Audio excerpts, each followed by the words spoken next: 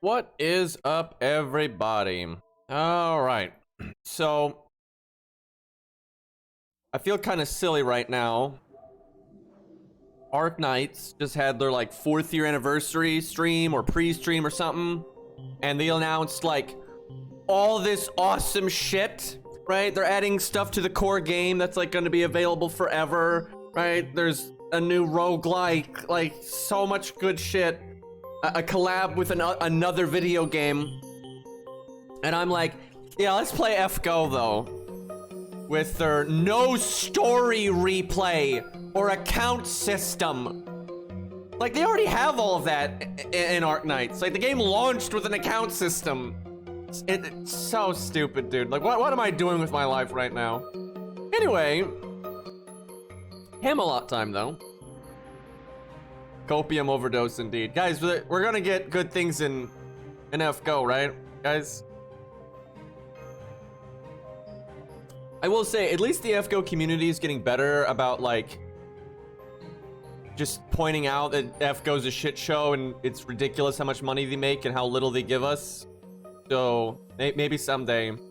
Holy shit, though, chat. Last night, I saw on Twitter, there was like a bunch of people that were mad at me. Oh no. But there was a bunch of people on Twitter that were mad at me because this is not the first time this has happened, by the way. Because I don't think Fate Stay Night is written very well. Like, to them, that's so self-evident that's like, just, oh my god, this green guy has got the worst opinion because, you know, because Fate Stay Night's so good, guys, you know, with those amazing sex scenes and, you know, plot progression. But yeah, the Fate community's on a bit of copium, but it's getting better. Not like as bad as it was. That's what I always say about Fate Stay Night. It does have good characters. Nasu is a good character writer. He makes good backstories and motivations and stuff. I mean, he really does. But his stories are bad. Like, his story structure is bad. A lot of his dialogue is really bad. And I don't even think that's a controversial take. I think you have to be on some pretty serious copium to not see that. I see this a lot, though, in fandoms. It's not unique to Fate at all. Where people, they get really into something for one reason or another, and then they take any criticism of that thing as a criticism of themselves, and that's obviously really immature and stupid, but that is what a lot of people do. So if someone's like, man, I don't like Fate, I think that a lot of the writing's bad, and the story's kind of stupid, and all these sex scenes are cringe, and, you know, blah, blah, blah, blah. They take that as, like, if they say Fate Stay Night's bad, which I don't think Fate Stay Night's entirely bad, I just think the story is, but if someone says, you know, I think Fate Stay Night sucks, they hear that as, and anyone that likes Fate Stay Night sucks, right? Which that's just silly. And honestly, if someone actually attacks someone or really dislikes someone because they like Fate Stay Night, that makes them lame, right? I don't want to say I dislike Fate Stay Night because I do like the characters and it has some good moments, but you know, overall it's eh. But let's say I did dislike it, right? Let's say I full-on disliked it. I didn't like the characters, I didn't like the story, I didn't like the music, I just straight up didn't like it. If I then hated on somebody or made fun of somebody because they liked it, that makes me the dumb one, right? It's kind of like, I like models, right? I like you know, like Gundam models and airplane models and stuff. And if someone's like, man, I don't like building models, it's kind of tedious, I don't like having to buy all the tools, and it takes a long time, you know, it's not my shtick. That's fine. That's totally fine. Now, if they like, you know, like, and anyone that likes models sucks, and they're stupid, and they're nerds, and blah, blah, blah, blah, you know, then they're lame. And I actually think that's one of the lamer things you can do, is attacking someone for something that they like, right? I actually legit think that's one of the lamest things somebody can do, is like, if someone likes, you know, a character you don't like, it's fine to articulate why you don't like that character, but then, like, attacking the people that like that character, or like a book, or, you know, like biking, or whatever it is, I just think that's, like, the lamest thing you can do. Because if somebody likes something and enjoys it, you know, good for them. If they're not hurting anybody else, you know, there's no reason for that.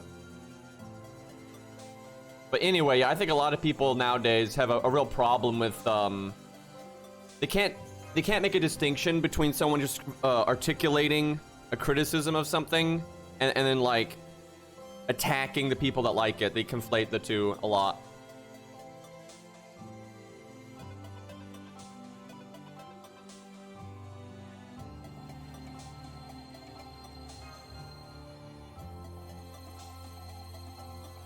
Because I think it's totally fair game to like be like, I you know, I like this thing and this is why, or I don't like this thing and this is why, right? That's totally fine. Oh, I didn't realize this fight was so early. I knew it was early-ish, but all right. Let's see here. I could just Bazett NP and kill them all, but even as weak as this account is, I don't think we need to blow that.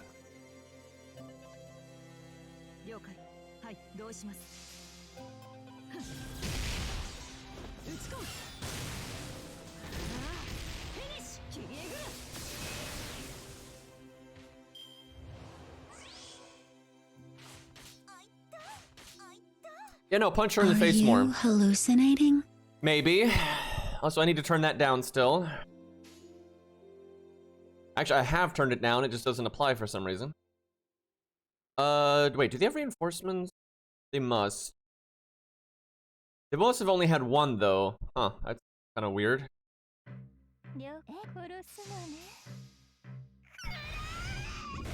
Is that a triple unbuffed story, Da Vinci? It is.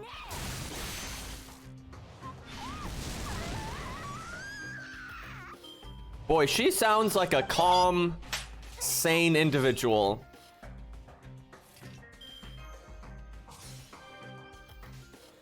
I'm sure Siegfried has a really easy time in Chaldia, guys. Hold on, I gotta adjust the screen. It's a little off here.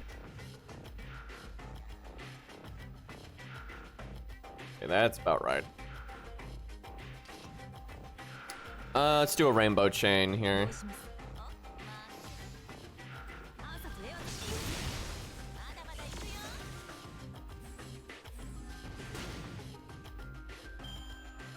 I actually wish, uh-oh, don't you know?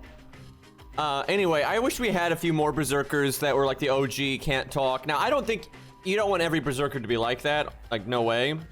But every once in a while, it's actually kind of interesting.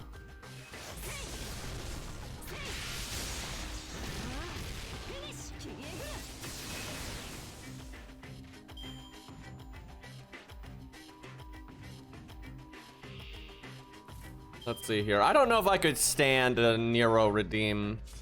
I don't think I could handle that. I want to kill all. You know what? This is probably a good 5 reinforcements. Maybe we just use her NP then.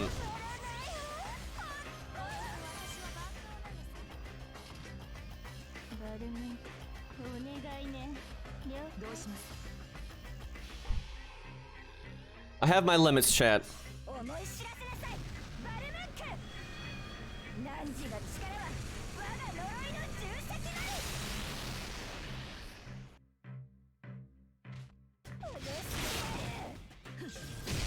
Man, I remember there was a guy on Reddit years ago that was saying that I said K&K sucked and therefore my taste is bad. But I have never said K&K sucks.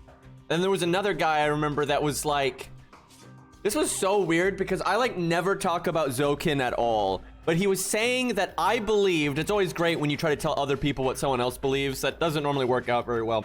But he was trying to say, I believe that Shiro is just as morally bad as Zokin. And I'm like, I have absolutely never said that.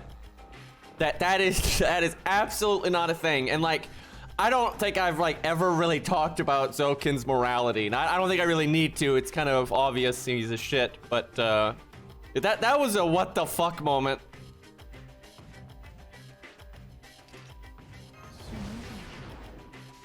All right.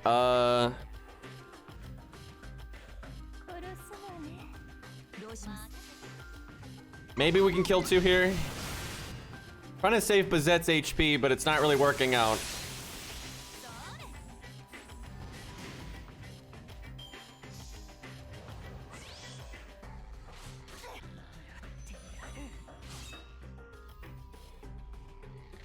Like, I wouldn't say Shiro is like some pillar of intelligence, but I don't think he's quite as bad as Oak in there. Pretty hard to get that bad. You know what? I think I'm just gonna do this. Watch this NP gain on Ku though.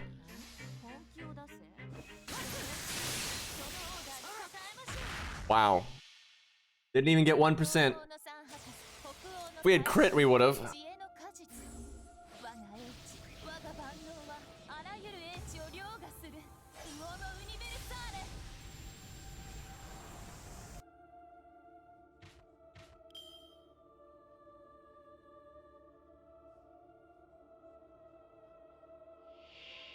Okay. How much damage can we do? We're at 200%. We get the attack up. Can 100 face survive?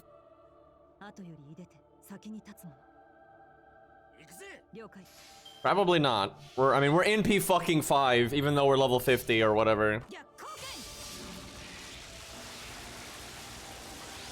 Da Vinci's animations aren't that bad. They're not as good as modern stuff. Well, actually, some modern stuff sucks, to be honest. But, I mean, she's alright. But she's not, like, top tier. Oh, man. It attacked one more time. Oh, now you're evading. Oh, my battery's not leveled. That sucks.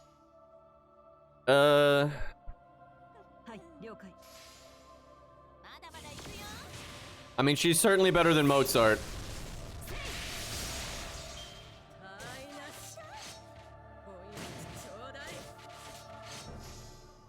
Well, I guess Ku gets the kill. Doesn't have his buff yet. Maybe Ku doesn't get the kill. He's level 50. That means he probably doesn't have his upgraded NP right now either.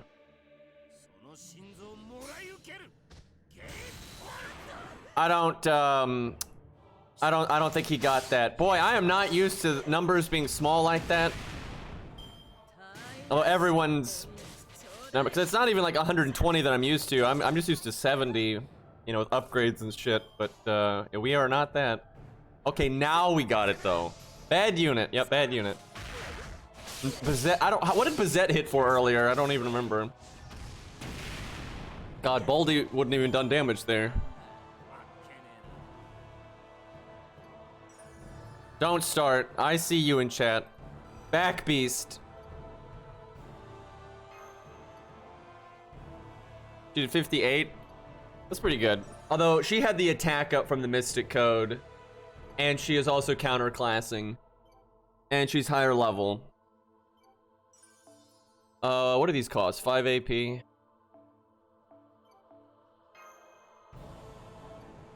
Hold on. What buffs can we do right now? Loot! Bazett is a fun unit.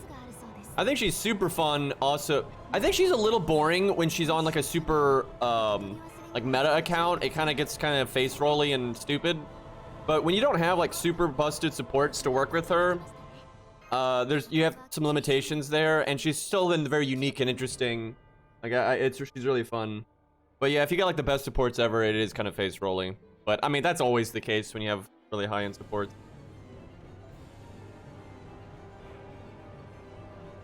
No reason for this account to roll right now. If I roll on anything, I want to roll on Charlemagne to get him NP2.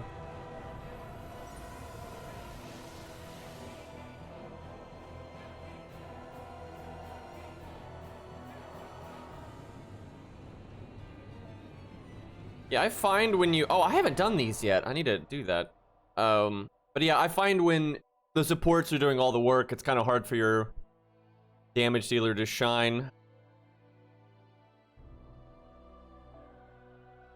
Okay, we must not have leveled up. Yeah, Ku needs to be higher level, is what it is. That's just his regular interlude. Okay, we can do his buff, though. Which maybe we do. You know, it's only one stage, chat. It's one stage. We'll just knock that out real quick. No big deal. I can't help myself. I cannot help myself. We don't need to solo by any means, but I'm gonna do it real quick just cause.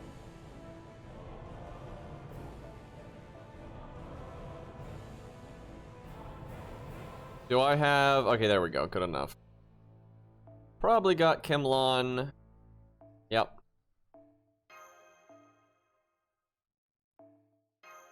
Although maybe I shouldn't use that because it makes him tankier.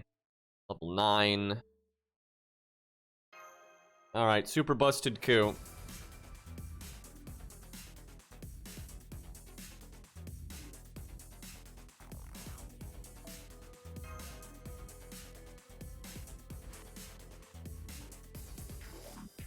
Alright, chat. What's your favorite Fate story? It can be video game, anime, visual novel, whatever it is. Kind of curious what the there's going to be an average.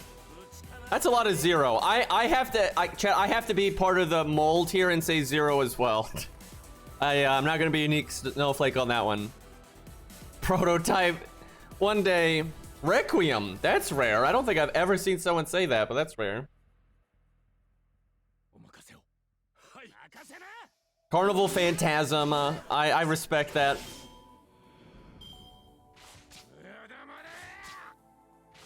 K&K is technically not Fate. You know, it's Nasuverse, but I forgot to taunt. That kind of worked out. K&K is good, though. I think it's probably, by my, like, objective standards, not my, like, trying to be subjective with my own personal tastes and stuff. I would say K&K is their best story, honestly.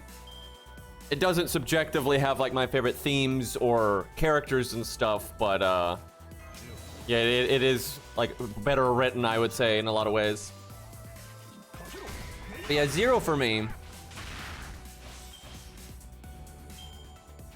I don't think there's anything wrong with liking APOC, though. I mean, like, yeah, there's a lot of problems with it that are pretty glaring, but you know, if you like the characters, you like the characters. There's nothing wrong with that. Honestly, I don't like the APOC anime, really. I do like the music and the voice acting and stuff, but I really just don't like the anime because it removed a lot of what I liked from the book. But I would not rate APOC as my favorite. It definitely has a lot of problems. I like Stay Night and Fate Hollow. I mean, that's the classics. I imagine if you I don't know what would happen if you pulled all Fate fans, because you got to be real. Most Fate fans have never read the visual novel, just straight up. Right? There's more people into Fate now that have only seen like the anime and stuff. Right? Like very much so. I suspect if you could ask all Fate fans, casual and otherwise, I think Unlimited Blade Works would probably the anime. I think the Unlimited Blade Works anime would probably be the most popular. But I don't know. It's kind of hard to say. But you know, that one had a lot of production value. It came out when the series was booming. People really, you know, liked that whole, you know, setup. So I would think that'd be up there.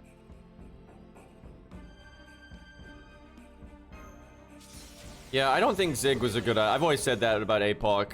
The whole reason Zig exists is because the cast is huge and the writer wanted to like have a good perspective character to kind of that's like doesn't know what's going on and is kind of wandering through it just like the viewer or the reader, if you will. I think that's kind of the point, but I don't think it worked very well.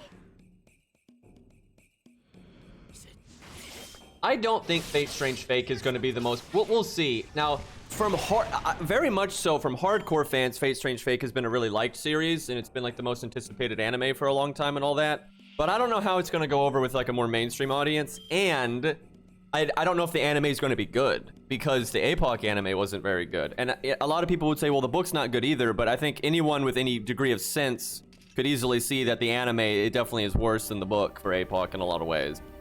You know, a lot of the change, like regardless if you like the book or not, a lot of the changes were pretty stupid changes, and you know, I don't think did them any favors. I could apply burn with this here. All right, let's see the damage here. Yep. Buster card for 38k at class neutral. Pretty good. Could have gotten more if I'd done the Mysticode buff as well. Oh, I was not expecting that in an interlude. They're trying to gank you over here. Oh, I did do the attack up. Excuse me.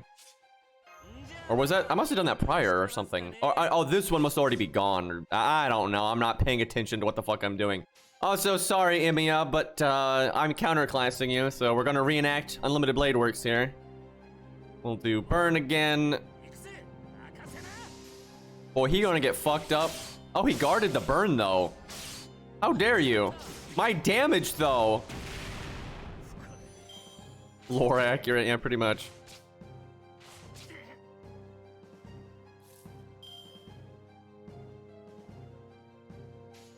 Yeah, this craft essence is not even remotely balanced. I don't know what they were thinking with it, especially considering that with it, they added a burn command code, right? Like, that was a really strange decision.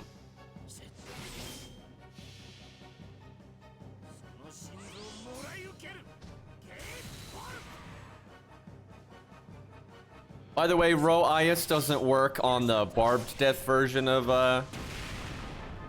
Bolg, and it doesn't really work against the ranged one either. It just prevented Emiya from dying. It's crazy how often people try to represent that moment as a tie. It's really strange to me. It's like, yeah, a tie where Emiya's almost dead and out of mana, and Ku is completely fine and could just throw Bolg again if he wanted to, or just walk over there and stab him. It's like, that's not really a tie. It's more like Ro Ias can just barely hang in there to, you know, prevent it from being a rat roll, which is impressive, honestly, but yeah, it's definitely not a tie.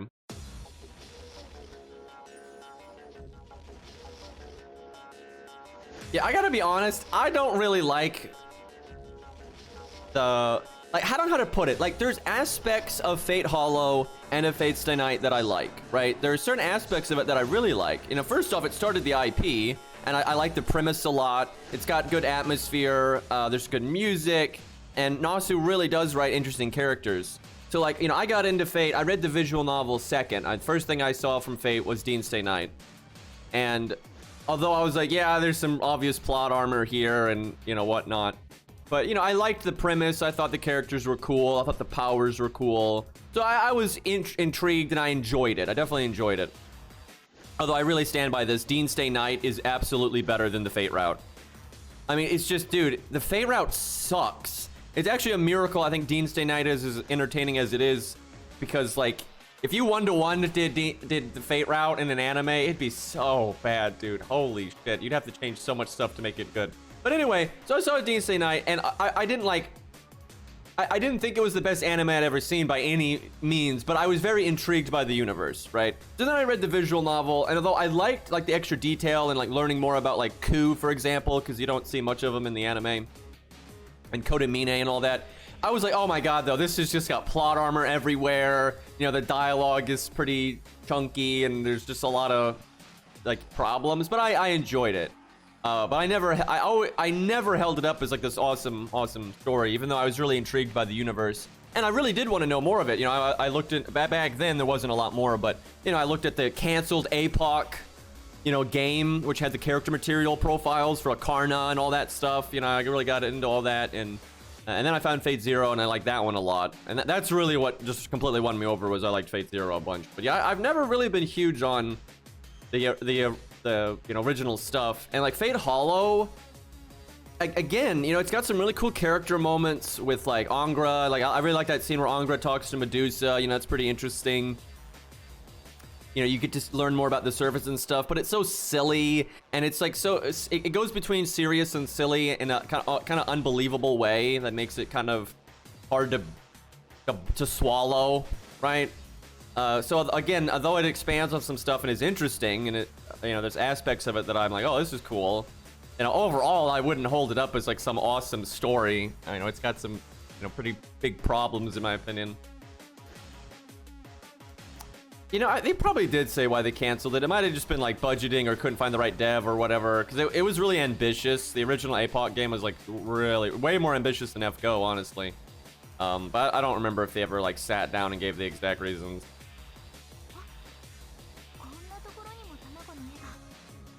Honestly, the only issue with Day Night, in my opinion, is budget.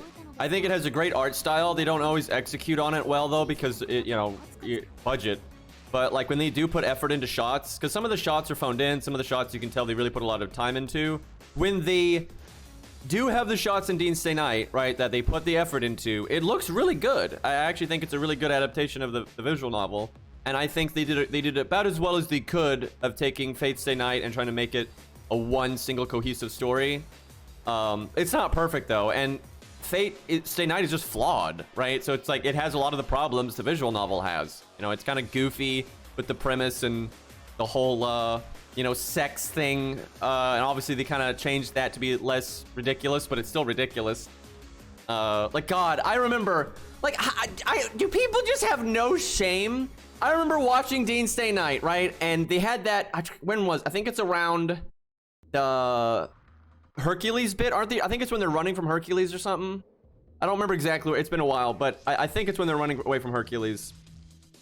And they got that scene where like they need to restore Saber's mana, and they cut the sex scene, right? They cut the sex scene, thank God. But what they replaced it with is still so corny, right? And you gotta understand, at the time when I saw that, I didn't know that it was replacing a terrible sex scene. I didn't know that, right?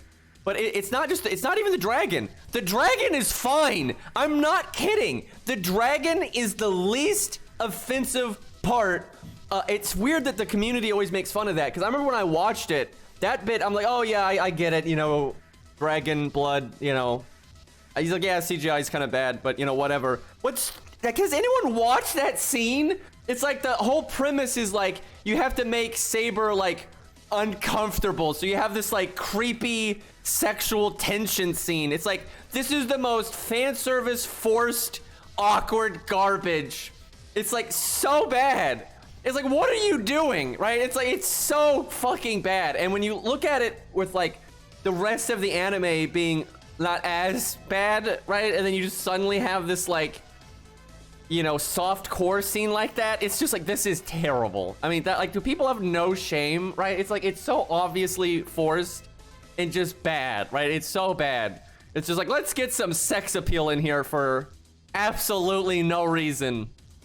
So when they transitioned into the CGI dragon, I was like, oh, thank God that's over with. But like scenes like that hurt the integrity of the story significantly. Like, of course they do, right? Like, are you kidding me?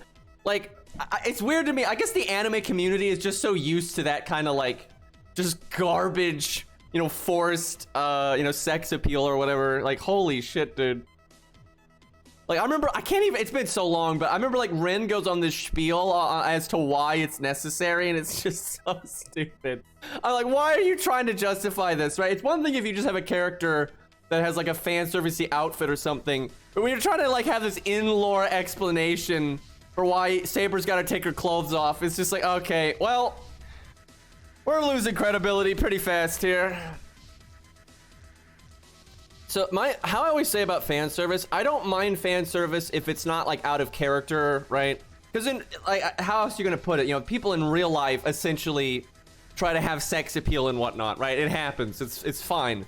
It just comes down to how it's done, right? Like, if you want your characters to look attractive, that's fine. I mean, like, it's fantasy, right? But if it's like everything about the universe is really serious, like Code Geass is doing it so bad. That's a perfect example of I think fan service done completely wrong.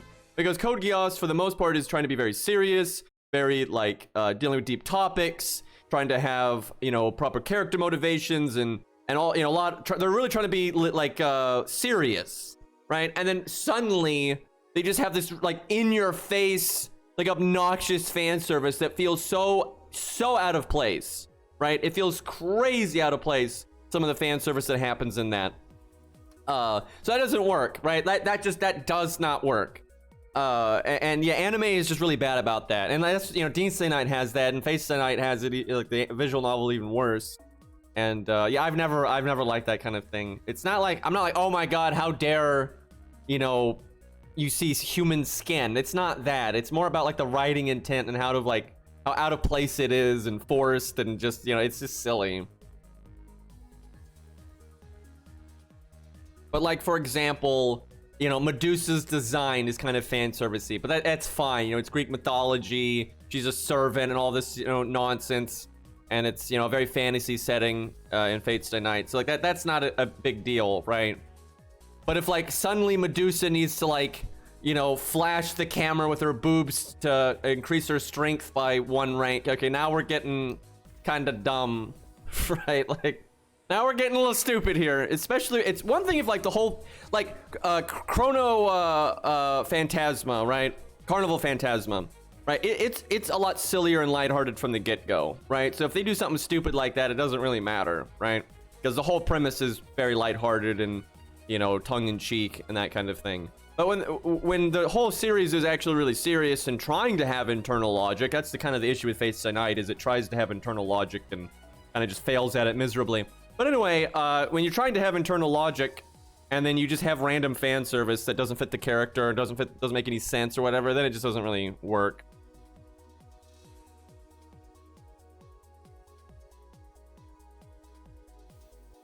All right, let's see here. Well, Galatea's design doesn't bother me that much, especially when you look at what do people not know what her actual story is, right? She's a created statue to have sex appeal. That's literally her story in Greek mythology, right? That's the story. So that doesn't really bother me. And also, like I said, the character designs have never really been serious in that way. No one has had practical anything. Like, look at Fate Stay Night. It's not crazy fan servicey, but it's not crazy practical either, right? Holy shit. Like, holy shit. Do I need to say anything? Right? I swear, I'm just gonna say it. Guys always get such a pass where people are just like, people get all offended or upset or criticize female designs all the time. And everyone just ignores things like Leonidas and whatever the fuck Ku's design is. It's really silly. So Fate has never had practical or serious designs, right? And it's because it's very fantasy, and that doesn't really bother me, as long as if it's been fantasy from the get-go, then fine, right? Now I'll say this, it's not my subjective cup of tea though, right? I just subjectively, I like practical armor. I like real medieval armor and stuff like that. And I don't mind a little bit of fantasy being injected into it as well, but like I like that stuff. But that's just a subjective thing. I don't think it's like a problem if, you know, you're having a bit of you know, or just the designs are fantasy, right? That's as long as it's consistent, it's not really a problem to me. But yeah, I think it's kind of silly to get mad about Galatea, and then but this is okay. Like, are you kidding me with this? But now it's fine to say you don't like what it looks like, right? That's totally fair. Just like I don't like what Ku's design looks like. I don't think it is any worse than, you know, anything else, like objectively or anything, but I don't like it. You know, I like Ku a lot, but his design looks really stupid to me. But yeah, I don't think Galatea is any worse than you know, Leonidas or all this other designs he've always had. And like aesthetically, because like, for, you know, Medusa is somewhat fan servicey, right? So objectively, I would say there's not much difference between Galatea and Medusa, so fine. But subjectively, I would say just aesthetically, Galatea looks worse, right? It doesn't look that great. Like, but I don't think it's like, I don't think it stands out really. You know, it's kind of just fantasy stuff. So yeah, Proto-Ku does look better. Also, not realistic or make any sense either for like the time period he's based on and everything. This makes absolutely no sense. Also, why would you put armor here, here, and here, but then not on your fucking chest? Like, what? Right? If there's one area you generally want to put armor on, it's your chest and your head. Right? Because yeah, you might want to keep it light, and that's a real thing. There's real people that would intentionally keep their armor more on the light side for all kinds of reasons. But if you're gonna like go light on the armor, you're not gonna have like a belt thing or a girdle thing going on here, shoulders, right? And then like knee pads and all that, but not your fucking chest or your head, right? That's not the way you do that, right? But it's fine, you know.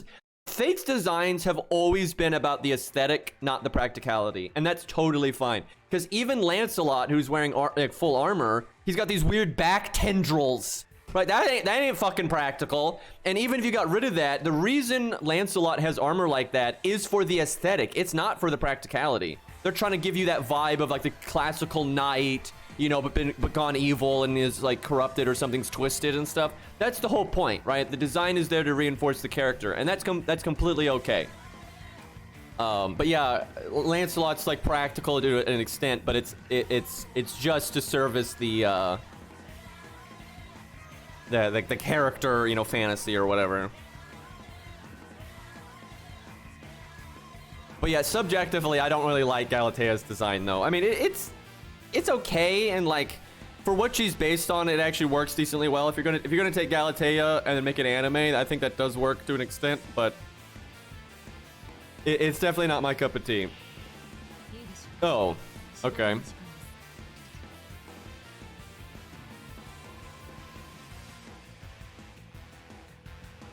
The pants are pretty funny. They're it's a good thing they're optional, but I do kind of like them. They're just kind of, I don't know, it's so over the top, I guess. Let's see here. I really need to rank up this skill, because NPing right now would actually be pretty decent. Man, this opening turn kind of sucks. Okay, well, let's get rid of Mata Hari, because it's easy to accomplish.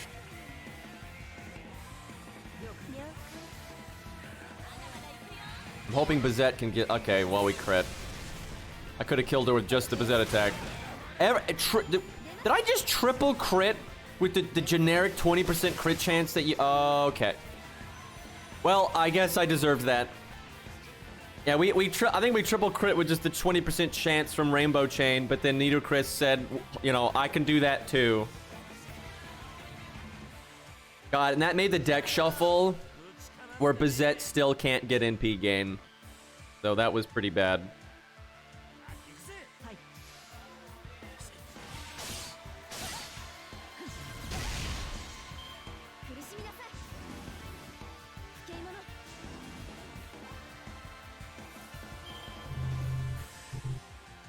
Chad, did you all hear that? There was like some car that just drove by with like no muffler. Yeah, I was wondering if my new mic would pick that up or not. Looks like it's a yes.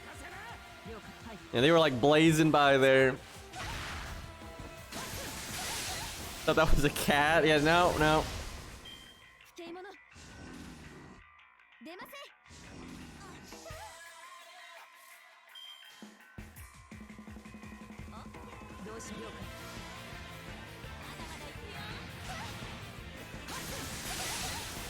Okay, we got more Nido Chris's to fight.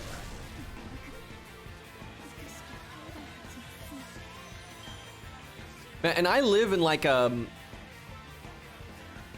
it's a purely residential area. It's crazy to me how from time to time you have some jackass coming through here like that. Like you'll have people like zipping by on a motorcycle or whatever. It's so dumb. Like I'm not by like an interstate or anything like that.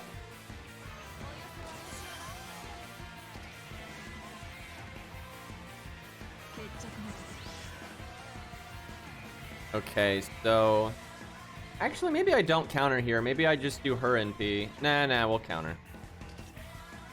So this one's gonna be a problem, although she has enough health to live.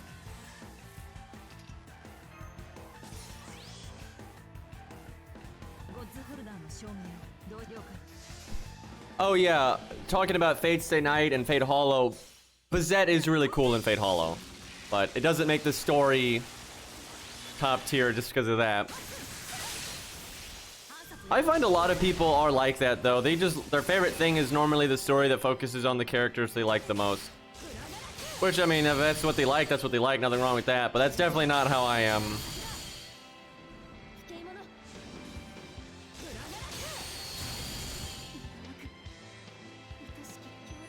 Man, we almost wiped him.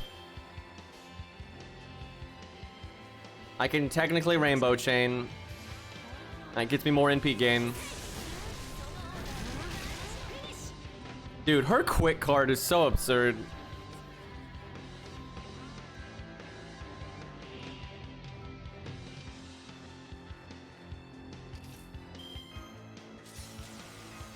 I have never had my car stolen, no, because I don't have a car. Because my eyesight's too fucked up for that.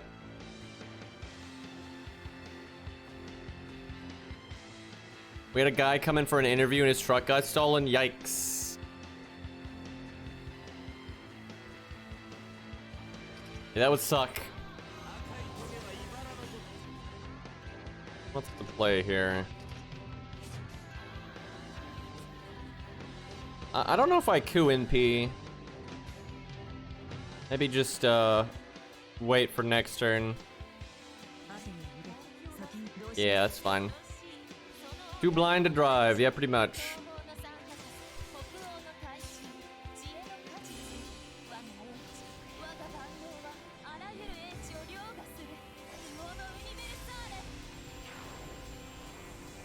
For some reason, I thought she had defense down, but it's crit down. Maybe she has both since her NP buff or something. Let's see. Oh yeah, I never did look up Da Vinci's buff. You can tell how little I care about Da Vinci. I have never given like a single shit about Da Vinci in Fate. She had a fun challenge quest in Nerofest though. Let's see, her buffed NP does not get defense down. She just gets a bigger crit down. And more damage, obviously. So, did they buff her first skill?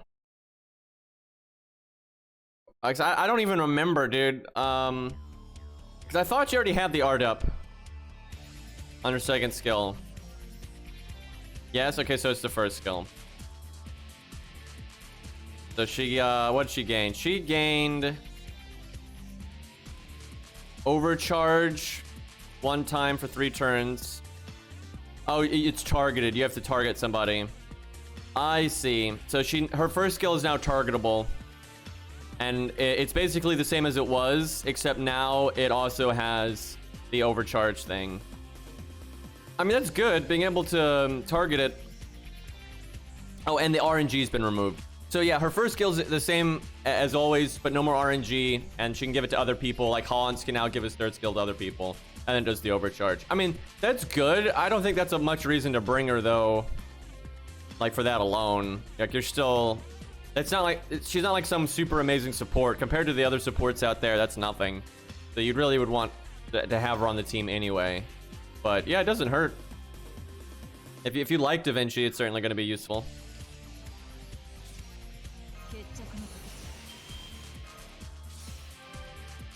Nerofest with the challenge quests, especially the second one where they brought back all the original challenge quests and they made the new ones.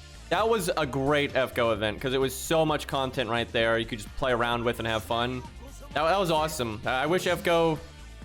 Oh god, it's so lame. Like FGO has gotten worse as time has gone on, and like they're putting in less effort. They make less characters than ever. They don't do animation updates anymore. Like it's so fucked, dude. It's frustrating. It's frustrating to watch a game get that successful and then just start phoning it in. And then Arknight's over there. I'm so jealous, dude. I'm so jealous because I don't know if people believe me sometimes because it's like people act like I'm biased to Arknights. I'm really not. It's just Arknights is so much better.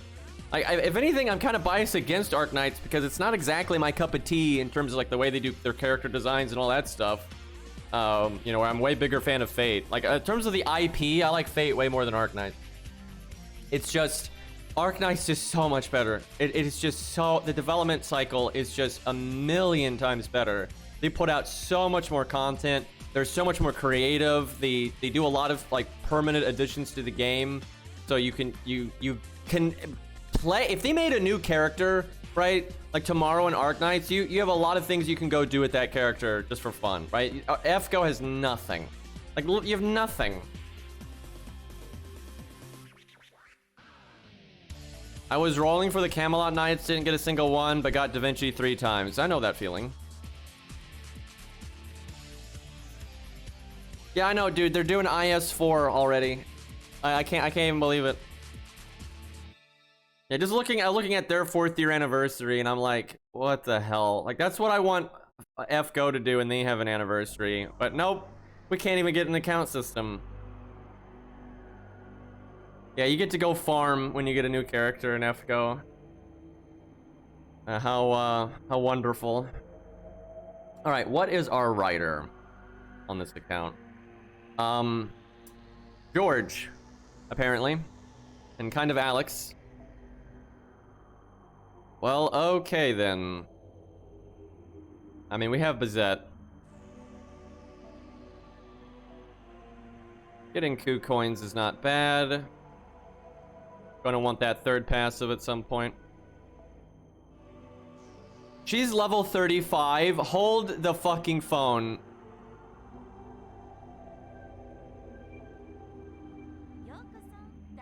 Imagine if we could just had story replay, right? You could go fight Gawain with the new unit. And like, all they really need to do to really help the replayability is add story replay and then add reasonable challenge mode versions of the stages, right? Like, the challenge mode can just be for fun, right? Maybe the first time you beat it, you get a SQ or something, but like no, like repeatable rewards, and it costs no sanity or AP, stam, energy, you know, whatever you want to call it. Anyway, and you do like really minor stuff. You can make challenge mode Gawain like he has 20% more HP. That's it, right? You don't have to, you just make it a bit harder, right? And in some stages that are maybe like bosses that are abnormally like they're too easy, you could bump those up a bit more. But you know, FGO, when they want to do something like that, they did Road to Lost Belt 7, and they just made it absurd, and then it wasn't even repeatable, right? But yeah, if FGO would add story replay and then challenge modes for the boss fights, and they didn't make the challenge modes too fucking stupid, that would really go a long way. I think that'd be great. But yeah, they can't do that for whatever reason.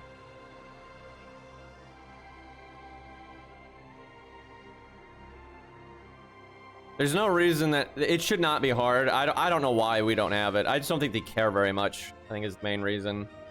There's nothing about the Unity engine and stuff that would make it hard to do story replay. It's not hard at all.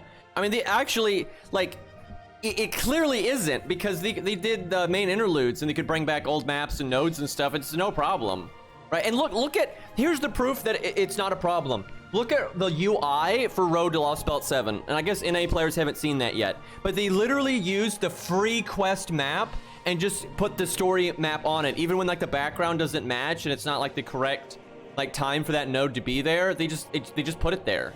And you can just click it and do that boss fight. So they obviously can do it, right? There's absolutely nothing stopping them. If I were them though, I would change the UI so when you click a node on like the free quest map, like instead of clicking it and like you're just bringing up nothing, I'd have it bring up a little menu for that stage, and you got, okay, you got the free quest you can click here for, you've got the story node and all the arrows, or the chapter arrows that you can click right there, and if you want to watch the story cutscene, you can click right below that. And that's kind of how Arknights does it, and I think that's what they should do. I think that's a good system. Okay. So Gawain is coming up. So that's, and we said we wanted to make her our boss killer for Gawain. We said that at the very start of the account. So we gotta level her. That'll be fun. If we want her to be a higher level than that, we can use pure prisms, but we'll see. Might be fun at around 60. Hello. Although, I should ascend her because then she gets her full toolkit. I think that's completely reasonable. White Jin. Also Dark Soul. That's my favorite voice redeem right there, dude. Absolute best one. But hello. Okay, I have not been farming on this account, which I think is evident here. We can get XP by rolling FP. Also, man, I just forget I don't log in on this account at all. I haven't touched it since last time I streamed. I need to just log in so I can get like mana prisms and shit like that. So I need these kind of, but right now we need XP quite a bit. Okay. Don't really need any of this too much. I guess some OG characters need those.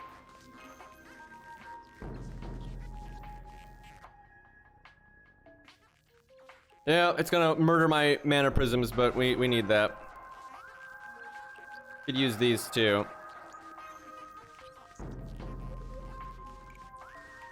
Yeah, I should like log in every day and at least do the 3 stages to get the mats and to get the mana prisms. I have dropped no frames the entire stream. I'm at 0.0 drop frames, so it's either you, Twitch, or you know, some nonsense. There's all kinds of things that can cause stream lag.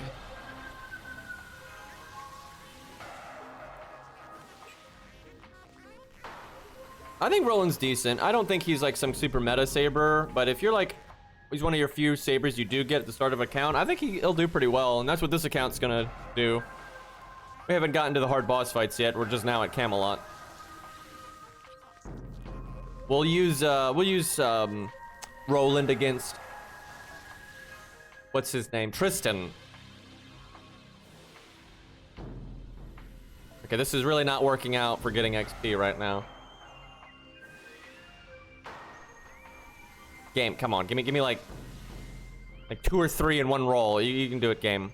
Give me the goods. Okay, whatever. Uriel coins though.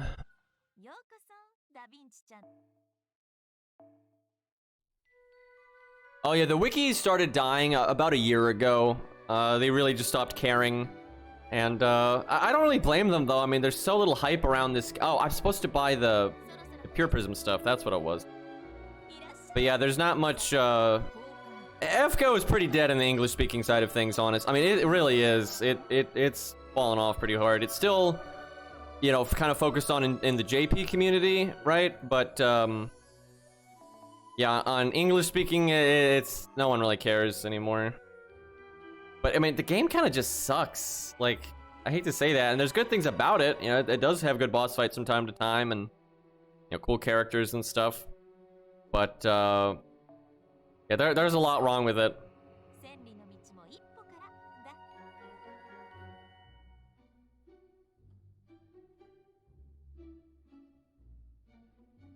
I'm not gonna lie, I have no interest in that was it Nikki or whatever game, because the gameplay just looks completely autopilot, stat checky, boring, and then it's just fan service, so it does not appeal to me.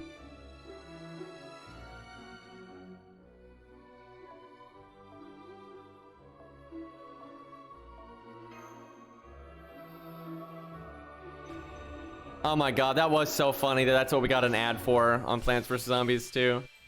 Oh my god. Dude, that was depressing. I loved Plants vs. Zombie 1 so much, and the second one is just so shameful.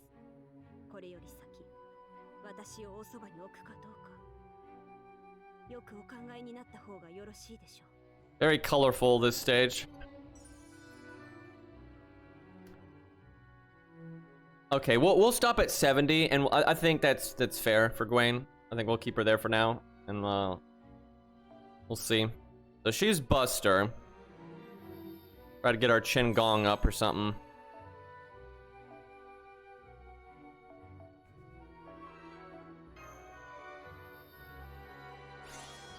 I am not going to use stage 3 though. So Chin Gong has his 3rd skill right now, so he'd really just need to level up his 3rd skill for more damage. Now, we could level David, but that might be Killjoy if David is doing too much work. But, I mean, it is what it is, and we're going to need David for all kinds of content, so we'll at least take him to 60. I mean, I don't think it's a big deal if we get like David's third skill.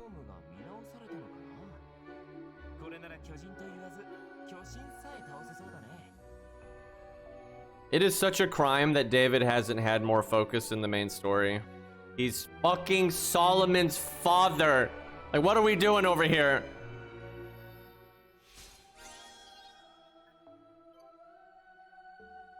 Alright, now if I got enough left over, I should get one of my berserkers up.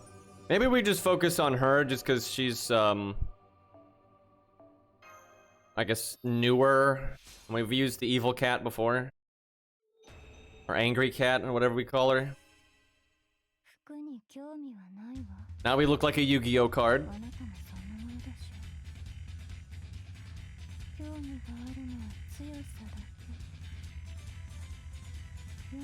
Yeah, who knows? Maybe they'll bring Guadia back at the end and use David again. I feel like they'd bring Guadia back and not use David still. So I don't know.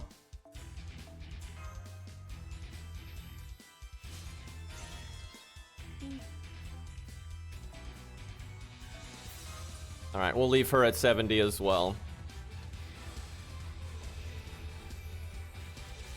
So that Yu-Gi-Oh emote there, does that summarize what it feels like to be a Yu-Gi-Oh fan at this point?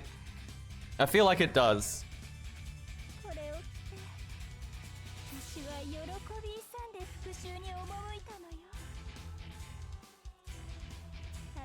Kind of a cool ascension.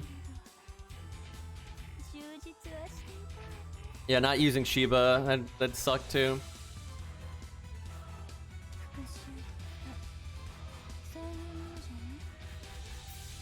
Oh right, I forgot about that skill. 30 of these, oh boy. Enjoy the pure prisms. That is so far into the game. That is so far into the game. That's fucking 6.5. Like, brah, that's after Fluffy. You have that is so dumb. They really need to give out more pure prisms, honestly, because like you only get enough from like the main story up to like Lost Belt 5 to like really help like 2, maybe 3 characters.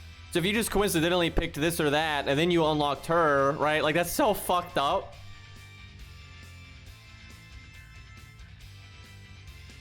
All right, let's fix our extensions here. Yep, stage 1 is the best. It's just I don't mind stage 2, but it's just too colorful. I like the armor, but too many colors for me. Is she allowed to do her NP upgrade yet? Doesn't look like it. Looks like you need bond level 5 and ascension 3, so we just need the bond. Wait, no, that can't be it. I mean, it says 3. Maybe it's final ascension? I don't know. It's something and bond level 5. I'll just look this up. I want to know.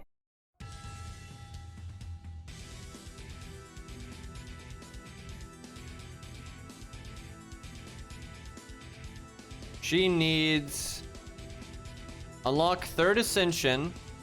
Oh, you have to clear Shimosa. Oof.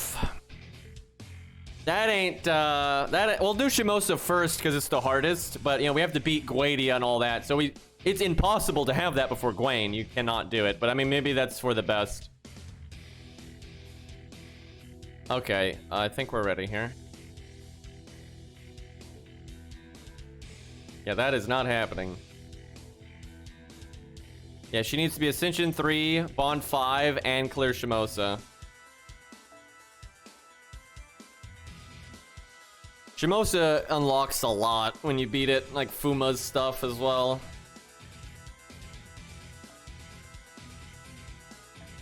Alright, sorry cat. You get replaced by Angry Wife. We really need a Siegfried on this account.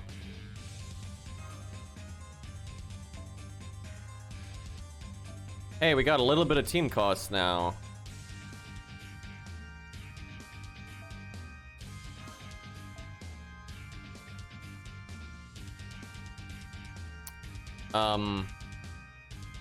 I don't even remember what this does, but it's attack stat, so sure. Oh yeah, that's another reason Ku didn't do a lot of damage before. Ku's got a weird stat curve. where he doesn't actually have that much of his stats in the middle, or like Protoku in the middle almost has his full stats already.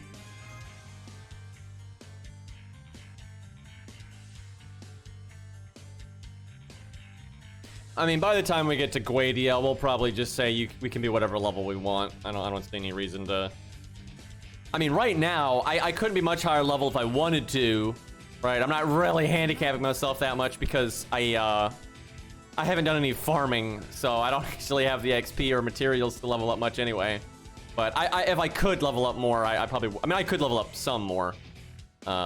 But yeah, I don't really want to right now anyway. I do need to level Bazett up to like at least 60, and then I need to level her second skill for fuck's sake. I might level Bazett to just have her third skill. I think that's fine.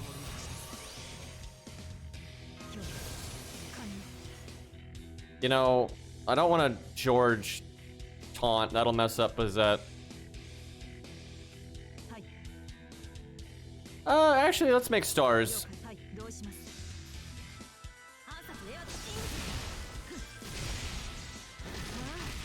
Double crit. Very lucky. Her animations are awesome. Punchy punch. Always enjoy it. Chat. We have Kodamine in the game, right? We have Bazett in the game. Those are two of the like abnormally strong masters from Fate Stay Night that are very punchy, right? So we need Kozuki. Like, just do it. Like, we can't. I remember Nasu back in the day had a Q&A where he was asked about like who the best fist fighter was between Kodamine, Kozuki, and Bazett. And by the way, the answer was Kozuki for the most part. It was like if in the first fight, Kozuki would kill all of them, right? And it's just what it is. But if like Bazett had like fought Kozuki and survived, and then could like study, you know, and think about it, then she could probably counter him and win. But yeah, we really need Kozuki now. Like, fuck.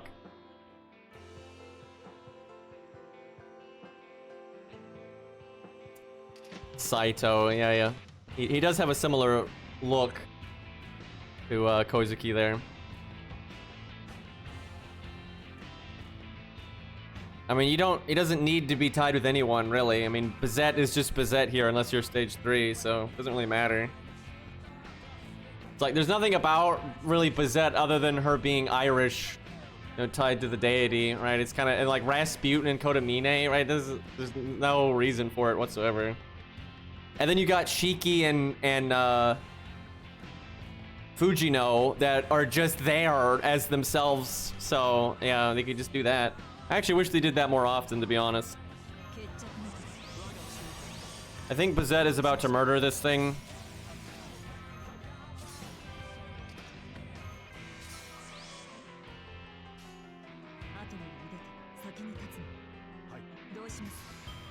Because the NP up from Bedivere is only one turn because he hasn't done his first skill buff, but it's gonna last anyway because of Bazett's passive.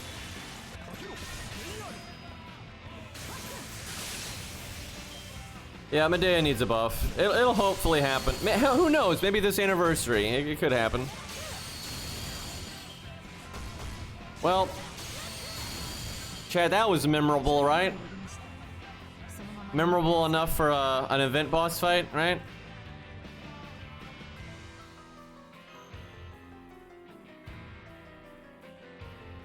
Man, that was a level 56 Bazett. Although she is NP5. NP5 5 stars are kind of bullshit, but what are you gonna do?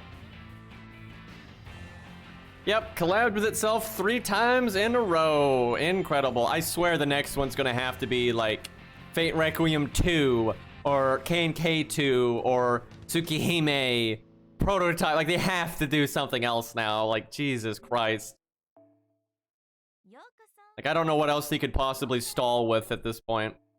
I feel like they've exhausted most of the things they could do that with.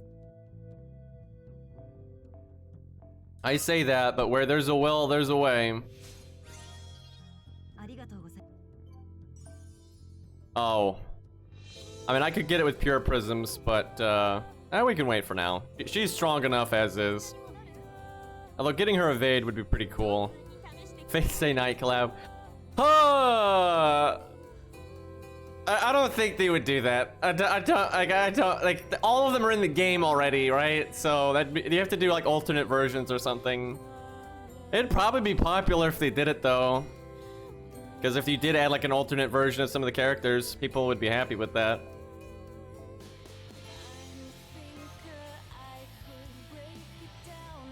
Face Day Night collab, no Medea buff. I'd believe that.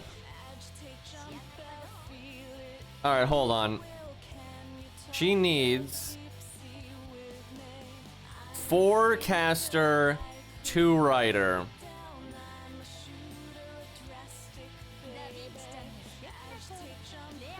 Nope, wrong button.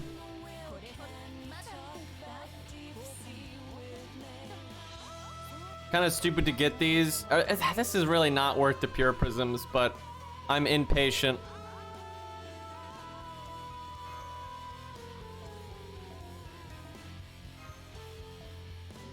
Okay. How about that deep sea fish, though? Wait, what? Whoa, whoa, whoa.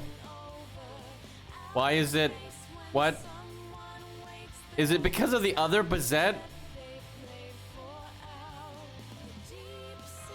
Why is it... What is why is it giving me, like, the super warning? What the fuck? I'm just ascending, game. Calm down.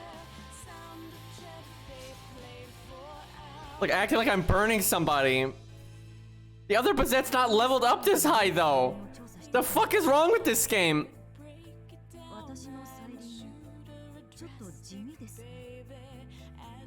Okay, I think we just got... Wait, do I have to go again to get my 3rd skill? Yeah, I think we have to get to 80. Fuck. I don't want to be 80, though. But I want my 3rd skill. Yeah, you get it right there. Well, I'll do it. We just won't level up to 8. Yeah, that's fine. We just don't level up. Yeah, no problem.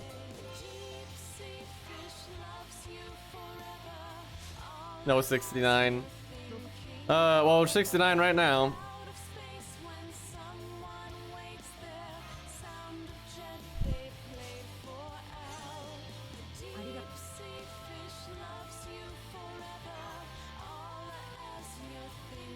Man, the Arknight's 4th anniversary news is like, there's so much news, I can't even keep up with it.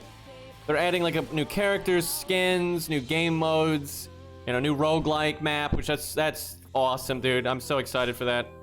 Yeah, they're doing a Destiny collab of all things. That could be interesting though. Like, be interesting to see that in the Arknight's gameplay.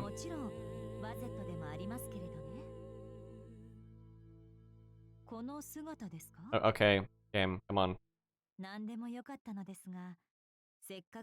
This is such a weird looking ascension.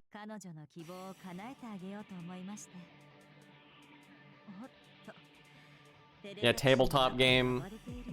A new robot.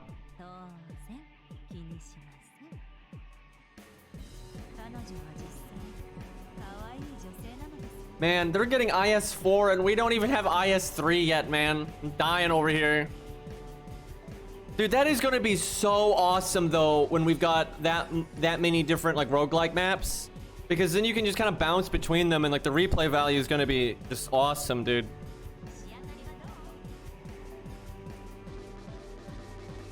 Alright, none of that.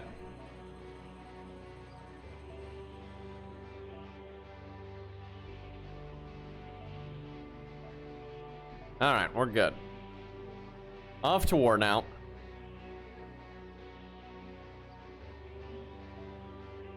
Wait, one thing. Oh my god, I was gonna say I want to at least get it to rank 6, but it already is rank 6. Feels good.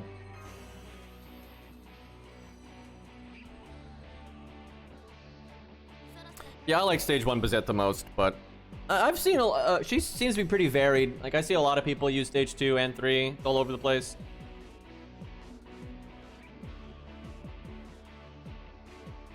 We'll stick with story support as much as humanly possible.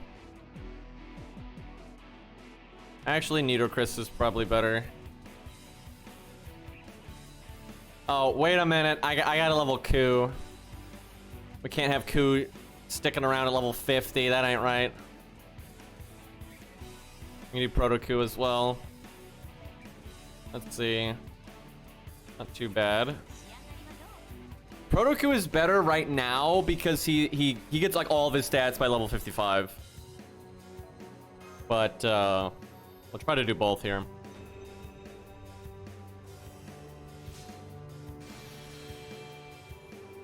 Yeah, honestly, I don't mind the second stage, how it's like a nod to like all the Irish characters, you know, like Scath and Coup and stuff, you know, doing the whole bodysuit thing. So it's fine, but it doesn't look that good on Coup, so I don't really care that much about it on Bazett either, but what are you gonna do?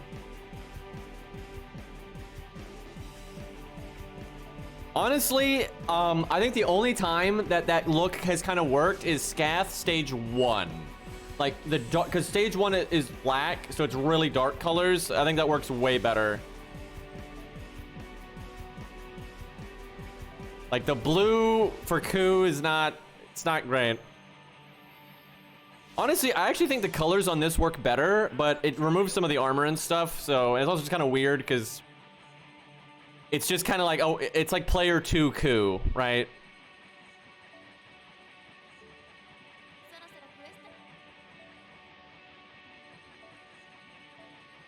All right, we can actually get him to 60 as well.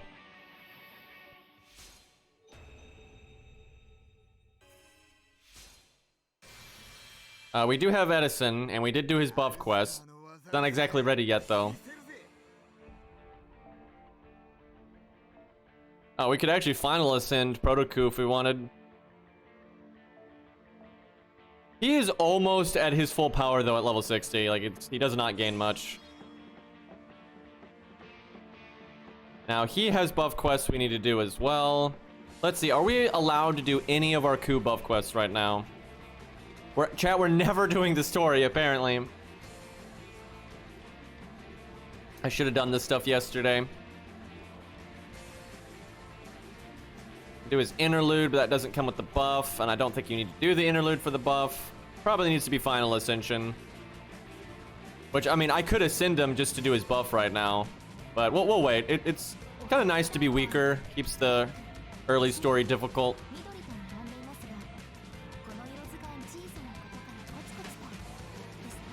Oh, that's nice.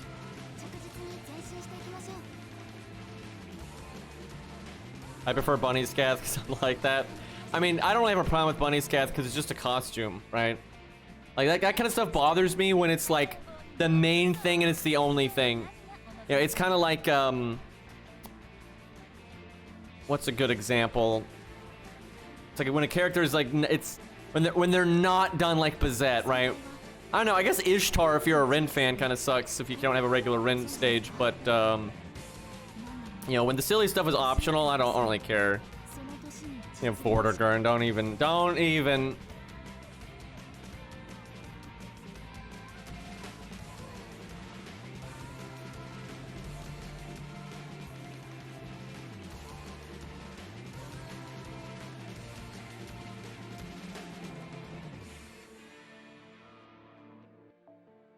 I like how the one thing you can't upgrade skills or anything from this menu, but you can change your ascension.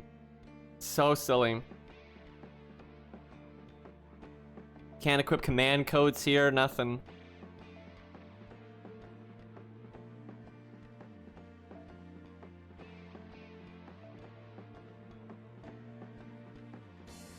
This should be pretty easy. Unless we're fighting just something way harder than I'm thinking, but don't think that's the case.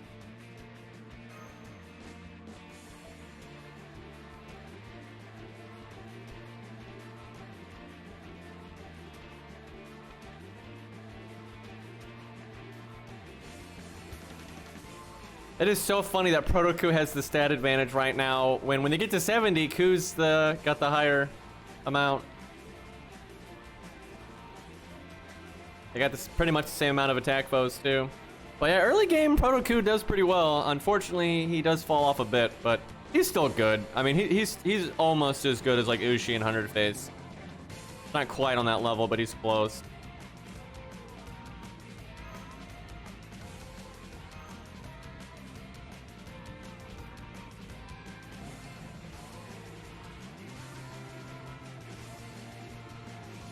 I never am interested in the story of a game where they come up with where they come up with some convoluted reason why the entire main cast is waifus. That is just an instant like no from me.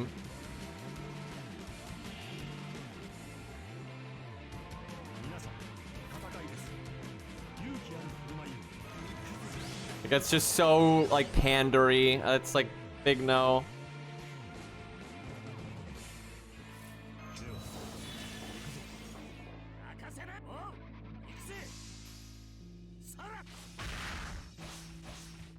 Good writing, yeah. Oh, it's not even smart now. Like, especially for like for example, shooter games have a very small demographic of ladies that play it. Now there are some, right? But it's a pretty small demographic. But for like a lot of like RPGs, JRPGs, you know, gacha games and stuff like that, the female player base is generally pretty large. It's just stupid doing that. I really think the reason for it is just because like the industry hasn't really got their shit together yet, and also just a lot of the artists just like making waifus, which I mean, there's nothing wrong with that, right? And Raw Kane, thank you for the 20 months. But like, I'm not gonna like say, oh my god, how dare these artists want to make waifus? You know, their talent, their time, they can make whatever they want. But doesn't mean it appeals to me either. I'm not offended, right? I'm not about to boycott a game because it's got waifus in it. That's not an issue.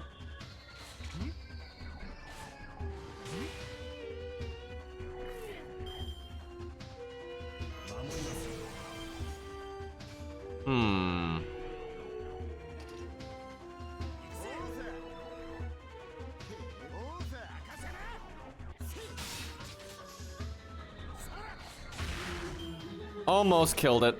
If that had been a proto-coup crit, he actually would have killed it. They both have their NP. Just make stars.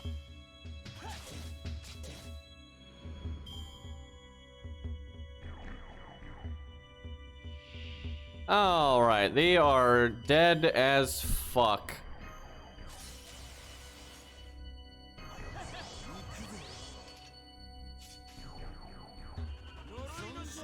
How? Oh, I don't have his star absorb buff.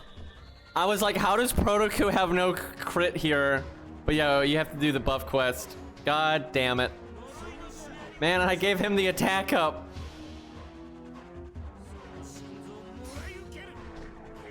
Hey, gambler. How's the Tiamat working out?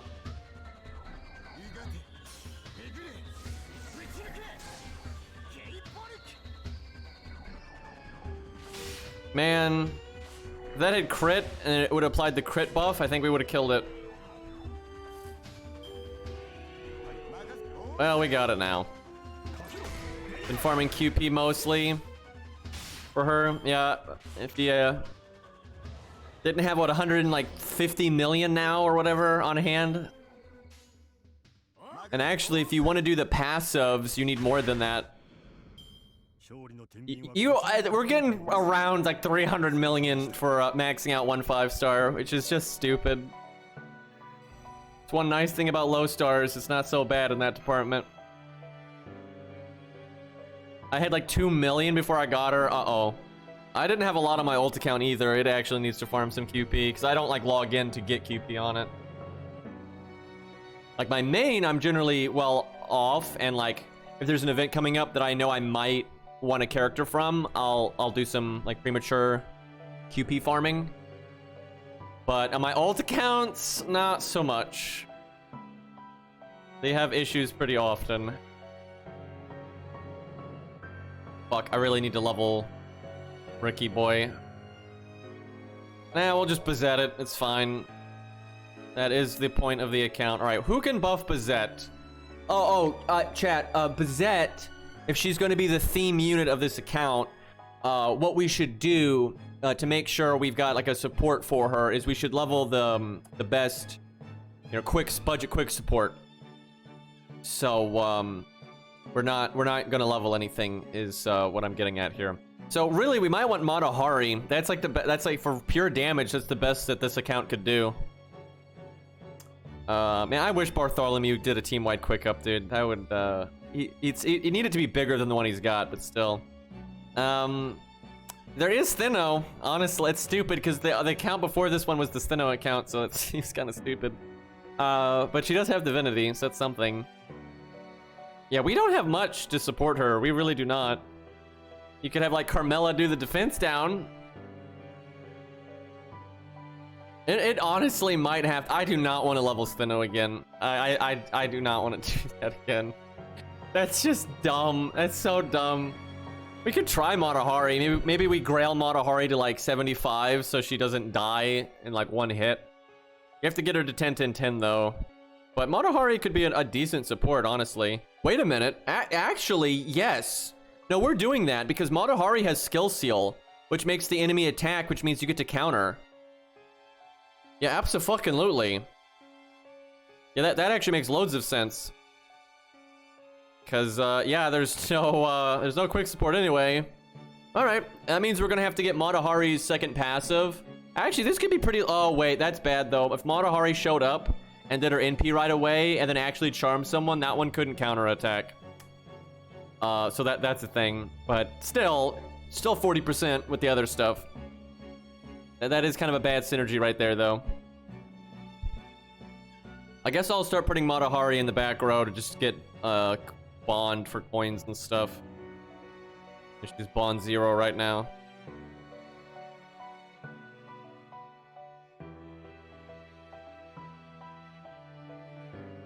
Okay, I have to level Ricky. Level 40. I mean, that's just no. Fuma's alright. It's not as easy accessible with the damage because you have to NP to just get 40%, and also you have to beat Shimosa, and he doesn't have Skill Seal.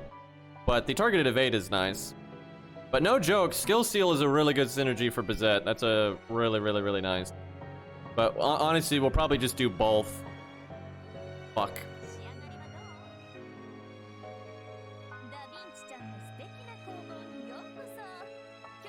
It's so dumb to buy these because they're easy to farm, but they're so unfun to farm. Normally you get all of these from like events and stuff, like really easy. But I don't play events on this account. They don't cost much, at least. I figure he at least needs to be level 50. That is not Ricky Boy. Everyone that has okay, to be fair, not only do they have black hair, but they got like the white in it as well.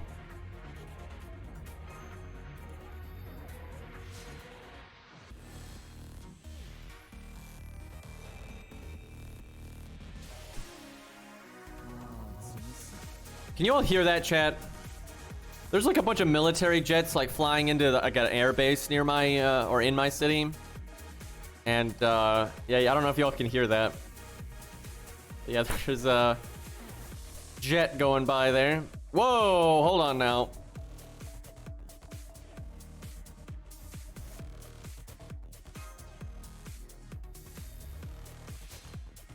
Okay, we're not quite making it to 50 right now, but that'll have to do.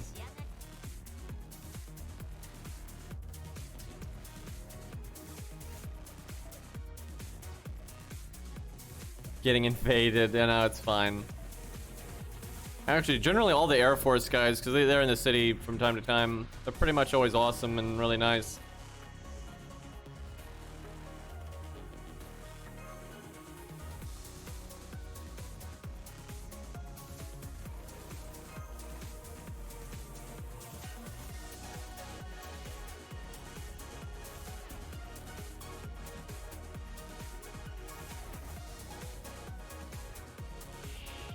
Oh, I didn't realize we fought him again.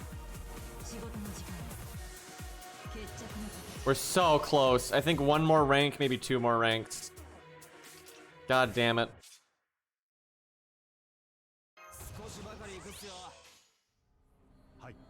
And Bazett has no cards. That's where Qingong would be good. He'd give you the battery and or another taunt to get it to... There we go. Yeah, I guess we'll level Matahari then Fuma for Bazett, though. That should be pretty fun. Looking forward to that.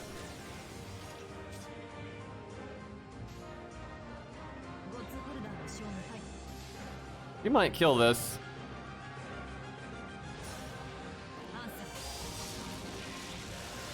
Truly worthy of a recollection quest, yep. Or memorial quest in that case. Oh, he's so dead. Wait, did I not evade? I mean, we're fine, but, yep, no, he dead.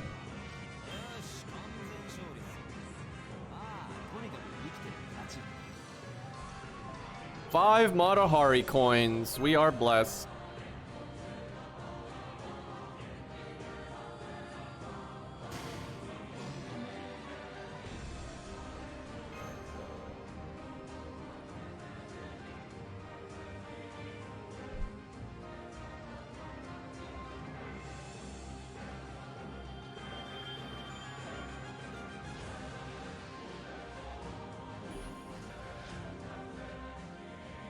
Chat, I'm really thinking about it. In the long run, the NA version of FGO is such a mistake. They should have just made the JP version global. Like, think about how silly it is now. Now that, like, a lot of the game has already been translated, why can't you just, like, choose to download the UI and script on the JP version, right? And then, like, think about it. You could set, this is easy to do, and other games have done this. You can set it where, like, file size wise, you only download the NA script, right? And then when, like, let's say Lost Belt 7 drops and it's not translated yet, you know, you put the Japanese script there, but then once it is translated, you can replace it. But it wouldn't even take very long. Like, I don't think they'd even have to wait. It's actually really stupid, right? Because if all the NA, once you're caught up, which we are now, not completely, but like a lot, the bulk of the game is translated. There's more stuff translated than not now, right, on the NA client. So that would mean the NA localization team would only have to focus on whatever new content there is, instead of putting the same amount of effort into just localizing 2-year-old content. Right, and even in the short term, you could maybe hire an extra 2 or 3 translators and like people to implement it to just catch up for like the stuff they haven't done, right? The UI and the events and stuff. But it doesn't actually make any sense, right? Because at the rate JP is adding new stuff, NA is just translating old stuff at the same rate. So why aren't we just translating the current stuff? Like, it actually doesn't make any sense anymore, right? And what would be nice, and some games have actually done this where they've fused versions of the game. It kind of makes sense at the beginning, right? To kind of get that new player experience and when like the power creep's not there and everything. But now that the game is so far along, there's not a lot of reason to have 2 versions of the game anymore.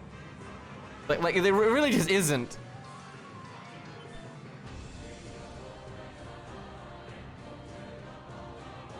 Well, there's more to it than translating, because first off, there's a lot more text to translate than just the main story. You know, there's UI elements and things like that.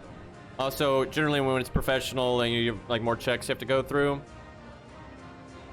But yeah, it's also implementing it, right? Like putting it in a video is a lot easier than putting it in a game.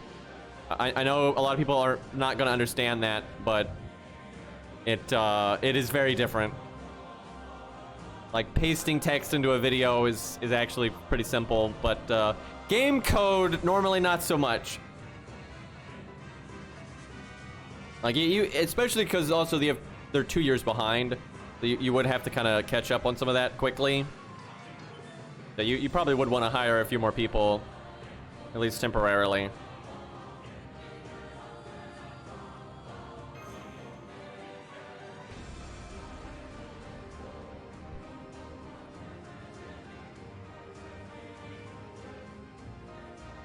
The thing is, that logic doesn't make any sense about like the banners. It sounds like it makes sense, but it doesn't.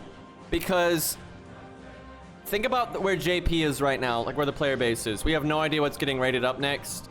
And they could just as well rate up some old thing or some new thing. Now, like, obviously, you need to rate up major stuff, right? But I mean, you could do that pretty easily just as a side banner. That's not even hard, right? And then like JP players get to roll on it if they happen to want it, right? So like the major characters that are missing, right? You literally just make part as a second banner. I mean, that's nothing. That's no work. And that's just more money for the company anyway. And then, you know, for the other characters, like if you miss a rerun of something, that doesn't really matter because like whatever rerun could happen anyway, like on JP. So yeah, that's not really any real reason to not do it.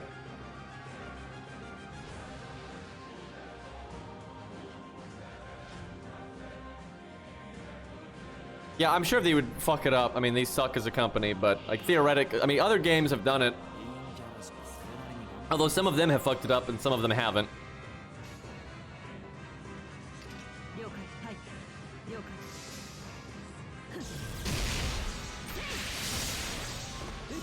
But because how do I put this? It's more about like the game, right? Because if you get into JP right now, you're not guaranteed to get those banners that NA is going to get later anyway, right? You might not, you have no idea. And a lot of people get into JP, and you just play through the game, and you know what's available is available, and you make the decisions as you go, right? And it would have made more sense to me even back in the day to have just added NA into the JP client from the get-go, really. Like in the long run, it's all very stupid.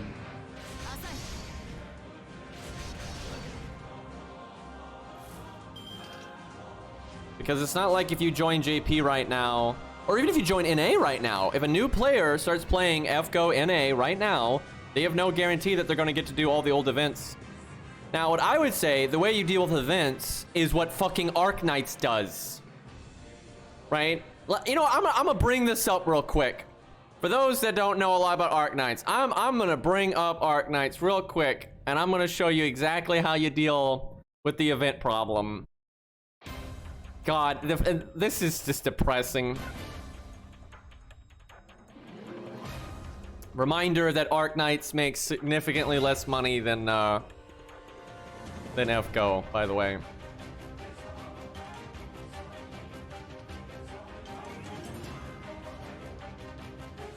Arknights will fuse clients before FGO. Actually true.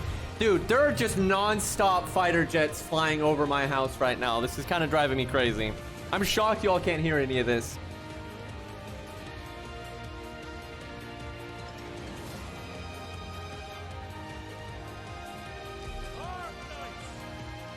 That was Phantom screaming Arknights. What a weirdo, dude. Okay.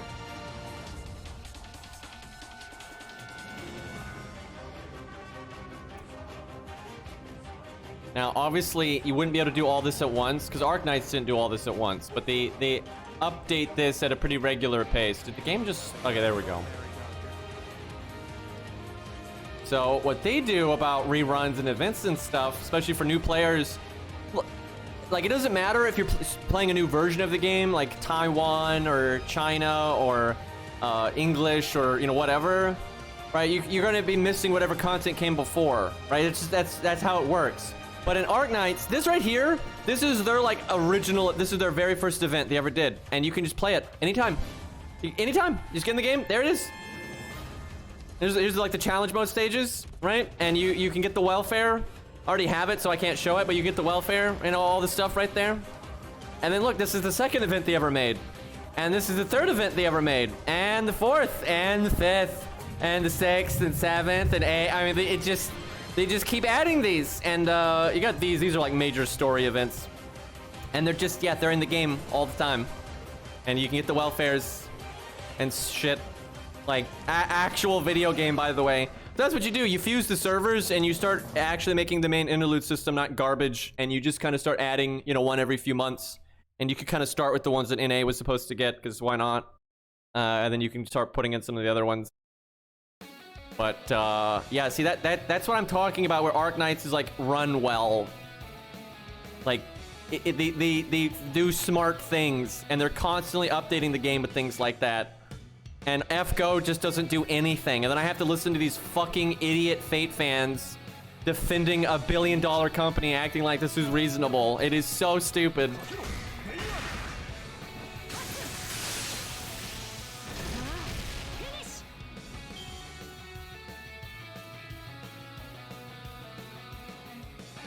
The Phantom they have in Arc Knights is stronger too. True.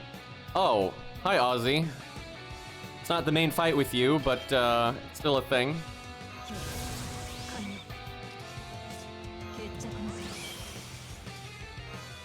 Pretty sure we're gonna murder him though.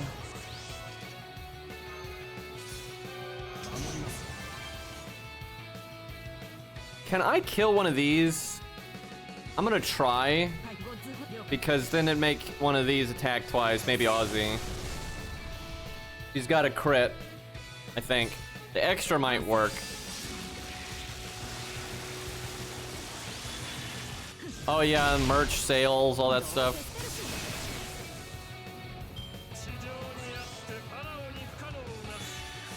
Talking about why skill steal is good on Bazett, by the way. I did all of that and they just cast 2 skills. Oh, that sucks. Ozzy is cool, I concur.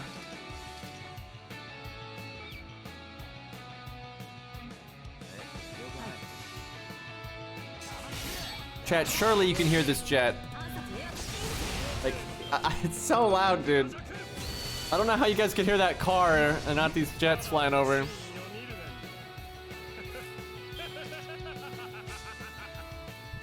It must be something about like the type of volume or something, I don't know. Can I cast this? Nah, no, I didn't think so. Not quite.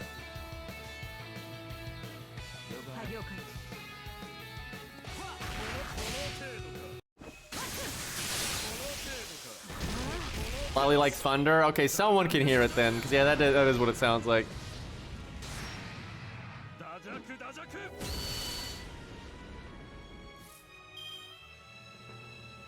I think you might be able to hear it when I'm talking. So I'm looking at OBS and like the sound meter. If I'm not saying anything, it's not registering as sound, but you can probably hear it in the background when I'm talking. If I could like just turn my mic on constantly, then you would definitely hear it. All right, sorry, Ricky.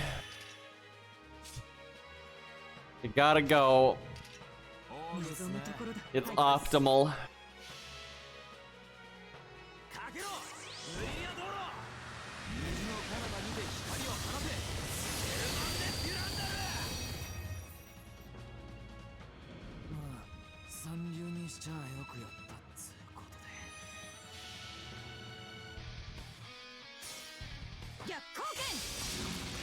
The thing is, like, EA and companies like that, they actually do better than FGO, hands down.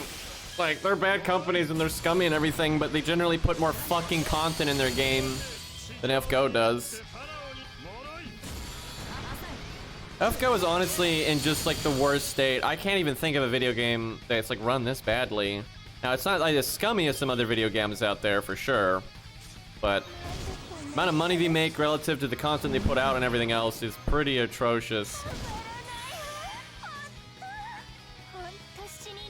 So, Cream Hilda, though.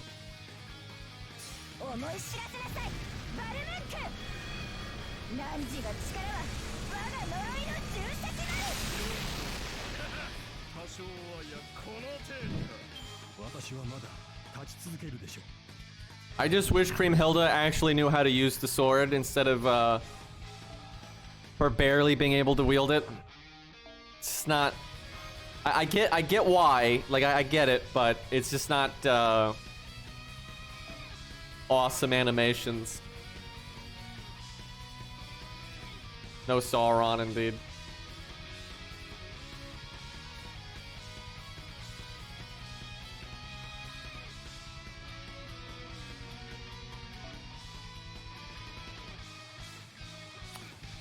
Boy, that would roll this stage, but we will refrain from that.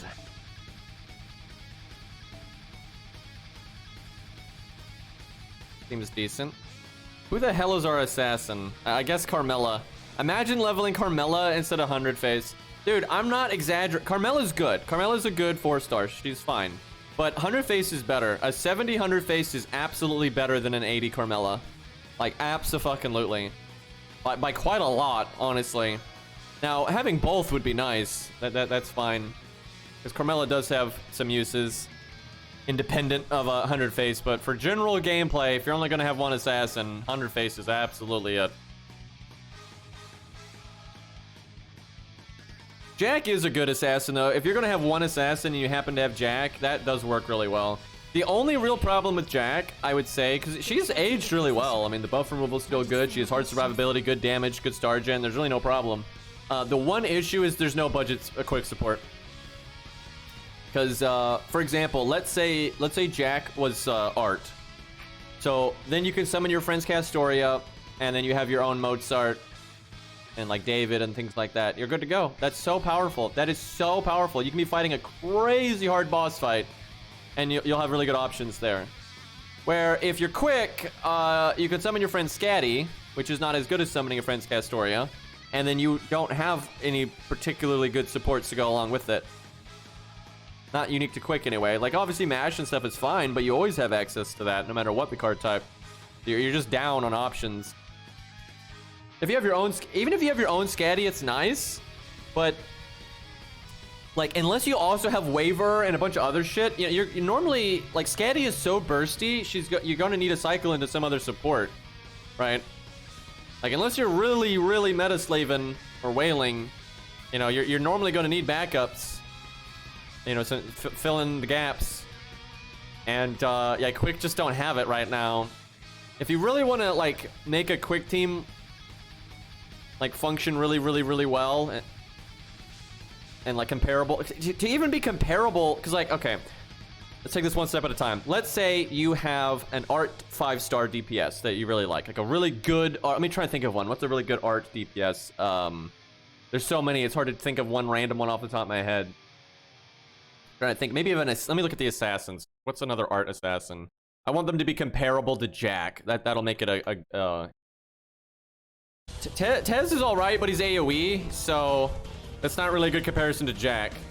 I want I need a single target. Okay, Lee, perfect. That's perfect.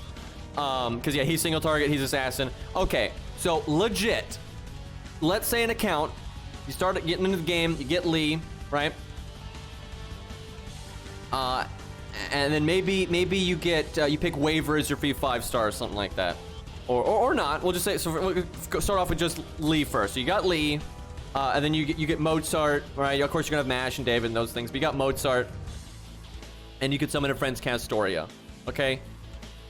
If a quick player has Jack instead of Lee, and they have fucking Scatty, right? Where the other player doesn't have any 5-star support, and then they summon a friend Scatty. So like double Scatty, Jack is really good, but you're about equal now to the other player. That's just the friend Castoria and Mozart, because Art's like, Castoria is that much better, and Mozart is that much better than the non-existent quick support, right? Where if then the lead player does have Waver or something, right? Now they're blowing you out of the water, right? Let alone if they have Castoria, right? Then it's not even funny, right? So if the quick player wants to be able to keep up with less from the Art player, they need to start doing disgusting things like having their own Scatty, maybe having Ruler Scatty, right? Or Scatty and Waver, right? They have to just have another really, really strong support just to equal out, you know, the basic stuff Art has, because Art is just so advantaged like that.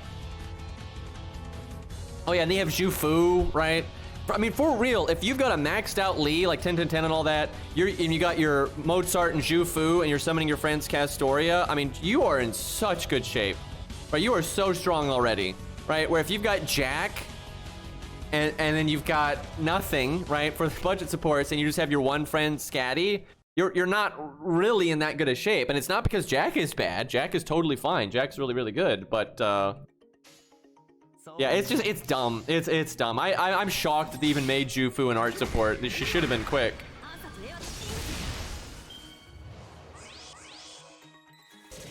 And what's messed up is a lot of times quick teams end up using Zhu Fu anyway, just because, you know, her general support's decent, but you're strictly downgraded from an Art team using her, like they're just straight up better off.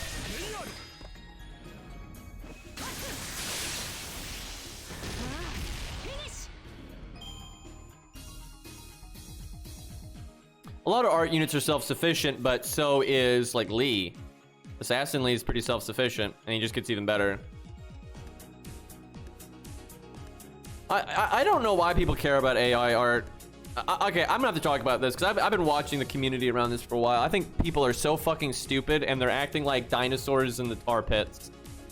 So, okay, at the end of the day, what I care about as a consumer is it any good? I don't give a shit how it's made. I really don't, right? As long as it's not like, you know, super immoral or something, which AI art's not. And get over yourself, and I'll get into that in a minute. But it's like, if the art looks good, I don't care. And honestly, I think a lot of people are just really... So that Forsaken Bleak Faith game, right, which has problems, but they had AI art for their skill icons. And I couldn't even notice. It looked awesome. And then people got super mad at them because you're stealing my jobs. But they couldn't afford to hire an artist to make, because it's an indie dev. Like, so they what they had to do was they had to get rid of the AI art because everyone was so mad, and they just replaced it with like really generic, you know, not even really art. And it's like, you're not like you're not entitled to pay as an artist. You're not entitled to work. It doesn't, that's not how life is. It's stupid, right? It's like if you're a coach driver from back in the day with a horse, and then taxis start coming out, you know, cars, you're not entitled to people to have to you know, use a horse instead. That's not how this works. And what I think is incredibly stupid, and I'm seeing this everywhere, and people support this. This is right now what's like winning on the internet. This is the mindset that people think is right in the majority, from what I can tell. Is you have artists that are, because like how AI art works for the most part, there's a lot more to it than this.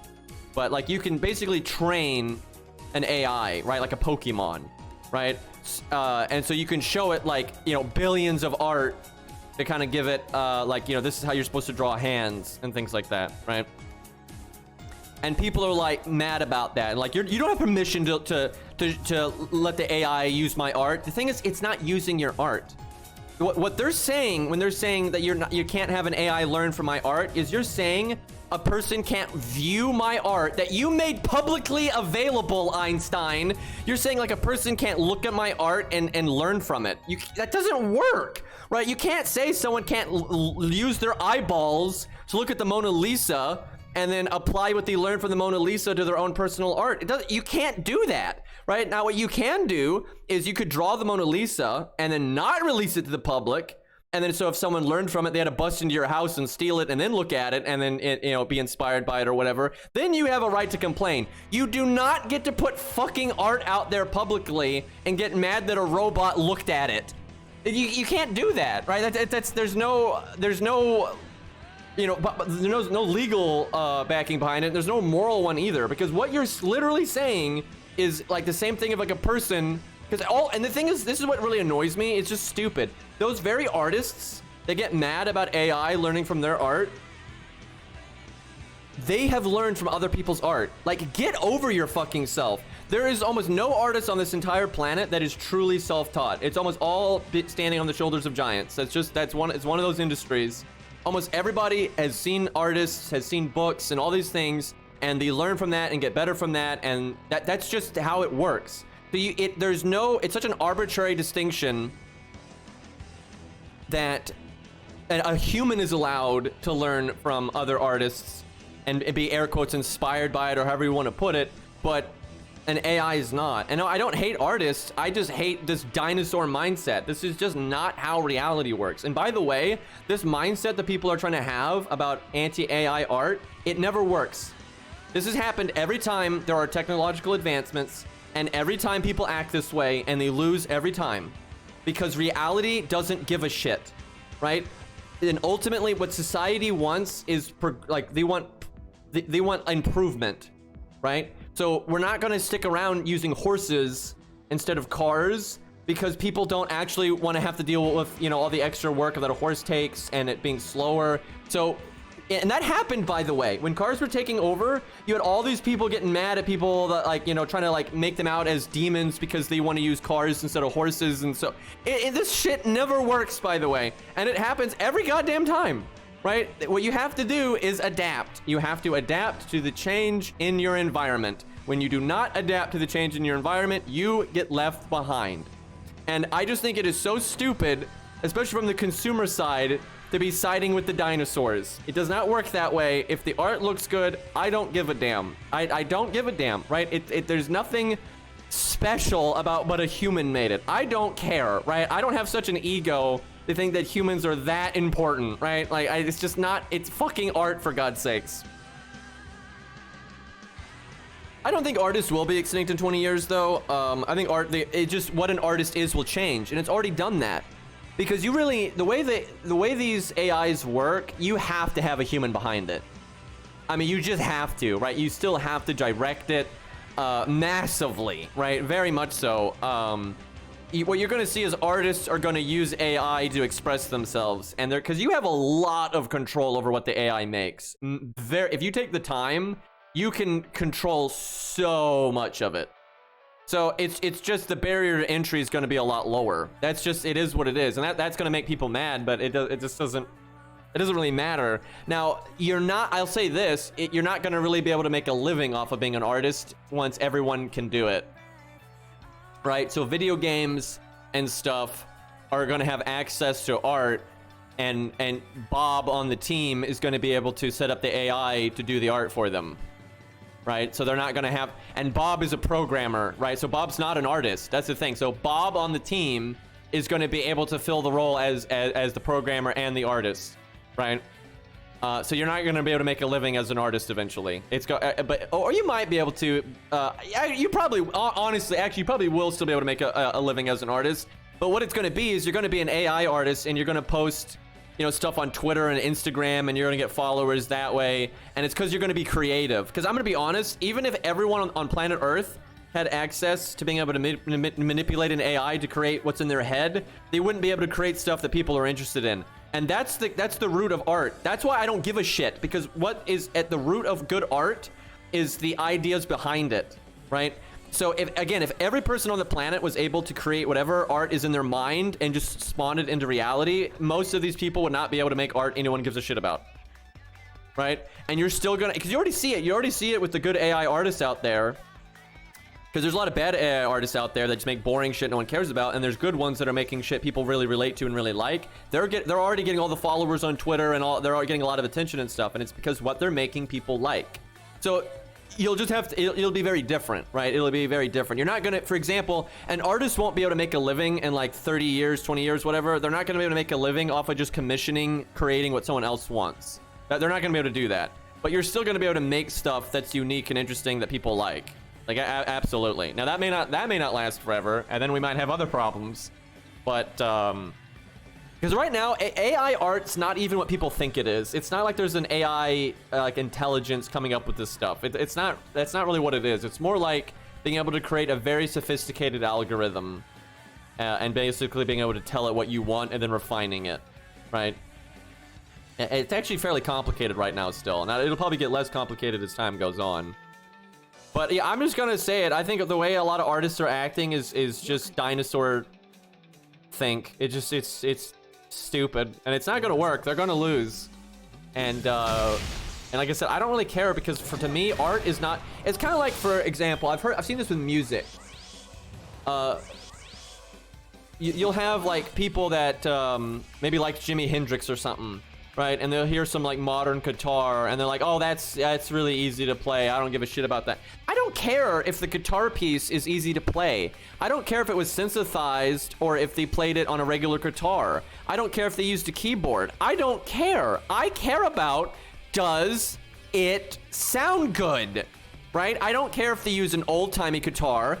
And by the way, that was a thing. When electric guitars were a thing, you had people that played regular guitar that were poo-pooing on it and acting like it's cheating and it's not real music and blah, blah, blah. This happens every time, right? Learn from history, you fuckers, right? So you have electric guitar getting created and all these regular guitarists acting like it's like the devil, right? Meanwhile, now electric guitar is just an accepted thing and everyone likes it, right? It's the same thing with AI, dude. It's just dumb as shit.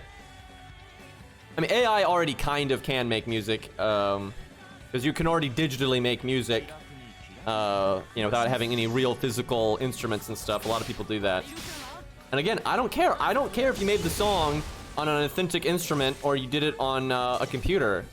Does it sound good? That's the only goddamn thing that matters here. Like, did you have a good idea for a song, right? And did you actualize it well? I don't care what means you use to actualize it, right? So for example, that game Bleak Faith, you know, a lot of things wrong with that game, but their aesthetic is very good, and they used an AI to actualize that aesthetic for their skill icons that match the aesthetic they had in the actual game and like the world and stuff. And it looked really, really good. And then when they replaced it, because people got mad that they were using AI art, it looks like shit. How did we gain out of that? Like, what? How did we gain out of that? And it's not like that unique aesthetic Bleak Faith has. It's not like you can just create that with the AI, right? Like you can instruct the AI to go in that direction, but the person behind it has to come up with that aesthetic and try to, you know, actualize that vibe that they're going for. You know, it's kind of like a kind of Warhammer, you know, 40,000 kind of vibe, that kind of thing, right?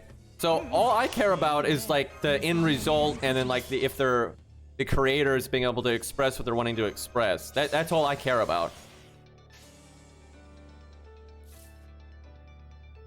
Yeah, I'm sure there already is AI music. I think that's actually been a thing for a while. But it just saddens me that like the anti-AI sentiment is so like wide and supported that you have games that use AI art and then they actually have to like they get so much pressure that they remove it. That's just stupid. And like when you see artists on Twitter and whatnot getting mad if I mean here's the thing, normally they don't even know if an AI is like using their art as inspiration, right? But like they're getting mad about that. Like I think wasn't there like some drama in Art Nights where it was like they didn't want it wasn't even their art, it was just the creation of Scatty. They didn't want AI like scanning any pictures of Scatty to create pictures of Scatty. But like again, you can't do that, right? Like if you wanted no one to like look at Scatty and be inspired by that and make designs based on Scatty and stuff, you should never have released it to the public. That's just that simple. Obviously they can't take your art, right, and say they made it. Of course not. They don't get to do that. But you can't make a design and put your art out there and then say other people can't be inspired by it, right? Like that doesn't work. That's like such a logical fail. He just didn't want to be credited. I mean that's fine, then I don't care about that, but well, I mean if someone's an asshole, the problem there is they're an asshole, not that they're using AI art. That's completely different, right? It's kind of like you can be a singer and be a dick, right?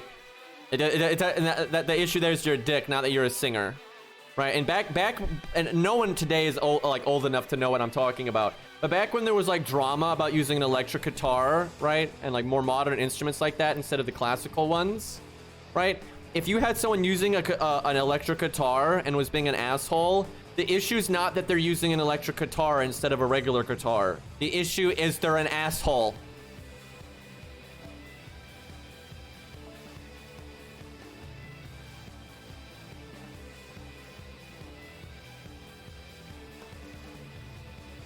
The thing is, it's not. Like, I saw enough of that drama. I'm sure some people were just mad that he was an asshole and stuff, but I absolutely saw lots of anti-AI sentiment because of that drama specifically. I saw so much like, you know, fuck AI art and, you know, blah blah blah blah, and people. Now I don't think that came from the artist himself. I didn't look into that specifically, but that whole drama had loads of anti-AI sentiment connected with it. That's just a fucking fact, and that happens all the time with this stuff.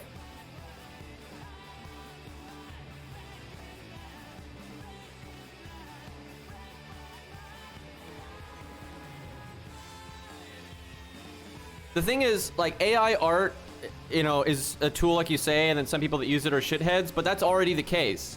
Regular artists can be shitheads. I have seen so many artists that are absolute shits. And it's the same for musicians, you know, construction workers, electricians, right? Newsflash, some humans are assholes, right? That's just how it goes.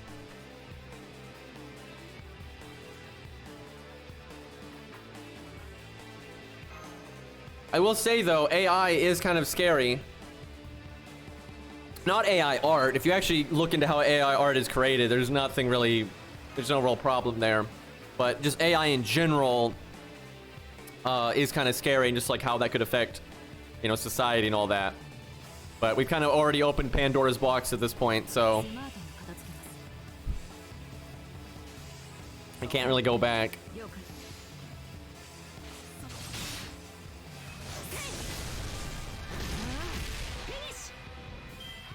The thing is, if you look, all the AI stuff is influenced by the culture of the creator of the AI. And so, and that's always going to happen. You're going to have all these different AIs coming from different cultures. And here's the thing. There's no... It's pretty arbitrary to be like, okay, culture that rose out of like caveman era, Bronze Age stuff, you know, physical stuff. Whatever culture comes out of that is real and fine and good. But then any culture that arises out of digital isn't? That doesn't make any sense, right? I hate to say this, but that's just boomer think, right? It's like thinking where your stuff came from, how it was when you were a kid, that's good, right? But then where's the way people are growing up and what's inspiring them and stuff, no, that's bad, right? That doesn't work, right? It's like just because something comes out of, you know, digital opposed to, you know, dirt in the ground, that doesn't make it worse. Now, on an individual case-by-case basis, it could be, but there's plenty of culture that came out of physical means that's bad. I mean, for God's sakes, we have blood sacrifice coming, you know, the way, like, lots of cultures that did that, and slavery, and all this other stuff. There's so many bad things that have come about through, you know, organic, if you want to call it that, culture. And again, there's plenty of issues with, you know, potentially with, like, AI taking over the world and all that. Don't get me wrong. I'm not saying we just need to blindly go running into the, you know, digital era here. But I think it's a pretty arbitrary distinction to be like, you know, like culture can't exist if it didn't come out of, you know, physical means. That's not how that works.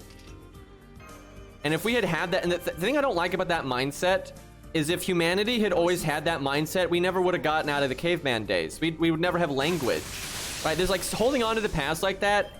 Like, you don't want to blindly run into the future, but you don't want to hold on to the past like that either, because like language came about through evolving and changing it. Like if we always thought the way we did it before was the way to do it, we'd still be grunting and pointing at rocks, right? We wouldn't have this articulate language that we have now, right?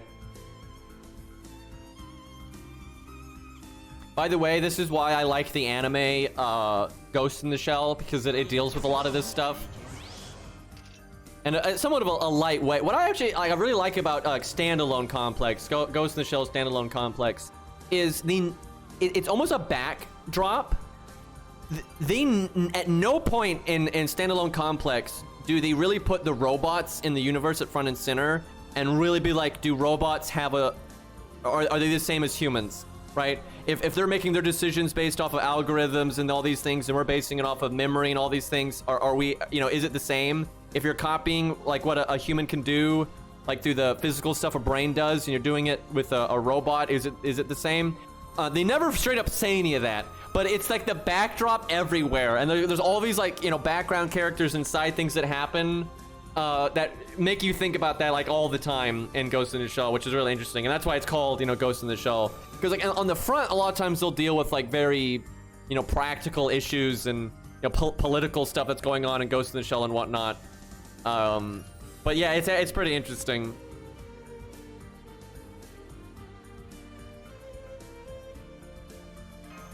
Okay, one more wave here.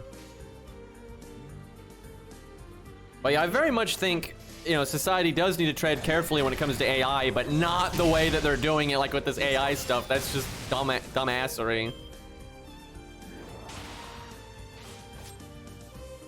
Dude, it's funny too, because this has happened every time there's an advancement with anything, like going from hand drawing to computer animation. Cameras, holy shit, there's been so much drama in the past over cameras and the difference between like digital and non-digital and all that stuff. And again, just regular guitars and electric guitars, and this happens all the time. Like every goddamn time there's any kind of technological advancement, this stuff happens.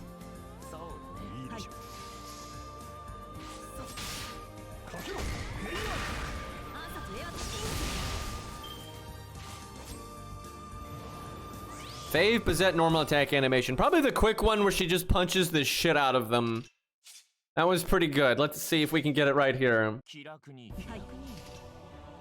Watch this, David. Oh man, Chad, you see that part where you hit him with the staff? That was real good. Yeah, that was pretty good. It's simple, obviously, but sometimes simple is good. Yeah, I really disagree with Martin Scorsese on that. Now, I understand to an extent what he was trying to say. I honestly think he just worded it very badly. But like he said the whole thing about like the Marvel movies, you know, not being cinema. Now he could say that they're not cinema that he likes, and I think that's fair. But saying they're not cinema is that's just objectively wrong. Now I will say I get where he was coming from with like how they don't have they're not like, you know, in-depth character studies, but like it's not like you have to be an in-depth character study to be cinema, right? It doesn't work that way. Now I can get why maybe you won't like a movie if it doesn't have like in-depth character studies and whatnot. But that's not the only thing film can be, and it never has been. It never has been. Black and white movies, you had a lot of slapstick comedy and physical comedy and stuff. Like, not everything is this super deep, introspective, you know, look at humanity or whatever. And that's, you got Jackie Chan films that can be really enjoyable and stuff, and that's totally fine. Also, I'm just gonna say it, some of the early MCU actually had some pretty interesting, like, character stuff. Like, some of the early stuff with, like, you know, what's his name? Iron Man, fucking Tony, that's the name. God, I'm so bad with names. Anyway, you know, they had some, you know, there was some depth there. It wasn't like Jesus, like early MCU, and by no means, it wasn't like, you know, the most deep thing I've ever seen. But, you know, there was some relatable, you know, stories there, and there was some okay stuff there. I think it's gotten a lot worse about that as time has gone on. But I don't think it's fair to be like, oh, yeah, it's not cinema. Like, he's welcome to say that, you know, he doesn't like how it focuses more on the spectacle, you know, maybe over the character depth, and that's a fair criticism. You can say that. There's nothing wrong with that. People can have taste, right? That's fine. But it's not fair to say it's not a movie, right? Like that's bullshit. Like that's just elitist nonsense.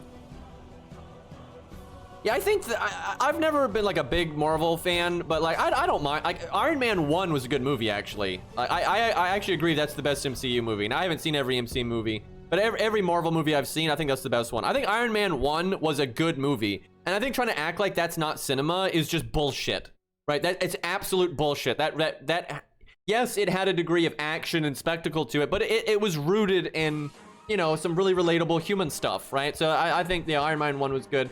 And I think some of the other movies they made, you know, surrounding that were good. Like that original, like, core series, I think it's fine. I think it's good fun, right? I don't, it's not like my favorite movie series by any means, and I didn't even watch all of them. But yes, it's all right. But where Marvel is now, I think is pretty shit, but I still wouldn't say they're not cinema. Right? I think they're more shit now. They're more hollow now, shallow now. I think they're you know, quite bad now, but I still would not say they're not cinema, right? It's just not cinema that I like. That's like saying, because I mean, I don't even mind Fate Stay Night. I just don't think Fate Stay Night's story is good, but I like the characters and stuff. But let's say I really hated Fate Stay Night, right? I wouldn't say Fate Stay Night's not a visual novel, right? Like, it's still a visual novel. It just happens to be one that I don't like. Now, you know, actually, I don't mind Fate Stay Night. You know, I'm kind of in the middle on it, but even if I did not like it, that would not change.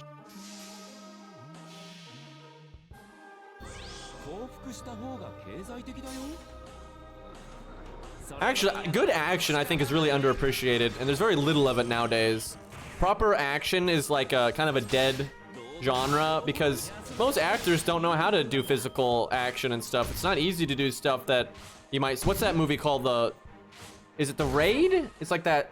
I think it's The Raid, right? Most actors cannot do that kind of stuff. They just can't, and that's why they have to do shaky cam and everything, because they can't put on a good visual performance, right, like that. It's very hard. It takes a lot of training and effort and stuff, and that's a big part of why that kind of you know, action is so rare nowadays. You know, that kind of Jackie Chan style of action, because most people just cannot do it, and they don't want to put in the years of training that it takes to do that.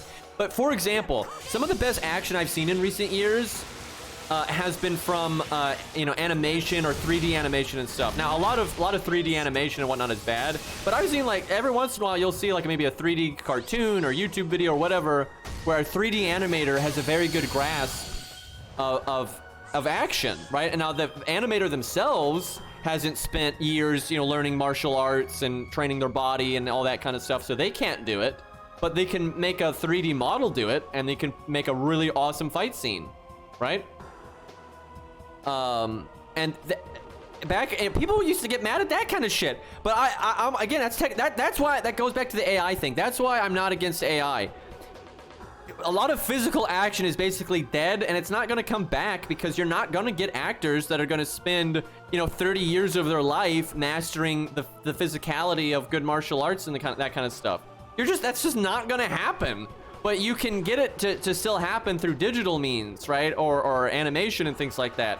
So I'd rather have it there than nowhere, thanks. Right? Now, sure, if someone does it in the flesh, it's still awesome to see, but it's very, very, very rare. Yeah, John Wick's pretty good. I don't think John Wick's action is as good as some of the more old-timey stuff. But I think they do pretty well with what they've got.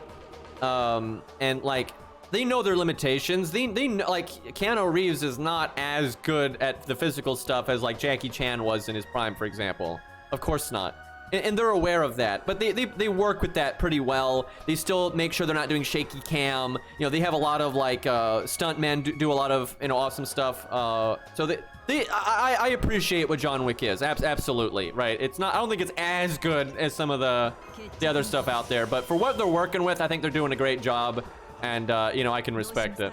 But yeah, the thing is, stuff like John Wick is just going to get less and less. Because that's what it's been doing for the last, you know, 40 years. That kind of action is just getting less and less common.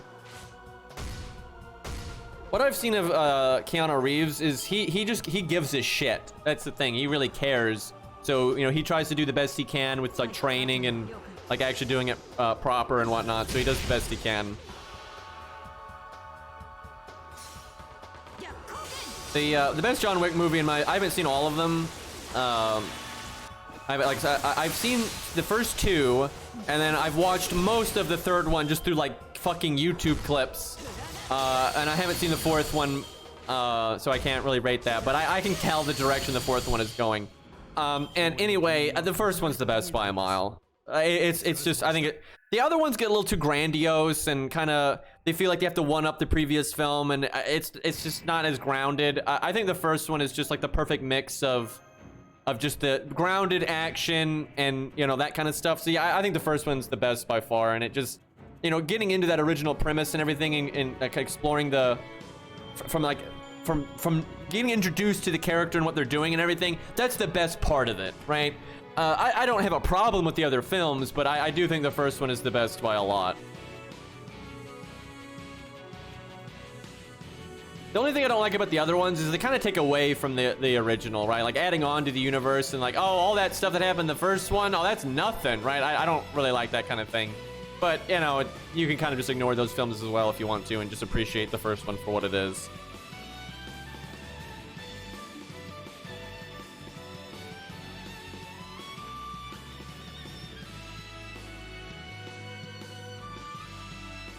Yeah, I love that scene, that phone call. That scene is so good. Oh, good times, good times.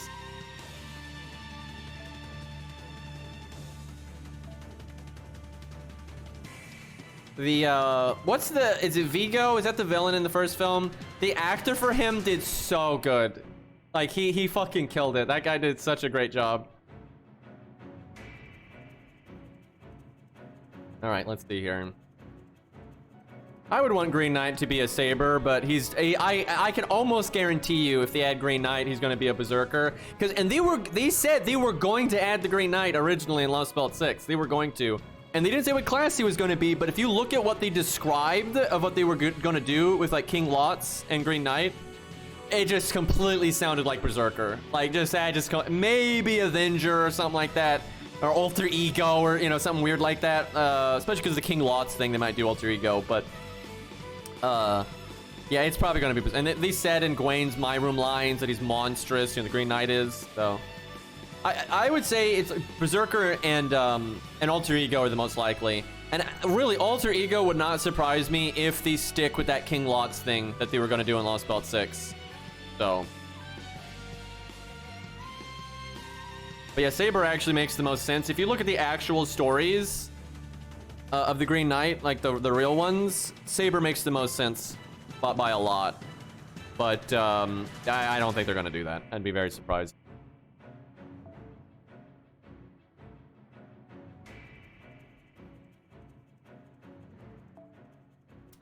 Let's see.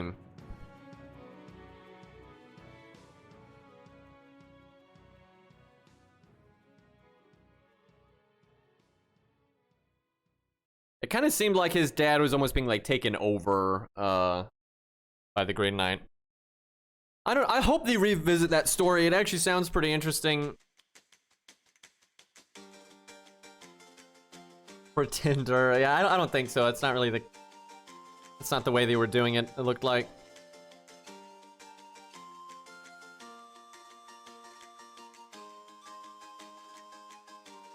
I'm just gonna point out that I think there's only one saber that has a saber. It's not... People think like sabers have to use swords. That's not a thing. And again, saber... I can think of one saber that has a fucking saber. So... It's and we already have katanas and broadswords and stuff, so that there's already a lot of like diversity there. You know, a katana is not the same thing as like an English longsword, right?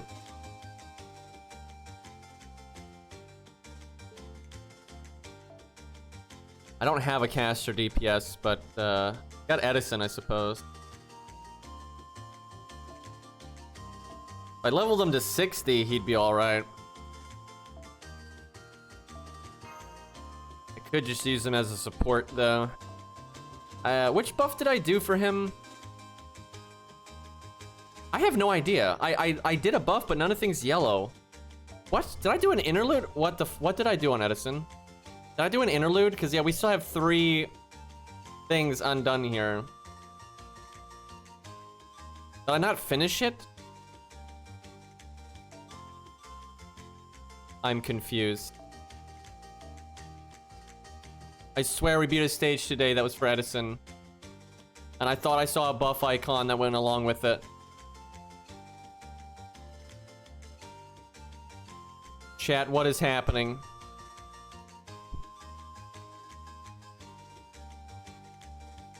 Actually, that's not true. I've said this before, and this is just the damn truth. Almost every Lancer uses a lance. Now, obviously, some don't. I mean, they've got some Lancers that use some pretty weird things that aren't even, like, relative to a spear. People are so stupid about this. People think Lance is like what a Lion King has. And a spear is what, like, Ku has. That is bullshit. That is, like, Victorian, made-up nonsense. Right, that's just like a modern distinction now. That's not a thing. That's just not a thing. They called what we call a spear, they called a lance. And what we call a lance, they called a spear. They were just interchangeable words. There's no distinction between a lance and a spear. It's a lancer and a spearer, or spearman if you want to be more proper about it. It's the same thing. It's literally the same thing. It was never anything different. That was like some bullshit the Victorians made up, and then we've just ran with it, and now society thinks that's what a lance and a spear is. It's not. That's not a thing. It never was. That was never a distinction. Now, there is a difference between the weapon being wielded by, like, in jousting or in cavalry and such, right? Compared to, like, a land lance, but that's not the way that they wouldn't distinguish those two things through calling one a lance and one a spear. That's not how it works. But, yeah, that's a modern, it's just like the flail. I don't know, God, don't get me started on that one. That's a little different, though, because, like, a flail was a real item. It just wasn't common at all, and, like, people just think it was because of the Victorians. And the only, like, version of a flail that might have even been slightly common was, like, the one on a pole, and that's because that has some practicality. But, like, the proper flail, as far as we know... It might have just been like 1 or 2 eccentric people that had it, and it was not effective, and that's it. Like, the Victorians just showed it off like it was really standard, but we don't really have any evidence to show that it was a standard armament. And it's very unlikely that it was, because it's just a bad weapon. I mean, there's just no way around it. It just sucks. I mean, lance is a real thing. Like, lance was a term that they did use to describe a spear, but it wasn't like a different type of spear. It was just a different word for spear. Flails are a mace with a mental disorder. Yeah, pretty much.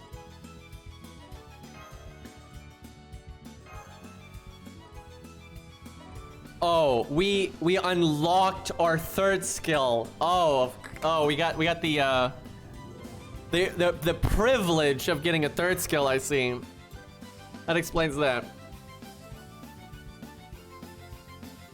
Also, a lot of times when you would have people using certain things, it's not because it was practical, it's because they had to, right? Like a lot of like Celtic tribes and things like that would go into battle with just like tattoos and stuff. They weren't doing it because it was practical. They were doing it because they didn't have armor, right? They just using what they got, right? A lot of times you wouldn't have access to, you know, proper military grade equipment, even if you're fighting in a war, right? So a lot of times you'd have people using farming equipment. You know, you might have like a wood cutting axe instead of a proper battle axe, you know, like or a scythe instead of a spear and things like that. That kind of shit would just happen. It's not because though there's something about, you know, a wood cutting axe that's better than a battle axe, or like a scythe being better than, you know, a spear. It's not, or a pitchfork, right? It's just what you got. As far as it's been I haven't looked into it really recently. It's been a few years and things can change.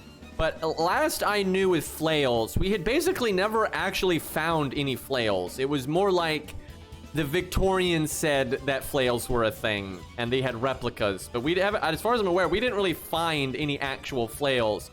And in terms of like manuscripts and stuff of people describing battlefields and stuff, they're almost never mentioned ever. Now there's some pictures that have people using flails, but it's like the pole. As last I knew, it was just a pole version of a flail, which is very different. Also, this is a real problem I have with a lot of like YouTubers and stuff that like to talk about medieval stuff. I don't know what the fuck is, and it's because they're not historians, like no offense, but they're not historians. And it's kind of like, it's the equivalent of if someone 100 years from now looked back at like a random YouTube video of someone's hot take about mixed martial arts, and then they were like, yeah, that's what mixed martial arts were about. Do you realize how many people on YouTube make videos that are just moronic about like self-defense or MMA or what have you, and they just like say bullshit, right? So just because an artist drew a bunch of people using a flail on a picture, that doesn't mean, like, the artist probably has no idea about warfare at all. Just because they lived in the medieval period doesn't mean they have any idea what they're talking about. Just like today, most people have no idea what they're talking about when it comes to modern topics, right? So for some reason, you'll find these YouTubers that will find some random book from the medieval period where some guy, which we don't even know who it is, wrote, you know, some random bullshit, and then the YouTuber's like, yep, that's how it was like in the medieval period. It's like, how fucking stupid are you, right? And that's like a real problem right now, I find, where you have all these people that just find any shred of evidence from the past and they just run with it, right? Like, oh yeah, some dude wrote down in a letter that, you know, that all the swords were blunt or something, right? It's like, what the fuck? Like those guys have no idea what they're talking about. And it's just like now, like right now, you have a lot of like teachers and like martial arts and stuff that are full of shit. Right? They're full of shit, right? They have like really dumb philosophies and they're full of shit. And, you know, they spread their philosophy like it's the best thing. And then if someone, you know, in the future looks at that guy and it's like, oh, see, this was a teacher of martial arts and he was teaching to, like, I've seen it like firsthand. There's loads of martial arts teachers out there that are just full of shit. Dude, and it was the exact same thing in the medieval period. You have all these like sword teachers and stuff. They're full of shit. And we know they're full of shit because if you put their techniques into practice, they don't work. Like, they're not practical at all, right? And for some reason, you have people on YouTube like, oh, this guy was a teacher. He must have known what he was talking about, right? It's just, people are dumb. I'm gonna boil it down to that. People are dumb, and they are swayed by nonsense.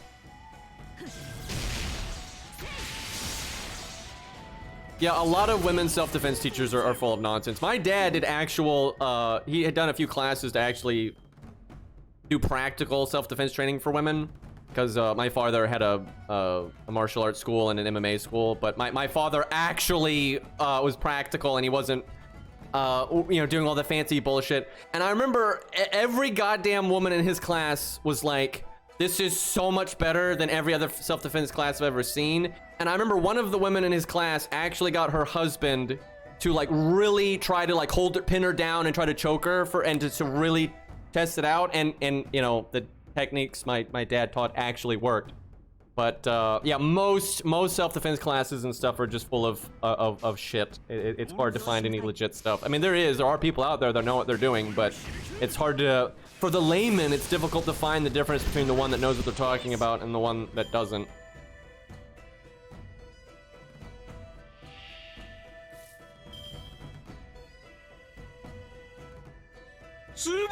Oh yeah, a lot of medieval art is whack as shit, right? I mean, a lot of the artists had no idea what they were doing. Hey, say Stan, thank you for the 34 months.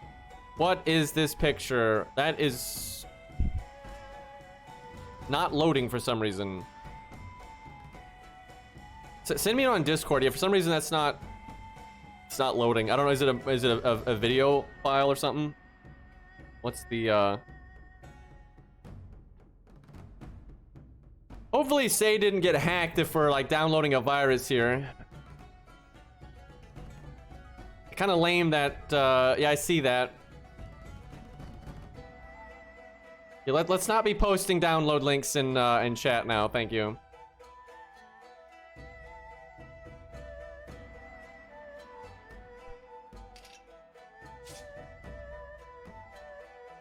All right, let's see here.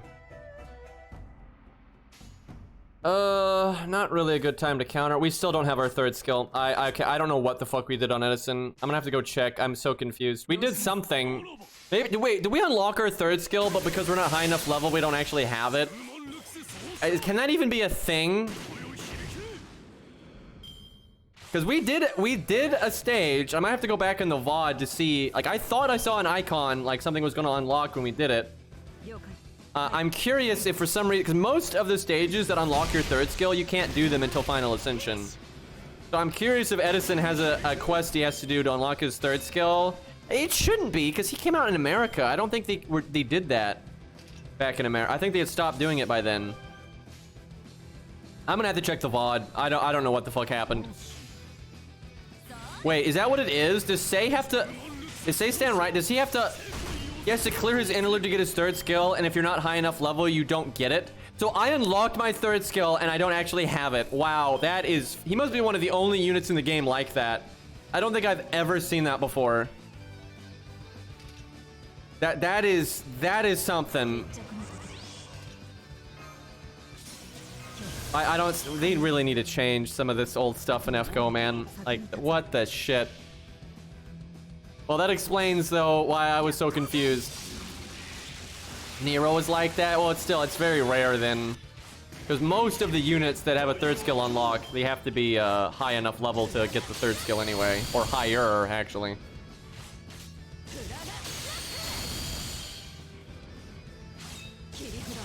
Do you think they should retroactively change fights where a character model wasn't finished? I mean, it depends. Because, like, for example, you can't do that with a Retrogal because even the whole reason She's a Giant goes there is just because your character model wasn't ready. But in the story, they made up some, like, bullshit to justify it. By the way, that's another reason why I don't think Fate is, like, this awesome, you know, artistic achievement. Because, like, that is such... Like, that's so bad, like, when your story is being influenced by... We haven't made the character sprite yet, and then you try to make like a lore justification for it, right? Like, that's so bad. But anyway, there's times like that where you can't really do it, right? But there's other times where it's not really a problem.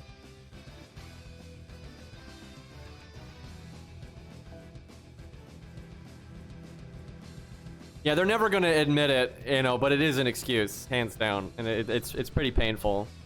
Yeah, Zhu Fu's another one.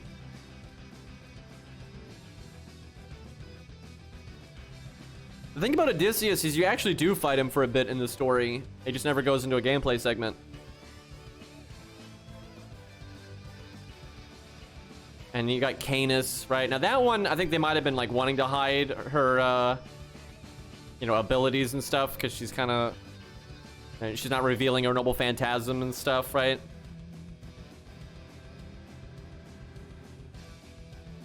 But it does look kind of silly. Oh, good times, man. Good times. It's so weird, man. I remember when Lost Belt 5 was new, but man, it's old now. I had so much hope for FGO and Lost Belt 5 Part 2. It was so good. It was such an improvement. Not necessarily in terms of storytelling, right? Because some people like Lost Belt 5, some people don't. And, you know, it's all subjective stuff, so, you know, whatever.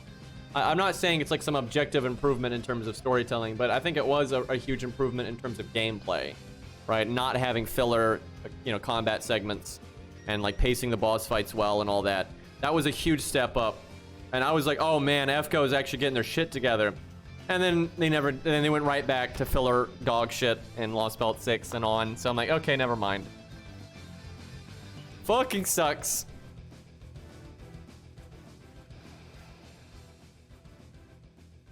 I really enjoyed Lost Belt 5. I liked Wadim as a character, and it was really enjoyable, like, because like it was really mysterious for a while there. Like, okay, is Canis, like, is she in good with Wadim, or is it the twins, right? Because the twins would keep saying things like, you know, Canis doesn't understand Wadim and that kind of thing, and you don't know for a while, like, is Canis like being fooled? Or is she, you know, the one that is actually, you know, in on Wadim's plan and stuff? And like, what is Wadim's plan, right? Is he on the same side as the alien god or not? Although they kind of hint that he's not very early on with that scene he's got with the alien priestess. But, you know, it was really interesting learning all that kind of stuff and figuring out what Wadim was up to and what like his character actually was. That was really enjoyable. Then you tie that in with all the fun Greek mythology and that kind of stuff. There is some real downsides though, like you know, 5.2, I don't like how they just, like, killed all the characters in flashbacks, and it's like they don't respect their lore abilities. It's all really just dumb. And like, a lot of the cast just doesn't really get the, like, they don't get good development and stuff. So, like, that's a real drawback, and all that. So there's certainly problems in the whole Lost Belt 5 era, but there's a lot of good stuff. And like 5.1, I think 5.1 does a much better job with, like, the cast having, like, development and like interactions with each other, but it does worse with like the overall story because there really isn't one. You know, like people get mad at me when I say this, but Lost Belt 5.1 is just an excuse. They made it up to have a filler quest before the actual quest, right? The whole like shield around Olympus and everything is just an excuse for all that nonsense. That's not a very good story, right? But the characters are nice, right? And the character growth is nice. So what I would like is to have Lost Belt 5.1 and 2 fused into one mega story, and where 5.1 actually matters, right? It's not like some filler quest. And then you have the nice character development and stuff weaved into like the actual story that matters with Zeus and all that kind of stuff. And you can still have the Poseidon stuff and the Odysseus stuff, but you can weave it into like the actual story that's happening that matters with like Olympus and everything. So yeah, that would have been a lot better if you could take the positives of both and put them together. That would have been awesome. But anyway, regardless of the story pros and cons, because there's a lot of things I like about Lost Belt 5 story as well. But regardless of that, the format of the gameplay I think was the best, like by a lot. I think it blows everything else in the entire game out of the water, and it's just really disappointing because they immediately stopped. Yeah, they went right back to business as usual right after 5.2. And I guess I think the reason 5.2's gameplay is abnormally well done is because they even said this, like 5.2 was like the finale to like the first leg of Lost Belt, right? And so because they kind of saw it as a finale, they put more effort into it. And they wanted the gameplay to be special and stuff. Because I don't think they want the gameplay to be like that all the time in the story. Which sucks. I think they should, but, you know, it is what it is. And I think they went back to business as usual because then, you know, Lost Belt 6 and 6.5 and that kind of stuff isn't, you know, it's not a finale, if you will. And now we're in a filler arc, so.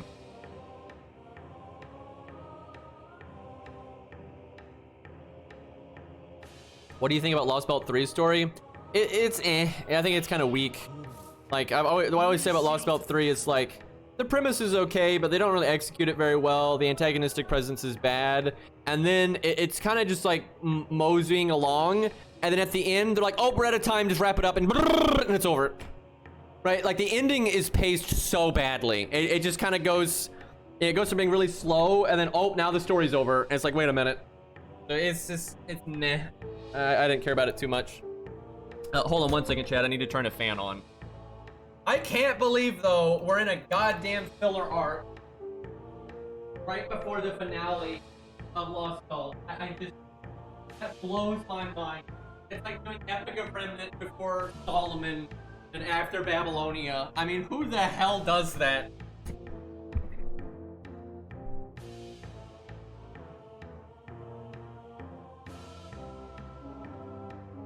I hope they at least do the prologue of Lost Belt and then Lost Belt 1, because you can't really do the prologue and then not do Lost Belt 1. I truly think they need to do Lost Belt 1 because it sets the premise.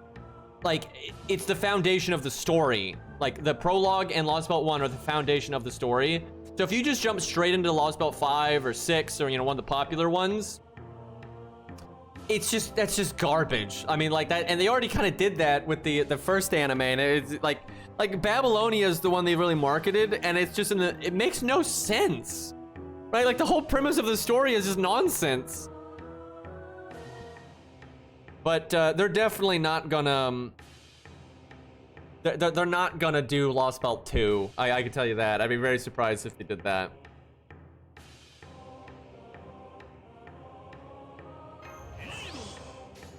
And they're probably not going to do Lost Belt 3 either.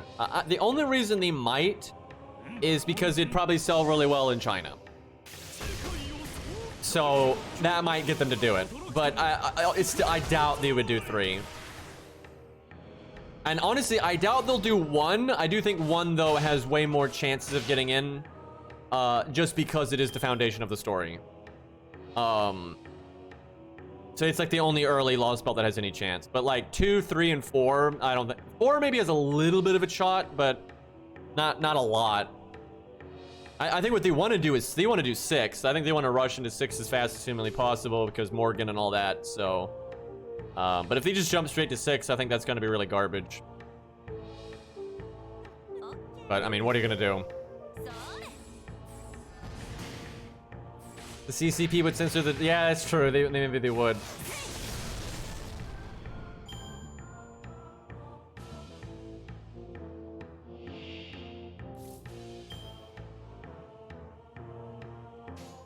Man, I need some, like, pawns on the team to help me get my NP.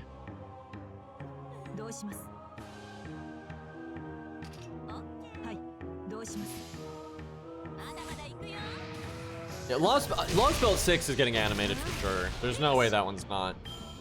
But that's gonna be so nonsense because it's like post, you know, plot twist with Wadim and everything, right? Like, I really think the smart thing to do is Lost Belt 1, Lost Belt 5, Lost Belt 6, and then Lost Belt 7, right? That's the smart way to do it. They're not gonna do that though. No patience.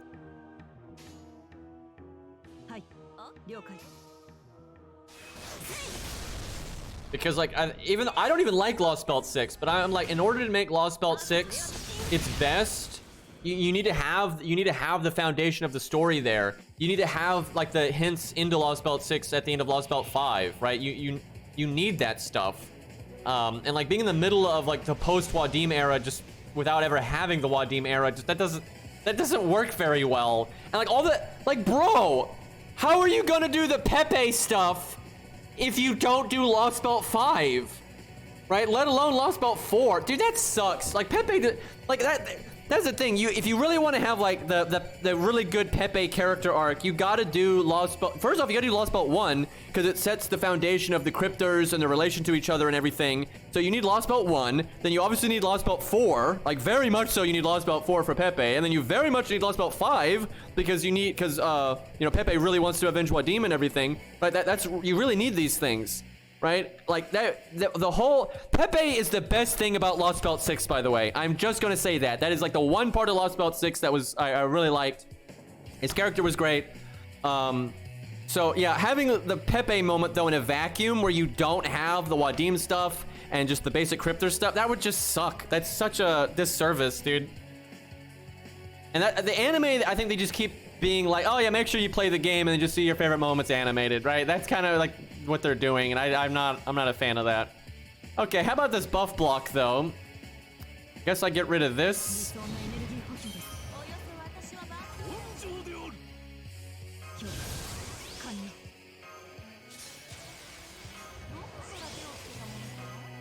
All right, Mr. Ghost, with the animation update, by the way. That's one of the few things they've done retroactively. Chat, imagine being a Sanson fan. And, you know, you get to look at his third skill that does nothing. And then you get to watch all these other characters come out later that are the same thing but better. Right? Like when they have a niche, they give them a standard effect so they can at least always do something. And then they do humanoid instead of human. Right? And the same lore justification for why they have humanoid. So, and then Sanson doesn't get anything, right? No retroactive fixing of anything, right? And then, and that's just one thing, right? That's just an example. There's many examples where they don't do things retroactively. And then they do an animation update for a giant ghost, and they put that in retroactively. Like, what? Ridiculous. Also, chat, I remember, what, like 5 years ago now? Oh my god. But I remember Epic of Remnant was coming out, and Salem was going to release soon. And they put out like the little trailer for Salem, and it had Sanson in it. And I'm like, oh, finally, Sanson's going to get an animation update. Because, by the way, back then, they did animation updates like pretty frequently, right? That was the era where they actually gave at least somewhat of a shit. So I was like, okay, you know, they're doing animation updates pretty regularly. Sanson's in the trailer. They've been doing Old Servants. Sanson's gonna get his moment. Hell yeah, let's go. And here we are, like 5 years later, and Sanson not only didn't get an animation back then, he still doesn't have one now. Like, what the shit, dude? And you know what's messed up? Is Sanson is a decently popular bronze. Like, for a FGO original low star, right? He's not from another Fate work. He's pretty popular. So it's super fucked up that he's never gotten any real attention like that. God, I remember I really did think Sanson was gonna get an animation update then, and I was like, yeah, this is gonna be great. Love Sanson. And then, nope. And also, I thought he'd be buffed by now. Dude, God, you guys don't understand. You guys don't. Almost every time they've done a wave of buffs, there's been a bronze assassin. And every time, I'm like, come on, Sanson, come on. He needs it so bad. He's so shit. And it's been Kojiro like 3 times. And Kojiro's been better than Sanson since even before any of those buffs. It's been Curse Arm, it's been Phantom. You know, it's basically been every bronze assassin but Sanson and Charlotte. Although Charlotte wasn't even out. That's the thing, Charlotte didn't even exist when we first had some of those bronze assassin strength. Oh wait, I thought I turned my fan on, and I just realized I didn't actually do that because it wasn't plugged in. Excuse me. Anyway, I swear Charlotte is gonna look. I get it. Charlotte, you know, needs help, but bro, like Sanson's been in the game forever, and yeah, I really would prefer Sanson to get the next bronze. Oh yeah, bought a Hari, got one. Yeah, I just realized instead of turning on my fan, I turned on a space heater. So I made it hotter. Jesus.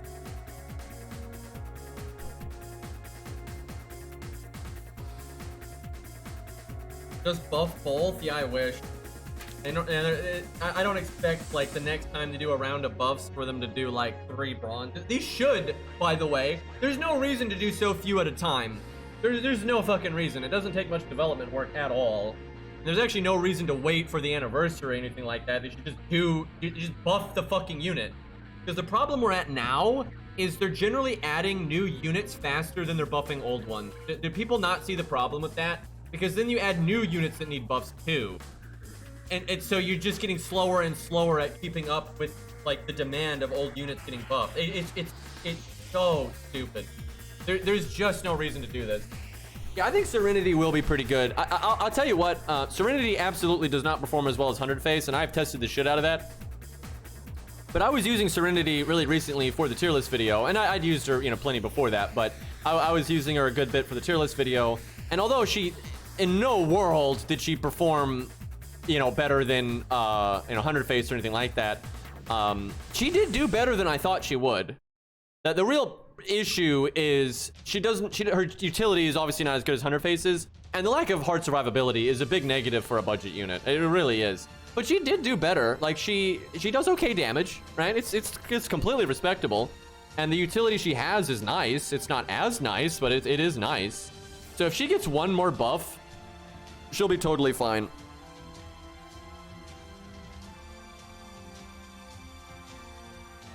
But yeah, they need to pick up the pace when it comes to buffing units. It's just ridiculous the way they do it.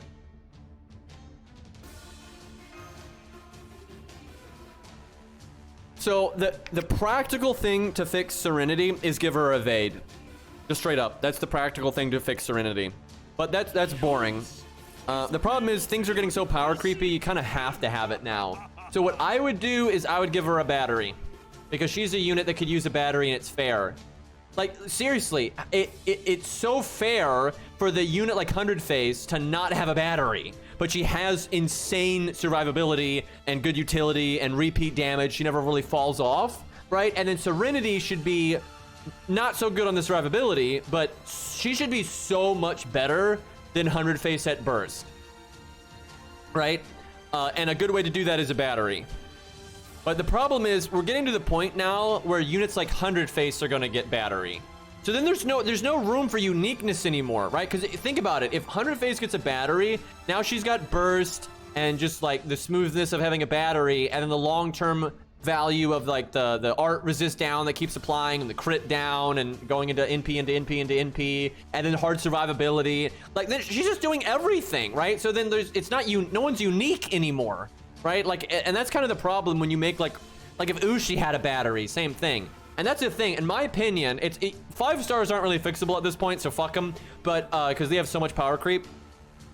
But like right now, the kind of jack of all trades, universal, super good low stars, like you got like Ku, David, Ushi, 100 Face. Okay, there's some good news here. There's one thing all those 4 broken ass units have in common.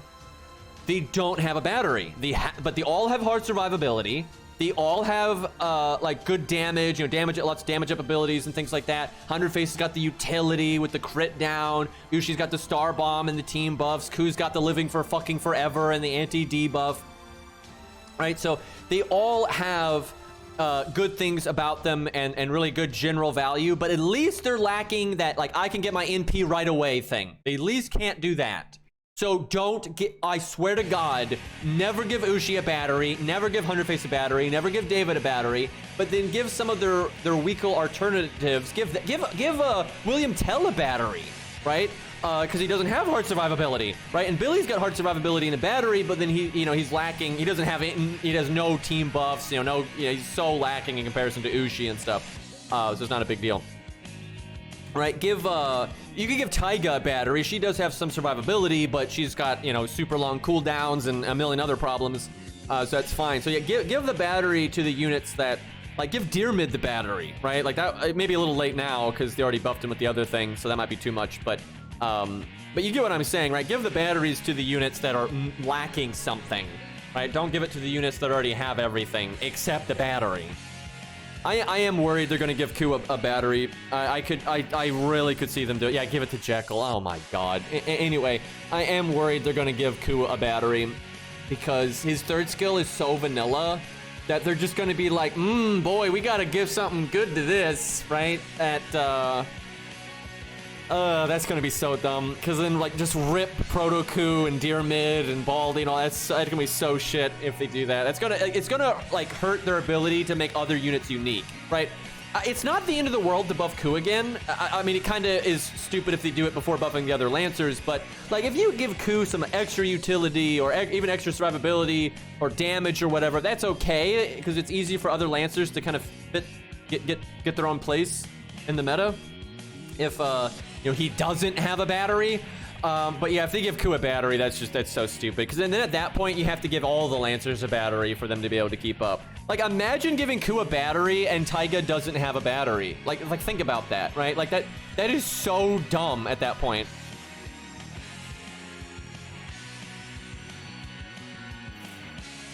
But yeah, I hope they do something funky with Ku's third skill, because mark my words, I do think eventually they're gonna buff it. Maybe not this year or even next year, but I do think at some point they are gonna buff Ku's third skill, and I just hope they do something fun with it. And something, I don't want it to be something that really gives him universal value. Something that can give him value sometimes is way better, because he's already got enough universal value. And then make it something that, like, you have to pick, like, do I want to use the third skill to clear the debuffs, or do I want to use it for the other reason?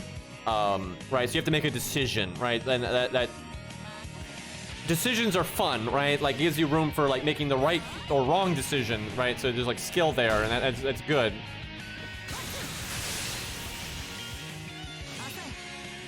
So there's really no way. The thing about Ku's Bolg is it's not that it doesn't counter things that are big specifically. It just happens to be good at that.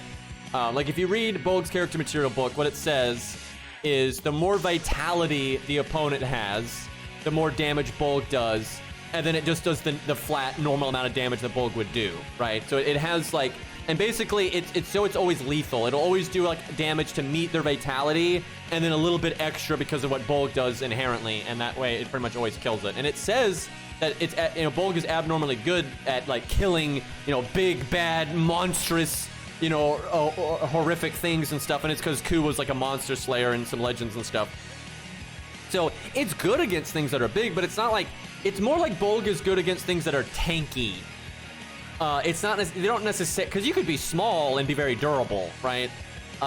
So it wouldn't really make any sense to give it like that kind of niche, in my opinion. Really, what they actually need to give Ku is they need to have like a monster trait, and they need to give him a niche that does bonus damage to monsters, because they've said that he does that. Like Nasu was asked about Ku versus Medusa a long time ago, and Nasu said that like because Ku is a famous monster slayer, he just does bonus damage to the things that have like are either literally monsters, or like in Medusa's case, because of Gorgon, she has like a monster trait under the hood, so like Ku would wreck her shit. Yeah, you could do ignore defense, but they gave that to Proto-Ku. The thing is, lore-wise, unless they change it, as of right now, lore-wise, Proto-Ku's Bolg is exactly the same as Ku's Bolg. So it actually makes no sense that like he's got sure hit and the other one's got armor ignore. Like lore-wise, Bolg should basically have pierce and vulnerability, armor ignore, and then chance for insta-death. That's basically what it should have lore-wise. And I don't know how the fuck you would do the more damage based on the more health they have. I mean, you could do it, but it'd be broken. You can't like that. FGO just doesn't work that way. You can't be like, oh, this NP gets bonus damage, based off, how much HP you can't. That'd be so broken. Like you'd fight like something with 3 million HP and it'd just be outrageous, right? So like you just can't. I don't think you could ever translate that effect. I think the best way to translate that effect is a niche to just do bonus damage to monsters, because the reason Bolg does that is mostly because of Ku being a monster slayer, right? And we already have Nasu talking about Ku doing bonus damage to monsters, so that's, I think, the best way to represent it. That's obviously not how it works lore-wise, but, fuck it. Yeah, Proto-Ku's doesn't have sure hit, he has armor ignore instead. They just did that to make them different. But it wouldn't shock me that if, moving forward, like if they do more with Proto-Ku, it wouldn't shock me if they come up with a reason to change his Bolg a bit lore-wise. Right now, it's just the same. It's literally, it's got the cause-effect reversal and all that kind of stuff. It's exactly the same. But it wouldn't surprise me that if they come up with like lore justifications to be like, oh yeah, it's similar, but it's not exactly the same. Because it's kind of like Durandal, right?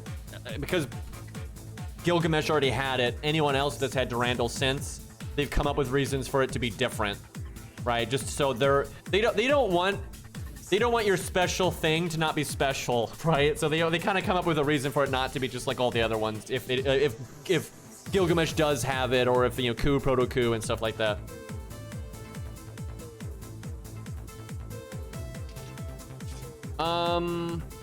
I really wish she had her NP right now. That would be perfect.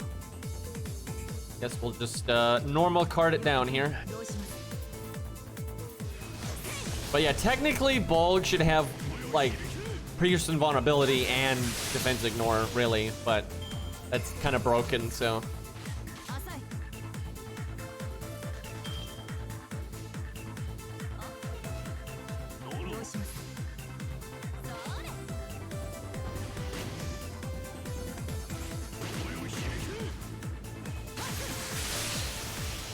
How to make Ku better DPS for Fluffy? Give him debuff immunity. Like, then you're set.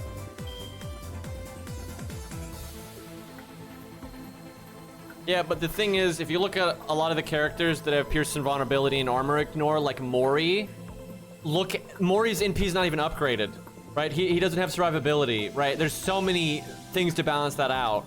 Now, like on a 5-star, they might do it, right? Because you want to make that money, but that's a whole different thing.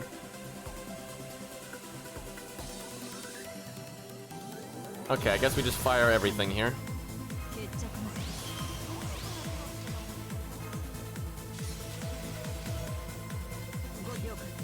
I should have done the Buster card. Oh my god, when they buffed Luvia, dude. I like how like the day before, I don't think we even knew buffs were coming, and I just made like the joke that she was like, because people were talking about like, I think it was like how it was lame that units come out without an upgraded NP. And I was like, the thing is, some units need it and some units don't. Like, it's like a balancing thing. Some units, like a drawback is their NP doesn't do as much damage, but look at what their toolkit does, right? And that's good.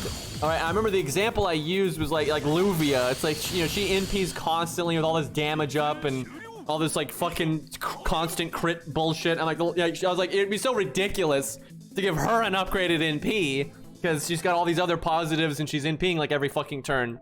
And then like the next goddamn day, they gave Luvia an upgraded NP, and I was like, oh, okay, that's great.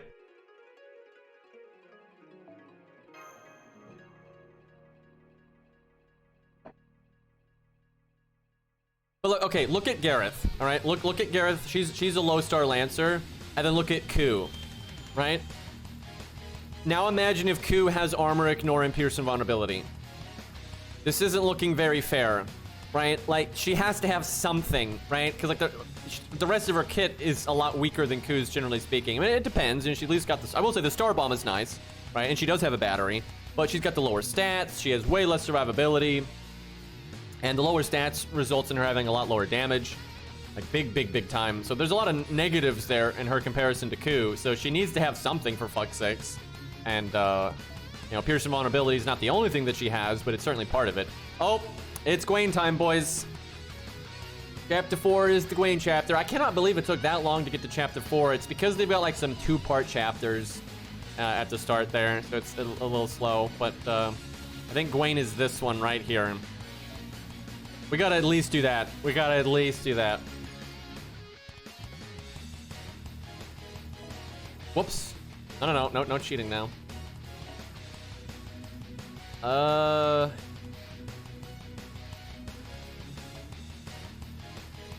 That should be fine. Don't really need that. Always mash with her 5,000 attack. I guess they do want you around level 60 because Mash's level cap right now is level 60.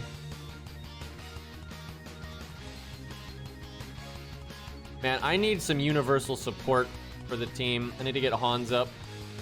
Do I have 2030? I do. Alright, I'll go with that. I would say regular Nero is in pretty good shape right now. She's a little outclassed by maybe like Sitting Master and stuff, but I mean, it's AoE versus single targets. It's not that big of a deal. I don't really think she needs a buff at this point. Like, maybe down the road she might, but I think right now she's in pretty good shape. Like, she's not the best 4-star Saber in the game, but she's not even close to the worst. I think she overall is just a very good unit. Like, she's solid.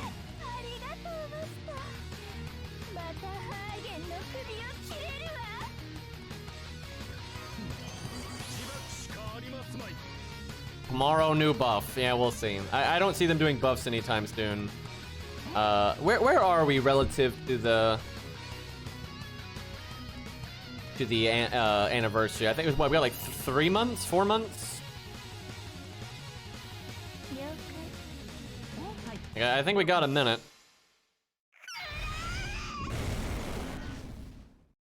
Dude, I wish I could be excited, but I can't really be excited for this anniversary because the company has just been showing signs of the worst workflow on the planet, and they can barely get anything out. Like, I mean, seriously, they're barely producing content right now. They are so slow with everything. You had that guy before, his animations weren't finished when he came out and all that nonsense, right? Like, there's just...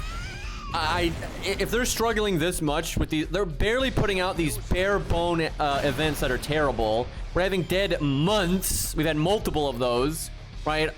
How are they gonna do a lot for the anniversary? And it just sucks because Arknights just did their anniversary, and it's just, dude, it's just packed with awesome stuff.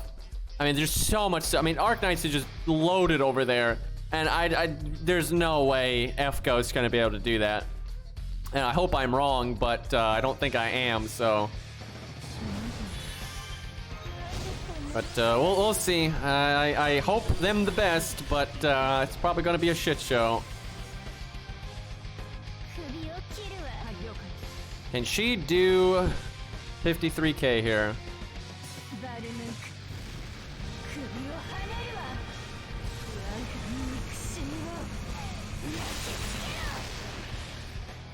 Yep, no problem.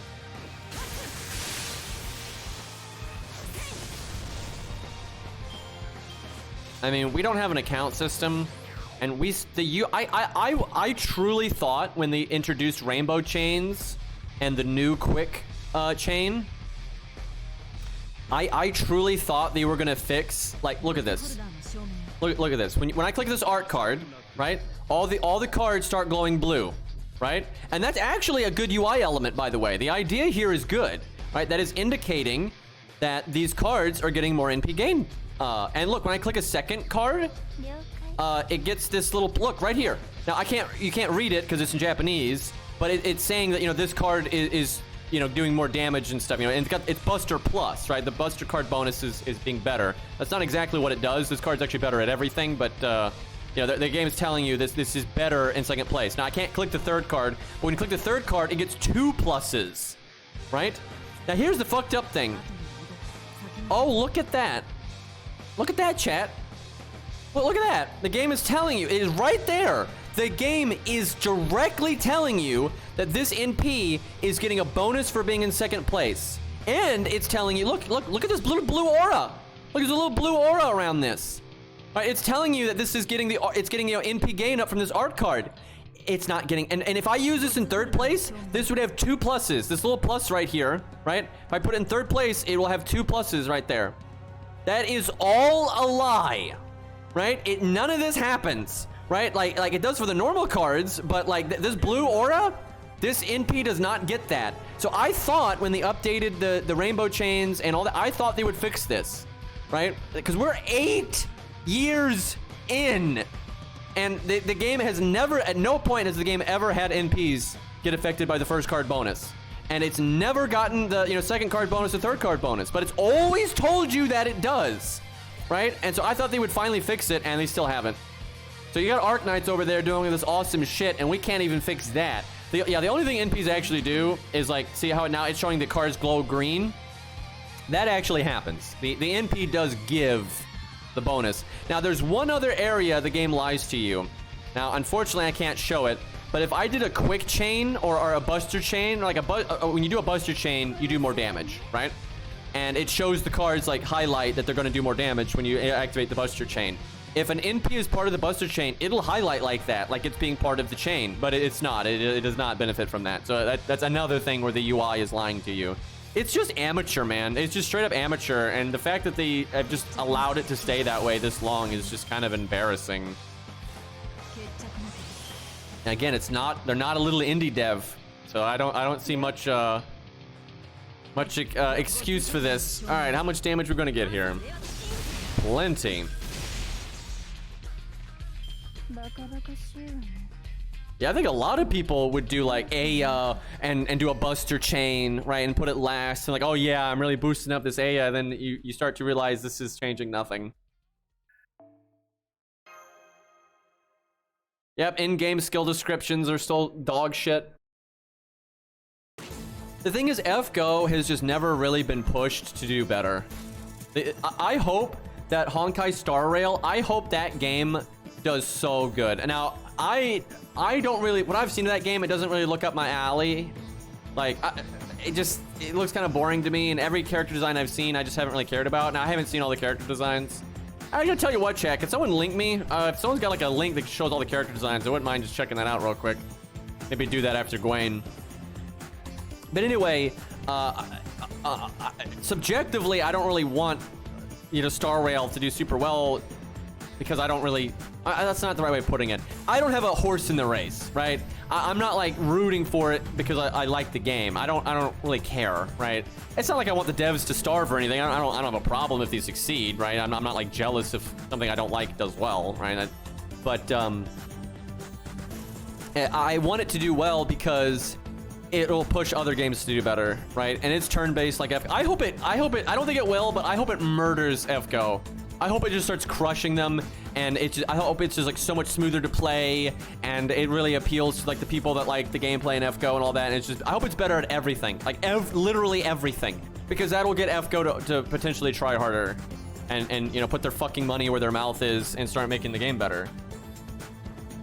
But yeah, I don't think it will be, because I'm pretty sure it's got gear, and you know, it's got the gear grind, and because of that, it can't even be like FGO. Honestly, that's like the real thing FGO's got going for it. Doesn't have the gear grind. I think Star Rail's gonna suck, to be honest. I think it's gonna be flavor of the month for a few months, and okay, you guys can surely hear that. That is like so loud. That jet is like so close. Like Jesus Christ, there's no way you guys can't hear that. Anyway, I think it'll do better than E7 did, but I think it's gonna have all the growing pains Epic 7 has, and all the gear stuff is gonna catch up with them, and I don't think it's gonna succeed in the long term, but I hope it does. I want other games to do as well as possible. Is this the preview fight with Gawain? I don't think so. You gotta have there's a fight with the Knights, the Camelot Knights.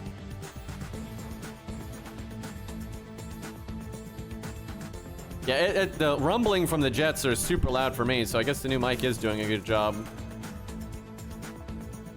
All right.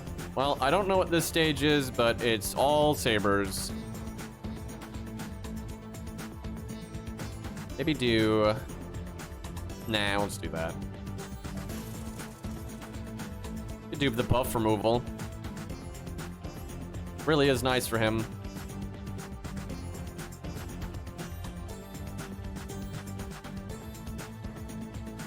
The sad thing is, in a lot of ways, from what I've seen, Raid Shadow Legends is better than FGO at some things. Like, they have more replayable content and all that. They got bullshit gear systems and all that too, though.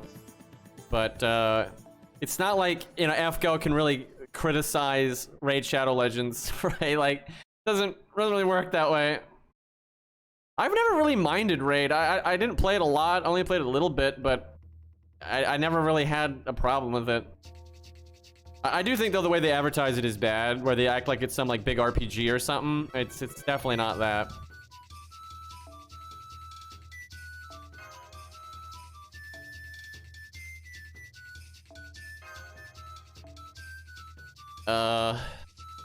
That's some copium right there.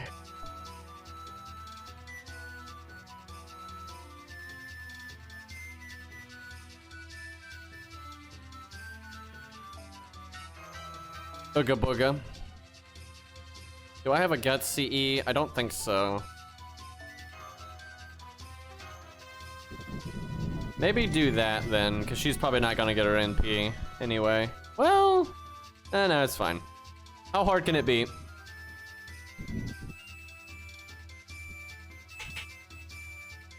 Oh, I'm sure FGO will reach 10 years. I mean, it's such a successful IP and all that. Like, absolutely. Now, will it, by year 10, will it be as, you know, successful then? Maybe not, but yeah, it's easily gonna make it to year 10. That's only 2 years away, and they're not even close to dying. They're not showing any signs of, you know, money issues or anything. they're showing signs of horrible development practice, but that's completely different. This is what's scary, is with how shit they've run the game the last 2 years. They haven't actually lost much money. They're not as profitable as they used to be. They still have these spike months where they do really well, but their average month to month, if you look at the whole year, they've definitely done a lot worse. But they're still doing super well. They're still like at the top end of the industry, so they're not really getting punished.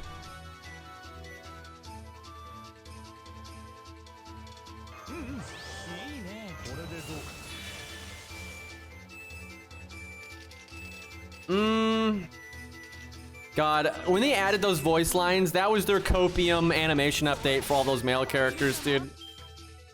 So ridiculous. It's like, guys, this is good, right? You guys are, your David fans are happy because David's got new voice lines, right? With his day one animations, essentially.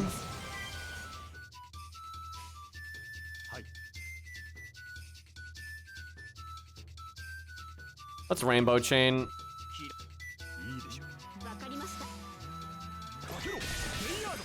I'm trying to think if I want George to die within the 3 turns or be as close as possible or not. If this is where skill ranks matter. If George's skill was max rank, I would definitely do Guts. Because it's not like this team's gonna die immediately when George is gone. These are sabers and we're archers. So then I'd be able to just taunt again. But because the skill's not maxed out, it'd take a really long time to get his taunt again. So I probably don't cast his Guts because of that.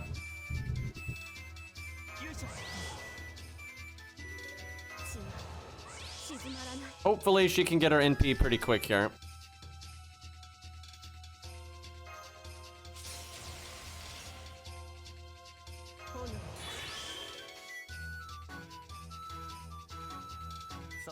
Way less damage, but I want that NP gain.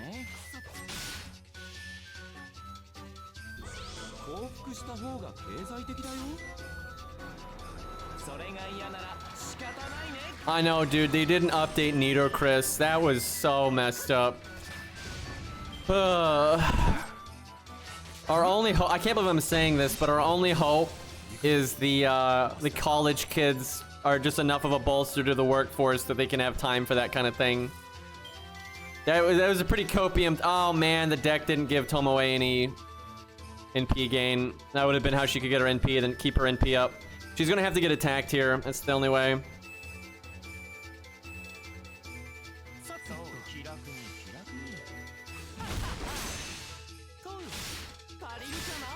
Come on, come on. No, no, we're screwed. Oh, we're so screwed. She's gonna lose all the buffs now. Fuck you, game. Yep, of course we get the cards now. Oh, that sucks.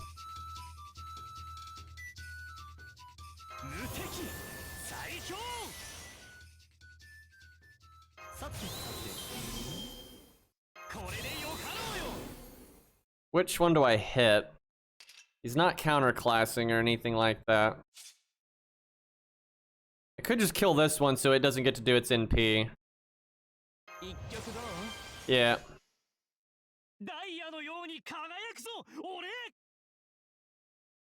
Roland's voice actor is great.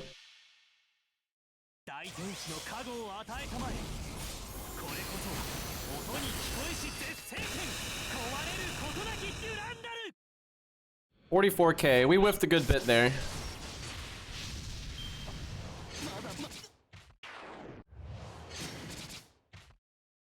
David tanky. That would have wrecked us if we didn't have the defense up, though. This is going pretty smooth.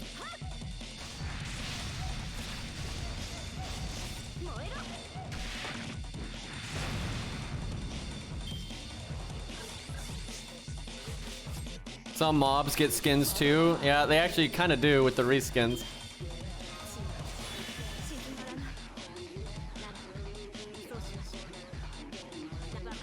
Well, he's got the defense up.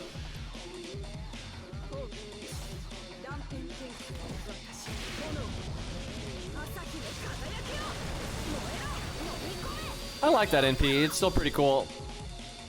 She's aged quite well, I would say. I don't think she has any need of an animation update. She looks totally fine. Most stuff of like Epica Remnant and on, I think is fine. Even the stuff around Babylonia, I think is fine. Like, I don't think King Hassan needs an animation update.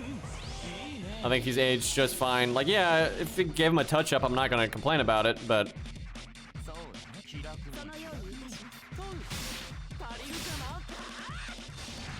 I think her second skill is actually fine. It's vanilla, but in a team setting, it does allow her to crit, and that's really good. It's just like Atalante.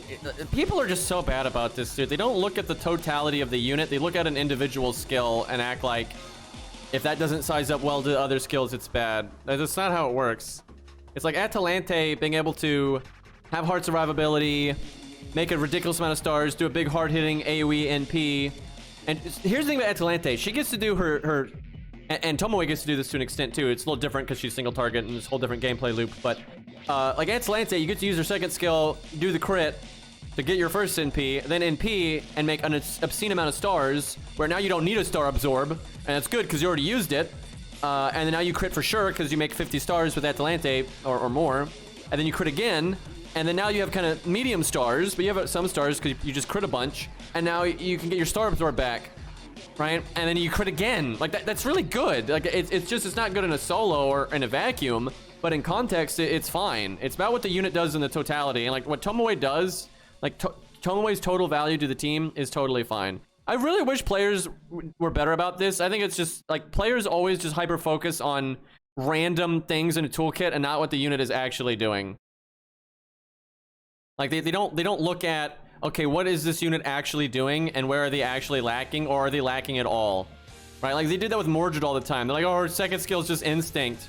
But, you know, never mind all the nonsense her third skill does, and the upgraded NP, and the good overcharge, and so on and so forth. Now the game's been power crept, so now Mordred is kind of, you know, she does need those buffs that she got. But, you know, at the time, she didn't need it at all. All right, I think we got...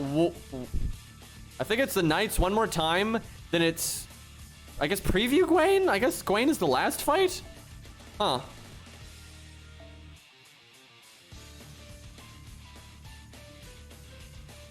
Not enough needs battery. Yeah, that's basically the player base.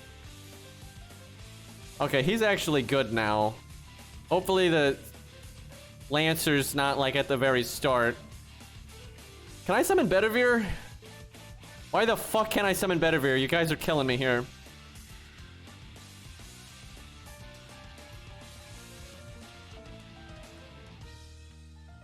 That'll have to... She is so useless right now.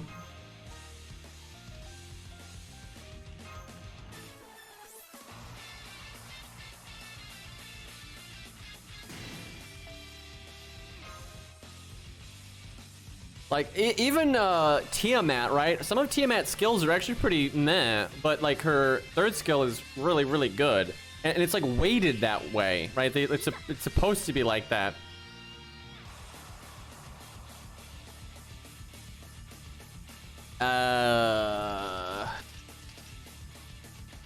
So yeah, there's the Lancer on the field already. Not ideal.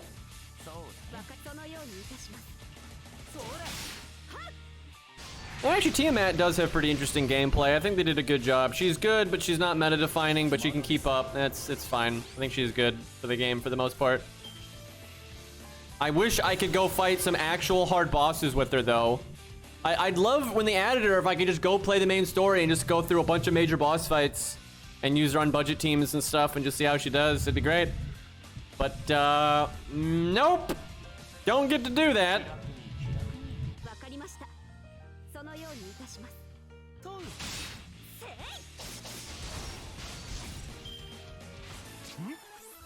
Boy, they're really not doing damage to George right now. Hopefully the crit. If we don't get Roland out, we're gonna really get wrecked by this Lancer.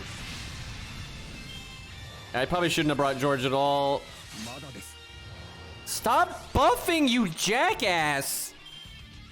Like, hit the tank, please! How dare you not cooperate?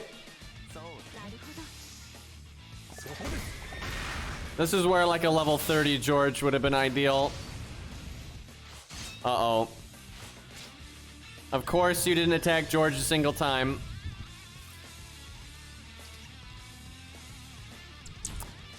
Well, this is bad.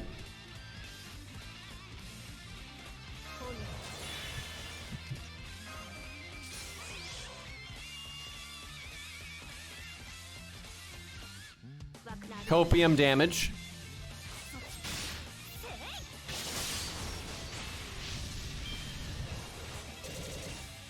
Of course.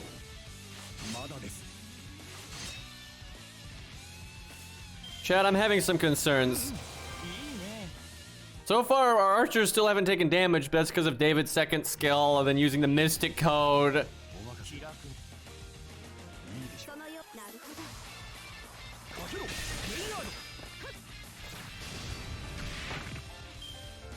Come on, just hit George. How have you... Dude, oh my god. Like, he's about to get this skill back when it's not... I have no cooldown reduction on this skill because it's level 2. What a meme right now. And he's out here giving us the stupid Buster down, and of course I have a Buster NP. I cannot believe George lived that entire time to the point where he got his taunt back. After being attacked a bunch, well, not really, but could have been attacked a bunch when he had his first taunt up. This is just silly. Maybe I shouldn't have done that evade. I mean, theoretically, it should work out, right?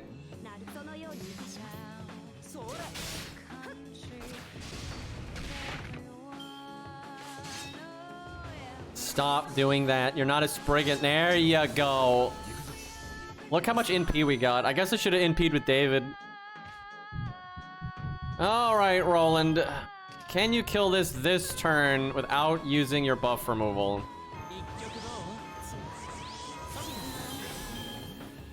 I mean, I could NP, but that doesn't seem like a good idea. Because there could be another Lancer. I wish someone had a quick card so we got the crit chance up for the Rainbow Chain. Woo!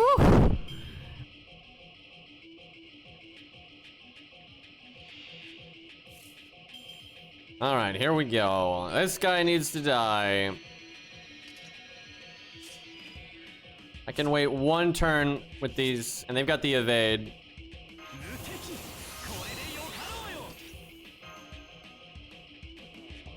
He might be able to kill it with what he's got.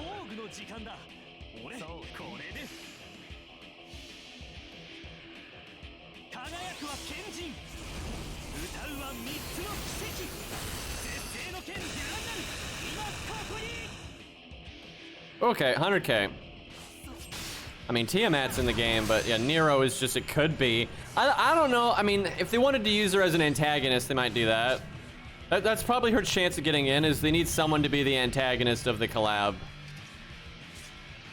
And she's more popular than, like, some of the other options, like Ozzy was in, well, actually, he kind of wasn't. I guess it's more of a, what's his name? Jacques Demoli, right? But yeah, Nero is more popular, I think, as a villain there than Jacques Demoli would be, or Nebuchadnezzar or something like that. But who fucking knows? We'll just have to see.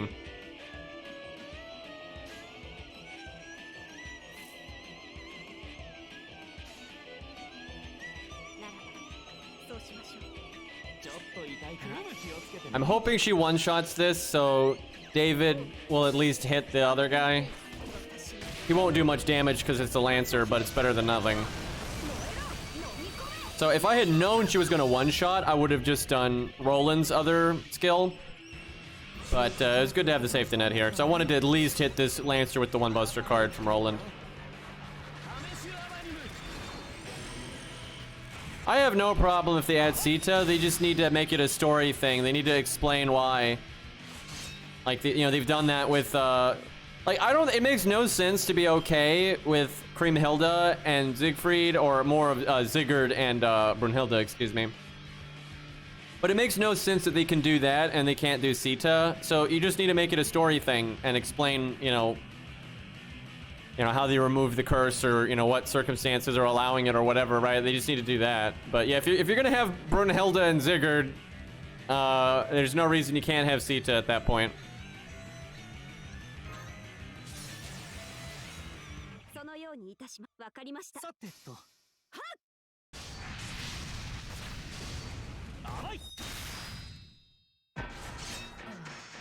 So chat, I probably will update the 4-star tier list, but I'm not gonna make it a video. I'll just make it like a community post and a picture. It did take way too much time to do the whole thing.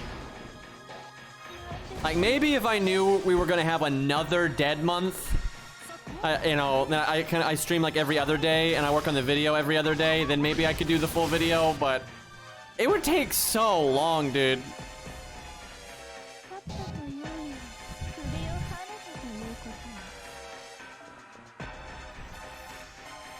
The other thing I could do, and maybe I do this, is I basically do the video picking up where I left off. The video, you start the video where the tier list is where it was, and then I adjust the units based. I talk about the units that have been buffed and the units that are new, and that's it. Even that though would take a long time, dude. A lot of units have been buffed and a lot of new 4-stars have been added.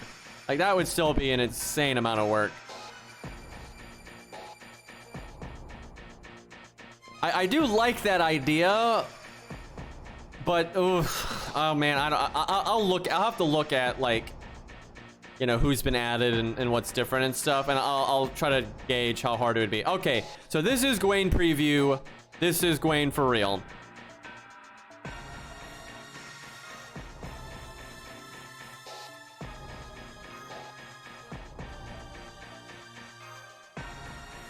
I hated how that apple had to eat into my AP so much there.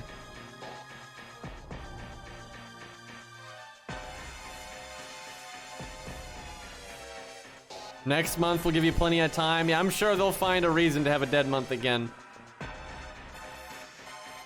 Chat, what do you want to see for Gawain? Do I use story support, or do I summon like some level 70, you know, archer like Kid Gill, or, you know, Rice Man? I know we're using Tomoe, obviously, but like we could summon like Rice Man because he's AoE and he's not like that helpful. So okay, chat, Rice Man or story support? Can we get a vote? Can Poi, can you put up a vote? Can we have Rice Man? Because it's gonna be specifically Rice Man, and we'll have slightly scuffed skills. So Rice Man, and he's technically part of Camelot, right? So Rice Man or story support? If we could get a poll here, we'll be scientific about it. Or Nobu. Archer Nobu. That'd be very balanced. That wouldn't carry at all, but I'll tell you what, it'll be hard if we use story support. I think it'll be hard to an extent even with Rice Man, because he's not that good here. But I'll do whichever one chat wants. Uh-oh, do we not? Is Poi not here? Wait, no mods? Mod check? I can go into mod view and I can do it, but it takes forever. It's actually really hard for the admin to get into mod view. It's actually kind of stupid. Shit, we're gonna have to get another new mod or two. I mean, Poi can't be here all the time, so. Okay, chat. If you want Rice Man, type 1 into chat. If you want story support, type 2. So Rice 1, story 2. And we'll try to just eyeball it here. Right now, it looks like Rice is winning. It is somewhat close, but it does. I'm pretty sure Rice is winning here.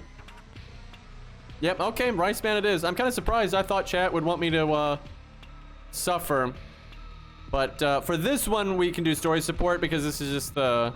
Well, no, I gotta go ahead and set it up. I might as well I gotta slot Rice Man and all that. And there was a lot of 2s at the end there, but yeah, it looks like Rice Man wins. I'm okay with Rice Man because he's absolutely not gonna carry, and but he's not gonna be completely worthless either. And he's not a unit that gets much screen time anyway, so I'm okay with this.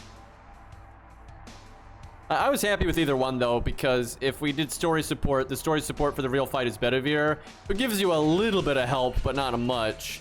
That'd make it very difficult. So it'd be kind of fun just to see if we could overcome that, but it's also fun to see how Rice Man does. Rice Man is kind of a story support though, so it kind of works out.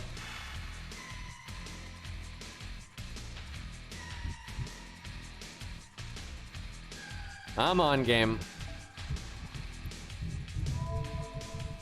Oh, how I wish FGO was more optimized. Arknights is the same game engine as FGO, and it is more optimized. But even Arknights could stand to optimize a bit, I would say. They're way better off than FGO, but a lot of the optimizations in Arknights, they're just smarter about like when the game needs to load, like how they keep the background map loaded, like on the story screen and stuff like that. They do a lot of smart stuff like that, where FGO doesn't. But like logging into Arknights takes a comparable amount of time to FGO. And that kind of thing. All right. I guess I'll just replace Tesla. All right. He's 4410. That's fine though. I thought he was like 666 or something. But being a bit scuffed is actually kind of good here. We'll give him some like support stuff. That's fine. I think. Wait, is that too good, chat? Do we do this? What do you want? Do we do something like average? We could do like the new 4-star one that we're using. I actually recommend trying Arknights. I think it's a fun game. It's run well. The story, you know, you got the first chapter is pretty handholdy and is very easy. But if you just start playing through the main story, treat it like a single player.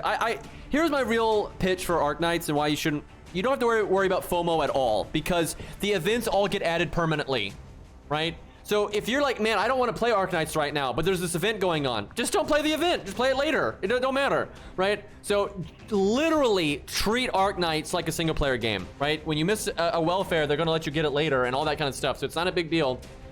You don't have to keep up with farming and stuff. Just play it like a single player game. When you feel like playing, you know, the game, just play the main story, you know, and that's that. And progress at your own pace. And then, you know, by like chapter 2 or even chapter 3, the main story is really engaging and challenging. It's really interesting gameplay, and it's really balanced, and it's not power crept or anything like that. So it's a really good time.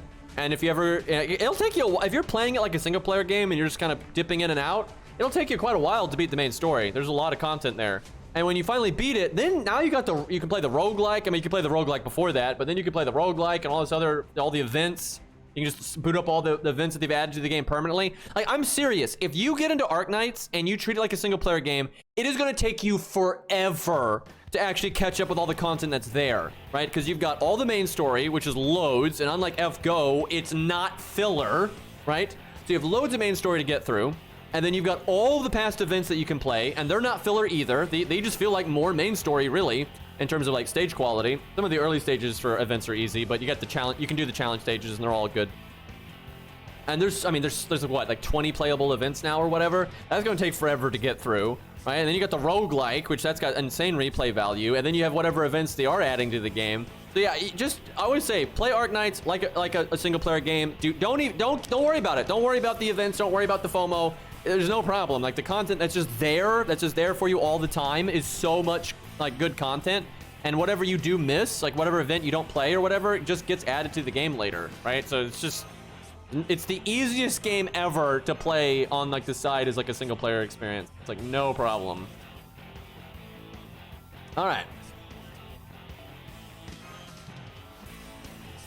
Yeah, I played Arknights like that for a long time, like really casually, and I would just dip into it, and when I did dip into it, I would just play the main story here and there, and it took me forever to catch up. Now I finally have caught up, and you know, I played a bit more seriously now because I've gotten more into it, but it was actually awesome dipping in and out like that, and now there's even more main story, so.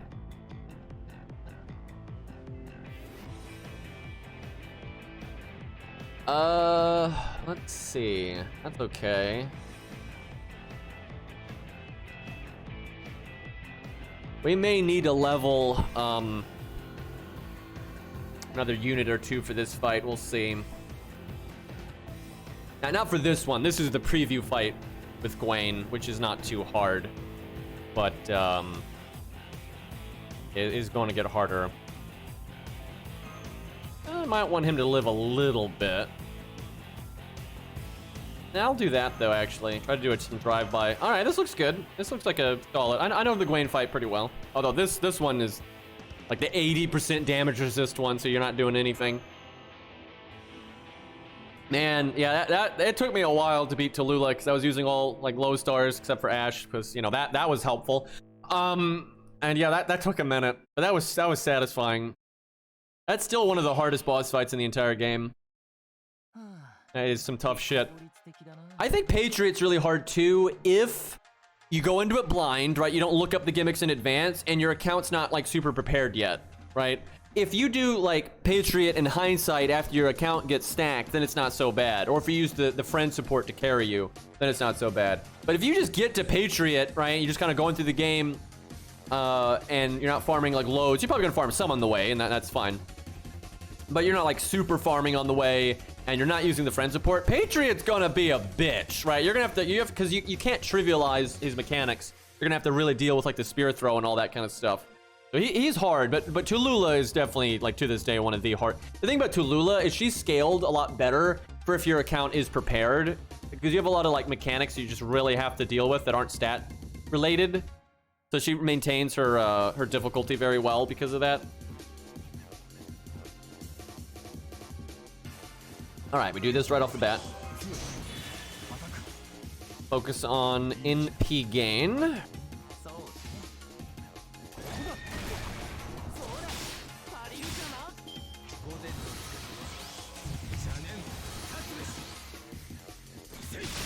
I actually envy people that can just get into Arc Knights and just play through the main story, man. It is a good time.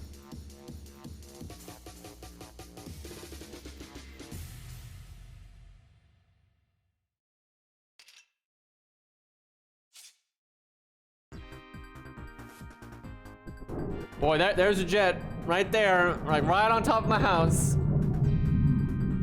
Zoom, zoom.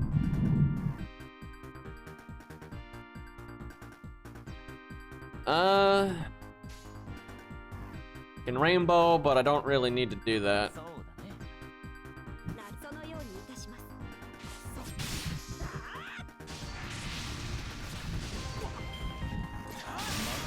Oh, the boss in chapter 10. I only did that boss the one time. I haven't gone back and refought him. I did him with 1 to 4 stars, and then it took a minute, but then I beat him, and then I haven't gone back to do him. I just remember tanks being really good. Like Gummy and Matterhorn were great, so stuff like that was like super good.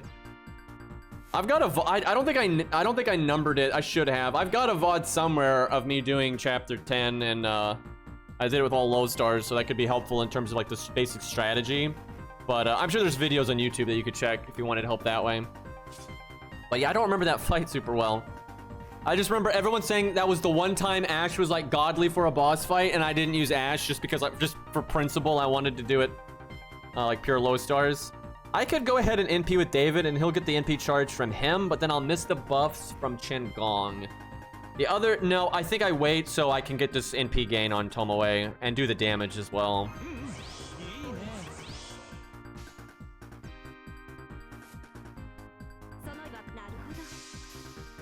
This is a rare situation where Shakespeare might actually be better than Chen, because we might NP at the same time and you could give both of them Buster up. And it does happen. I don't normally recommend Shakespeare over Chen Gong because, like, what if only one of the DPSs is Buster? Right? Oh, and let's say they are both Buster, then what if they're not NPing at the same time? And there's so many variables there. And the few times that Shakespeare's better is going to get outweighed by a lot of other times where he's not better. It's not bad to have both, though. If you can afford to get Chen Gong and Shakespeare up until you get, like, you know, a better support, like Merlin or whatever, if you're even trying to get a better support, you know, it's not bad to have the 2 budget ones up.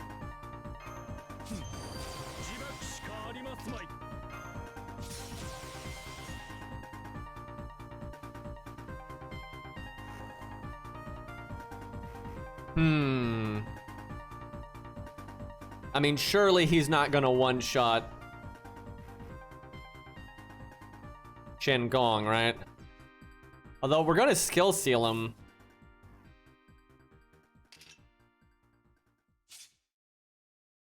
Maybe I should taunt right now with Shen. I just wanted to do it, I'd like to do next turn where I give them the battery, and then I just taunt Shen and let Shen die. I mean, surely one turn of triple attack wouldn't result in Shen Gong dying, right? The thing is, if I taunt right now, I could actually preserve their evade. Is Mash next? If Mash is next, I should taunt now.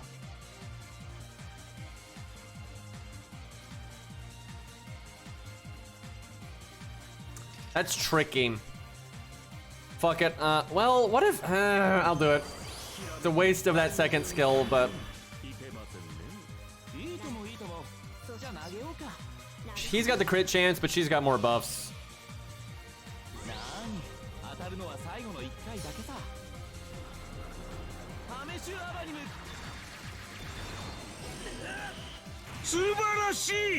Dragon, thank you for the 8 months, dude.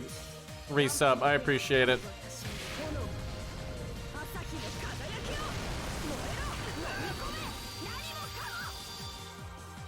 Man, we got our burn multiplier, but no burn because he guarded it.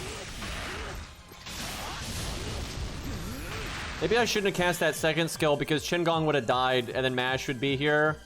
And then we could taunt again and then this evade would still be here. And then this evade would be ready for the next one. I kind of fucked that up.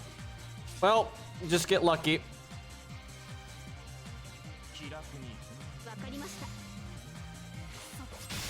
If one of the two archers keeps the evade, we won't have a problem. Don't hit David, hit Chen. That's David. Well, I mean, David is pretty safe. That's a lot right there.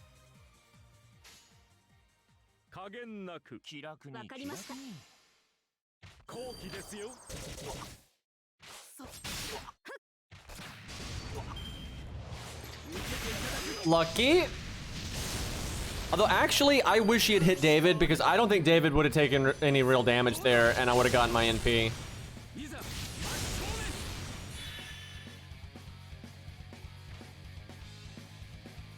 Now, let's see here.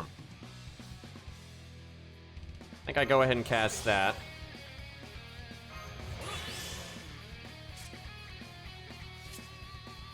Damn, that buff, that got a lot of value right there. Dude, I didn't even plan this. I just realized Rice Man is so good because we're doing double Buster. And he's Buster support. That's so good. I didn't even think about that.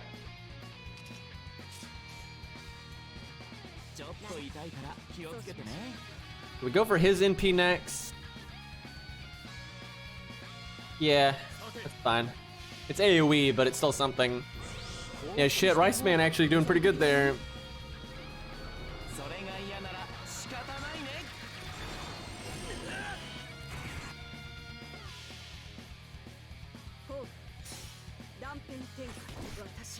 Irene is not a meme at all, really. Like, Irene is super helpful in almost any stage ever, honestly.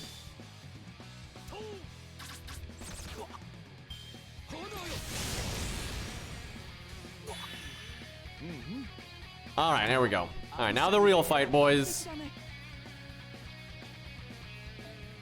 So Mash was not in the team where I thought she was. Alright, one moment, chat. I need to get water. Takes a second for me to get my mic off. Alright, I shall return. One moment. And it's the big fight, boys.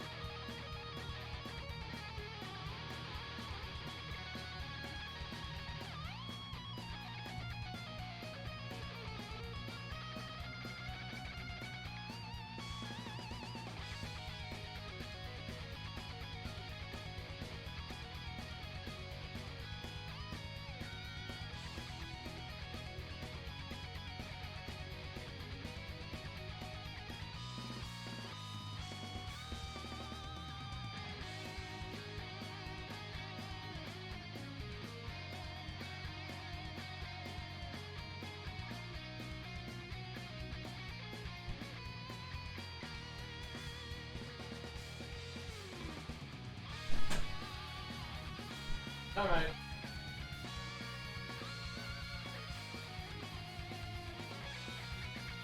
Let's see order in the chat. I do not see order in the chat. I see you misspelled blob dance one time in there though.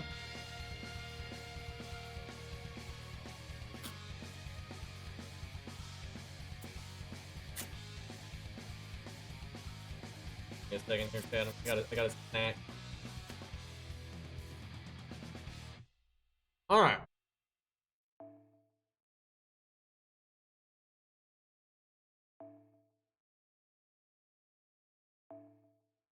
If we change anything, we would change that.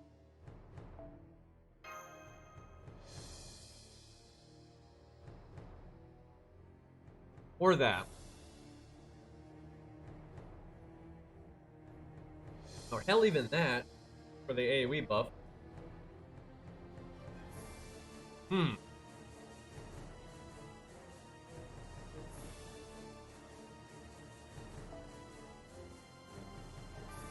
Nash's support is a hell of a lot weaker when she's a 3-star.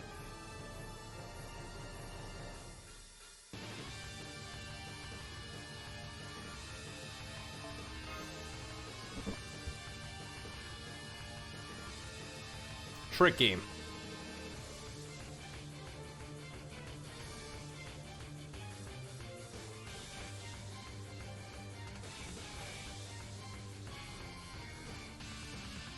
I'll do it like that. Will I though? Hold on.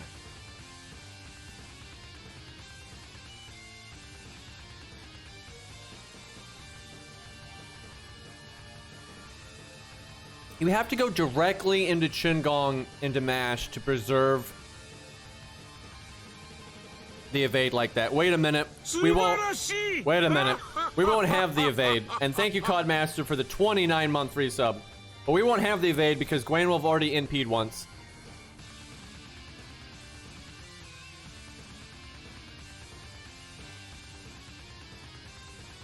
I think we do it like this then. Do I bring Atlas? I don't have Atlas. Uh-oh.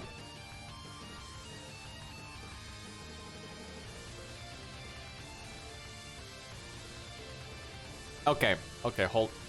Now let's go no command codes. They didn't exist back then. Fuck it, we'll go with this. I need to do one stage to unlock Atlas. I've done 2 out of 3. But we'll try without.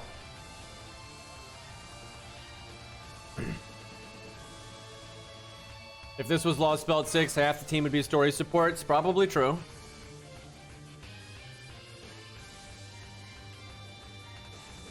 At least they didn't do that for Ort. Oh my god, I'd have been so pissed if they had done that for Ort.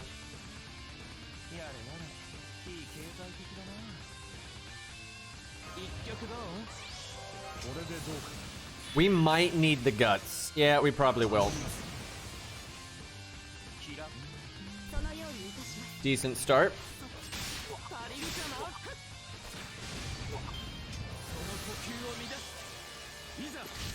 He always casts that on turn 1, by the way. I've fought this version of Gawain enough. He's scripted to do that.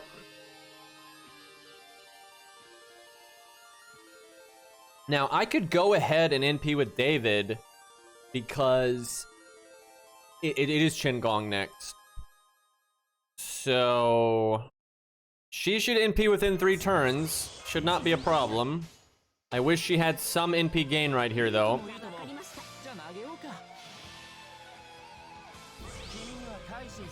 Hate this fucking song. I actually like the song, but bad memories.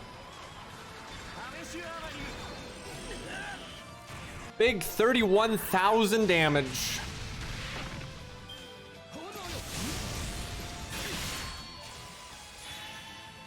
All right.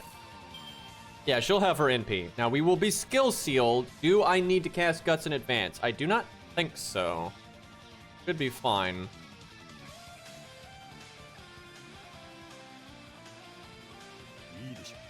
Make some stars.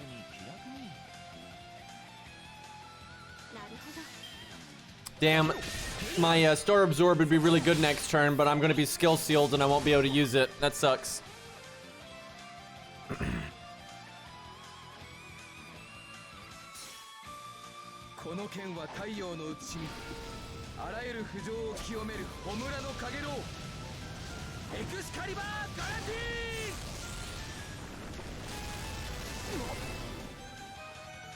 Well, David guarded the skill seal.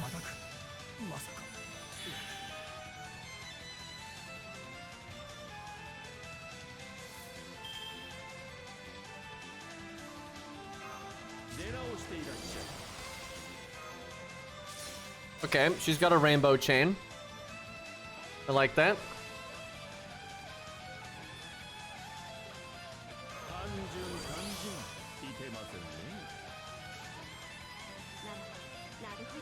Chat, I don't know. We're lacking some punch here. This better do a lot of damage, otherwise we're in trouble. Please land the burns. Well, we did. We missed the crit down. All right, 83k. All right. All right, I have hope.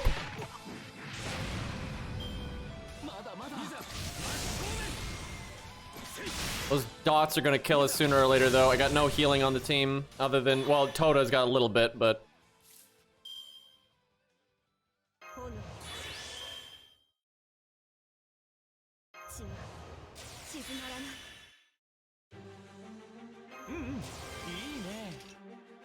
Trying to save David is tough, but I'd love to get his skill again.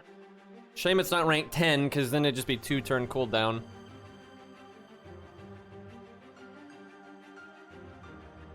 You know what? David is so tanky right now, I think we might want to taunt him. The thing is, I could cancel Gawain's turn when he NPs with this taunt if I save it.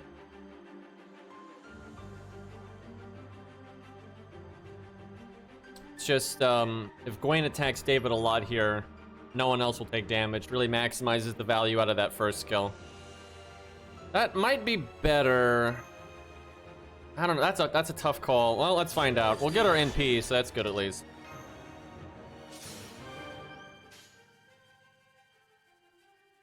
Although we might have gotten it anyway.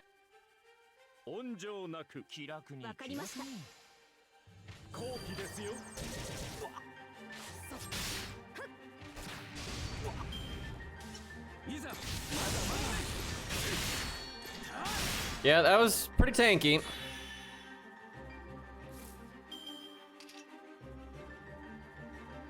Shit. I should have taunted here, because what I could have done, I didn't think of this. If we fail, I'll do this.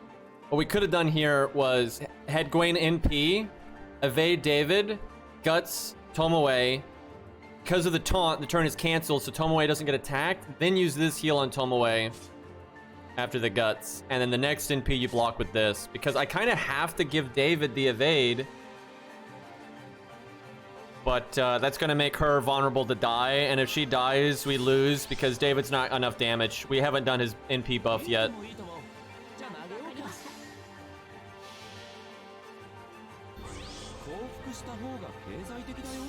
Gawain quick charges at set intervals. He does it, and it changes depending on which boss fight it is, but in this boss fight, it's when he's under 50% life, he always quick charges.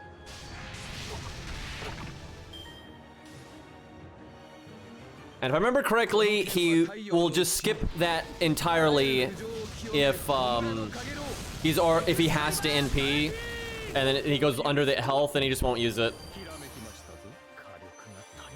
Okay, good. Guts didn't even go off there. That's really good. So, Ku can solo this fight with Gawain, because this one is harder than the other one, but the RNG was just bullshit. I mean, like 1 in 100, like so bad. Where the other fight with Gawain was way more reliable, so that's why I made it the video. But I did this fight so many times with Ku when I got 120. What sucks, though, is if I had Ku's second passive, it would have been significantly more reasonable. Because that was the problem, is you needed to get your NP as soon as your taunt wall died. But you also had to use Yang CE, so you don't have starting NP. And just over and over and over, I would be short like 10 NP, 15 NP, stuff like that, you know, within the 20%. So that, oh my god, that added so much extra variance to it. If you cut that part out, then it's not as bad.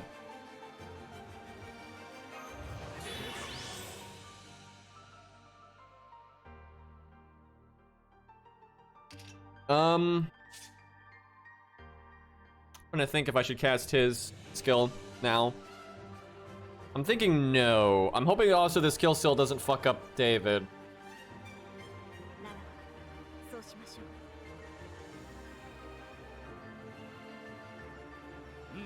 I think we're gonna lose. We're gonna have to optimize a bit.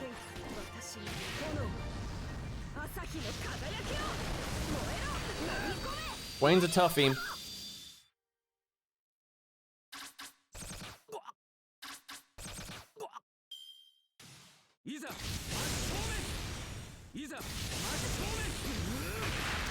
Ooh, I think we're gonna die to that burn.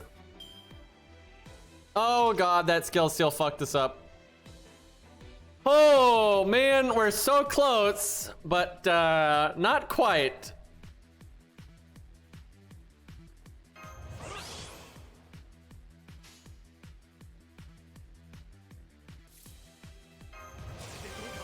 I won't be able to get the heal. Okay, it's winnable though, and especially if we get David's second skill to 10. I might use the pure prisms to do that. Chat, if we figure this out, I kind of want to make this a video. It's kind of a fun, you know, just scuffed account. Like how you're kind of supposed to be against Gawain. Kind of cool.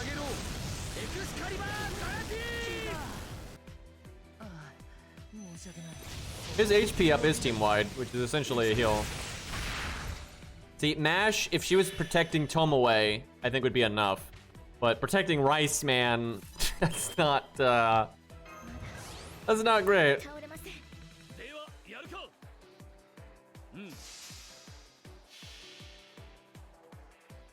Yeah, the first skill is just for himself. Gawain is not demonic, so no bonus damage for us. It's a really cool sound effect. Also very little damage.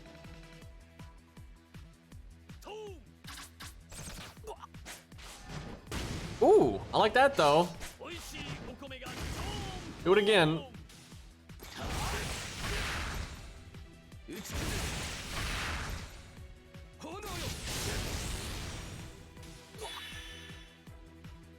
I don't know, maybe we got a shot at this actually. Am I crazy? I mean, this deck shuffle is so good for us. Like if I had a dead turn here, it'd be bad, but we actually might be able to do this. It's gonna be close as shit.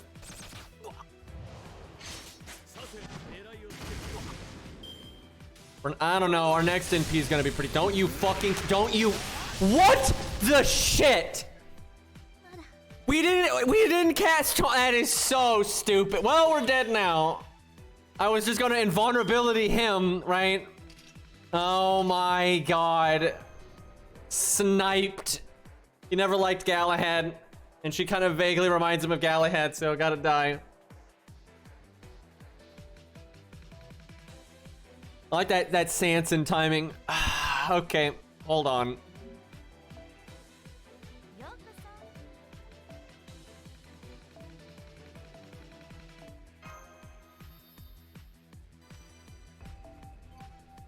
Okay, now you get loads of these in Babylonia, but it's never bad to get them. They're one of the more used mats in the game.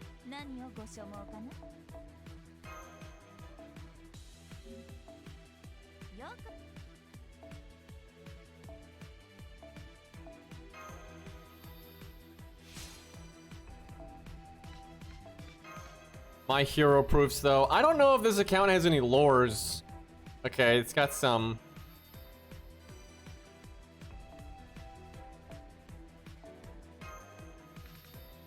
All right, this might be enough. A little extra oomph here.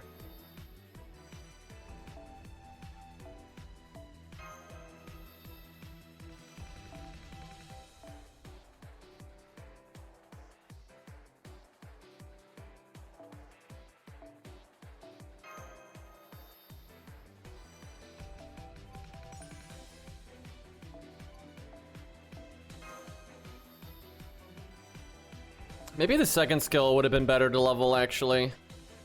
Well, this will have to do. Alright.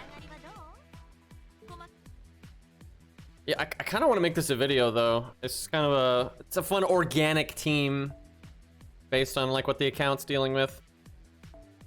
And, no one can say this is carrying. It's a helping, but it's absolutely not carrying. I mean, look at this shit. Maybe she should have something else. Just to make sure she lives, because she never NP'd. Yeah, that's probably safer. If she had this, I think she would have lived. Let me get her to 60, because that's her level cap in Camelot. I think that's totally fair. Wait a minute. I may not have the XP to do that.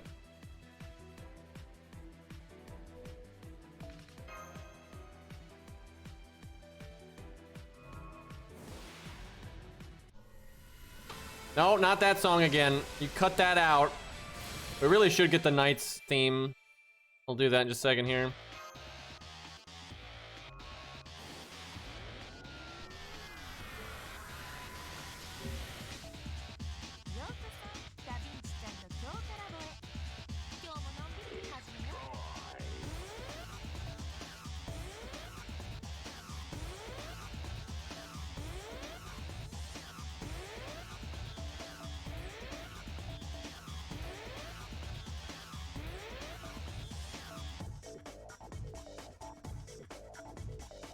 All right.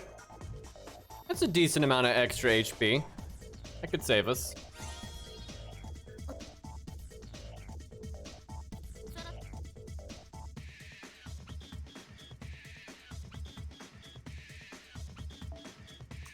Well.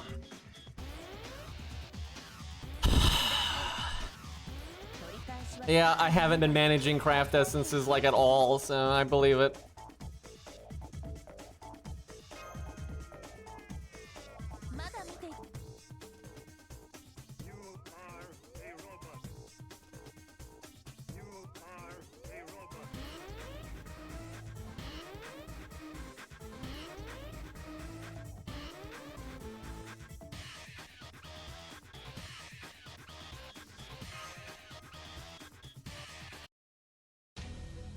All right.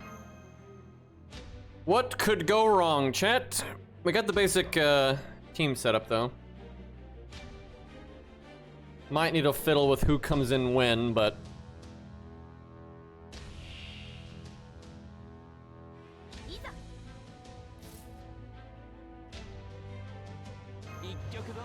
Really nice to have that at rank 10. Adds up. No NP game for Tomoe there. 98%. If I had done Art Buster Art, we would have gotten it. Probably fine, though. I wouldn't really want to buff there anyway. Like the attack ups. Oh no, Tomoe, every bit of Tomoe's NP gain is in the last hand. That's gonna delay our, that's really bad, because that's the turn that I want to use David's NP. I could Rainbow Chain there, though, and maybe it's still enough.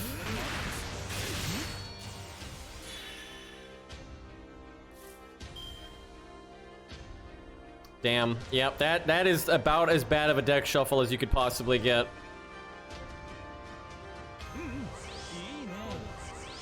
I gotta do the NP, though. That sucks, man. Rainbow Chain or just Art? Probably Rainbow Chain.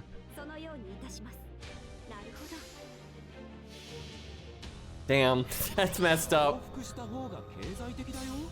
We just needed like one Art card earlier and it'd be fine.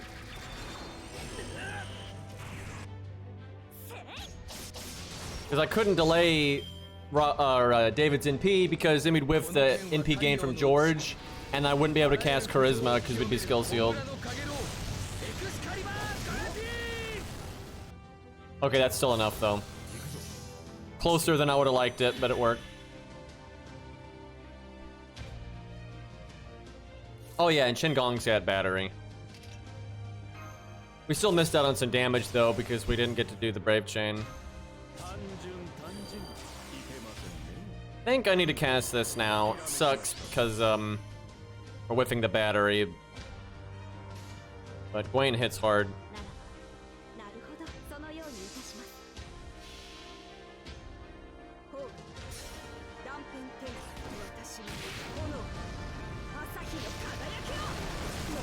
Man, it really sucks I can't use her Star Absorb on a lot of the turns that it would make sense to. Didn't really need it on that one though, because we didn't make a lot of stars before.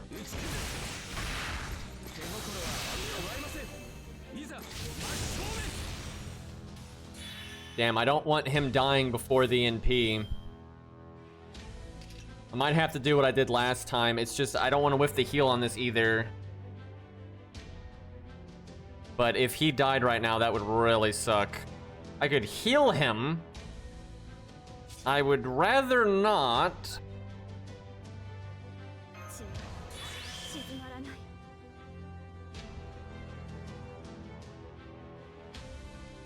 That's tough.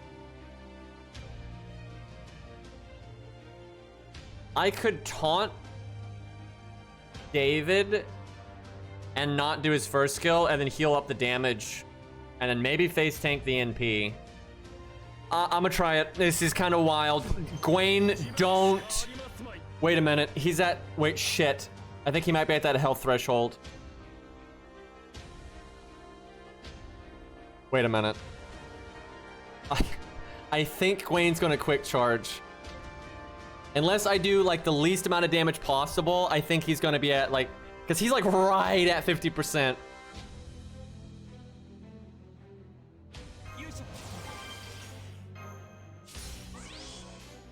Oh boy. I should have done that quick card just to get the extra crit chance.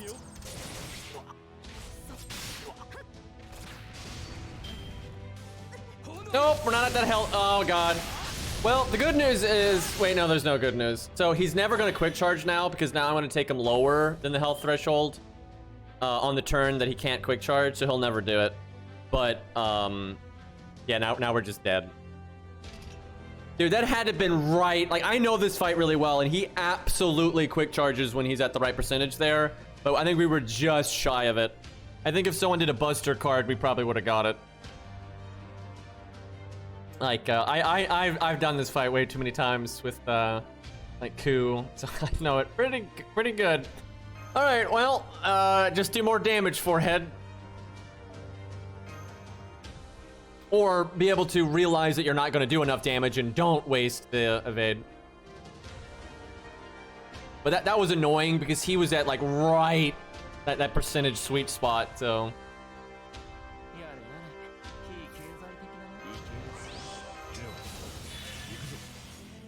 Don't really need to art chain, but nah, yeah, it's not worth it. Do the damage. She only needs to get a hair of NP gain. That's probably the most damage though, because she's level 70.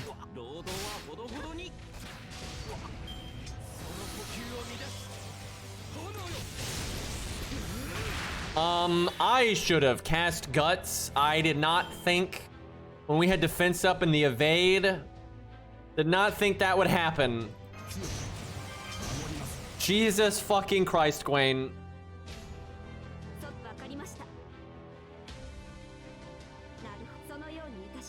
I should put that in third just to be safe.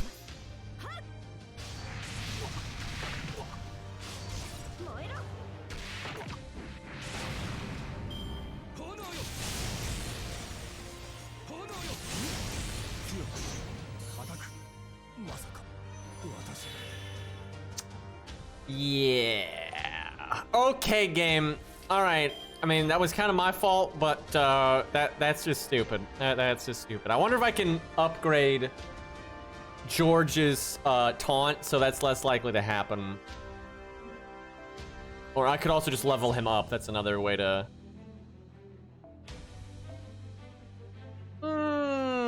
let's not. We'll keep him like that for now.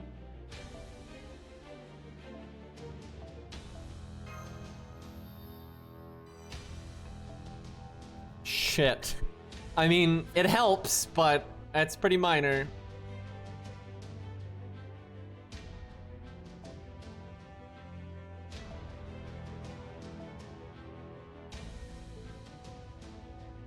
We're having the Gawain experience here.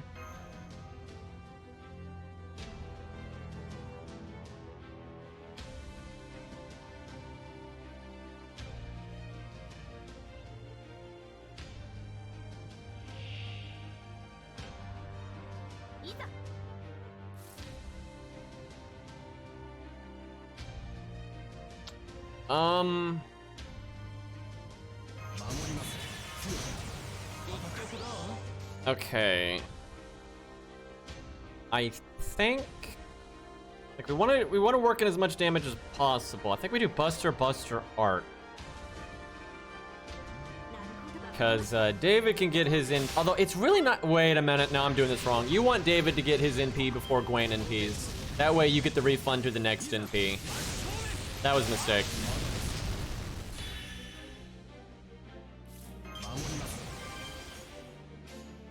Okay. Shit. I may have screwed myself there. That's not unrecoverable though, but yeah, I'd have my NP right now if I didn't fuck that up.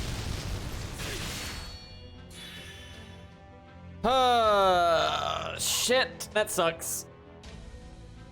That also means Rice Man coming in first would be better, just because they'd both get the Buster up then. I want to do the Star Absorb just for the Star Gen. Fuck it, yeah. You never know.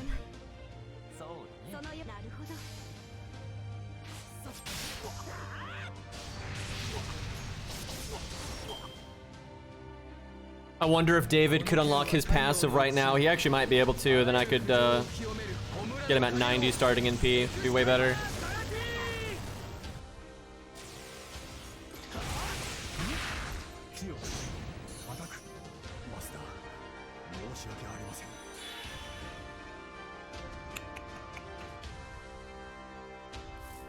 Actually, that skill level up didn't do anything. That's, if he'd procced Guts last turn, it wouldn't have mattered. Guess he would have procced it on the third hit and the turn's over, and then I just get NP'd next turn.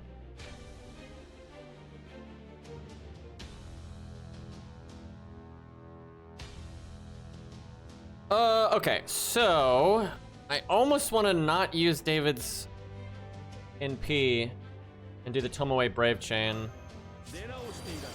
Yeah, that means we whiff though the charisma on his NP. But while she's got the attack up here, it is probably better. Damn, this one's, I don't think we're gonna win this one. We whiffed way too much value on David just by not picking that art card at the start. That was really bad. We've whiffed 49% NP charge. That's just terrible.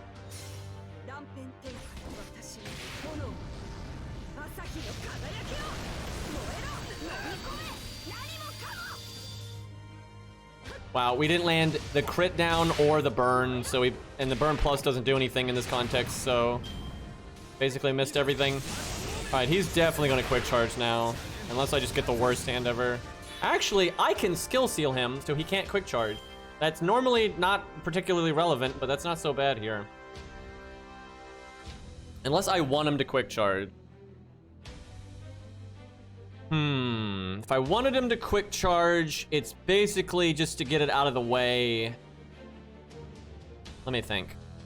We're gonna have this buff from Chen with or without quick charge.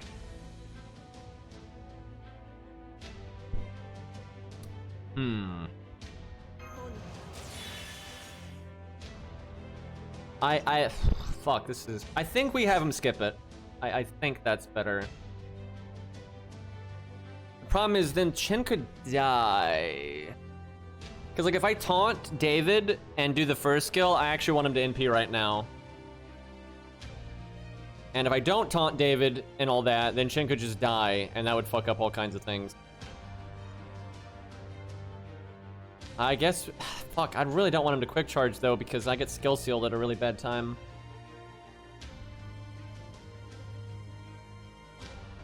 I could just taunt anyway, but, Ugh,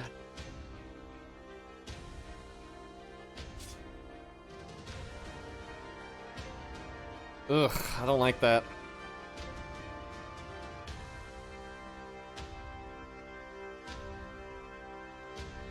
Because Rice Man's next. Rice Man can survive the NP though with his second skill if need be. Not a good time though. I don't want him to get the burn and all that though. Fuck. I could taunt Tomoe. Because she's gonna have the guts at some point anyway. Ugh.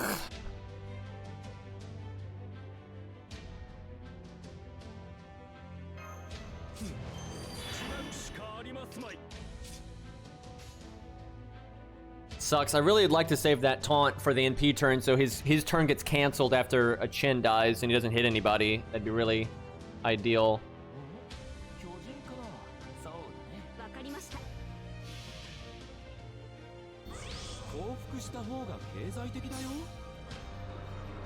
Out here throwing rocks at people.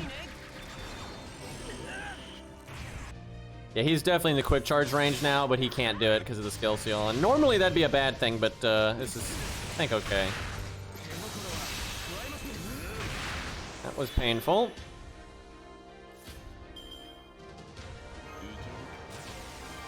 I don't know if I should have gutsed her, because honestly, I can just heal her and evade her right now.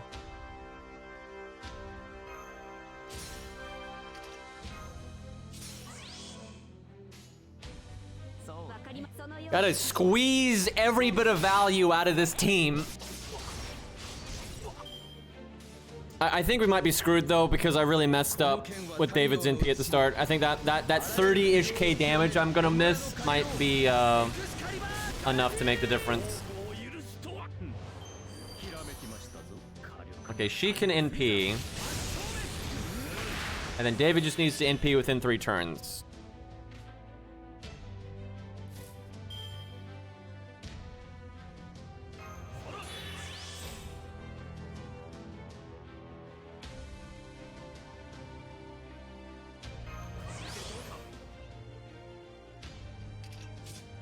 So David, Rainbow. If David gets attacked once, like by a quick or an art attack, that would be ideal here. Unfortunately, Gawain is a gorilla. So much guarding! He's only got magic resist B or some crap. Jesus. That's a buster card, you goddamn gorilla. I would have gotten the NP there. See, now we might die right as we get the NP. Fuck. Yep, so that misplay I made at the beginning, definitely coming back to bite me in the ass here.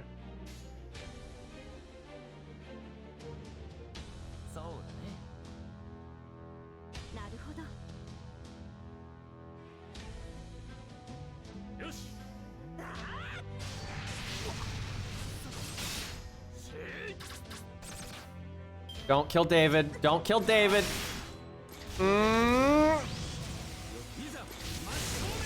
Ooh, we lucking out, boys, on that one. Get lucky to make up for a misplay. Oh my, look how big that is. We get the NP damage, and now we save the team. By the way, I'm not doing it because I thought about doing this, but I decided not to do it. Bringing command codes would make this so much easier, because you don't even need the fancy ones from events. I could just give David and Tomoe the dot clear command codes from FP Summon. But just to kind of maintain the old school difficulty, I'm avoiding that. Okay, this is a terrible time to NP seal the boss, but oh well. So he's gonna get skill sealed, so I should do this now. I whiffed the heal, but I need the damage.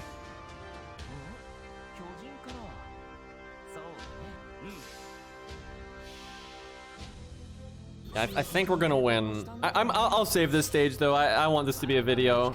I've posted too many Gawain videos, but this is kind of a fun, like, scuffed account situation.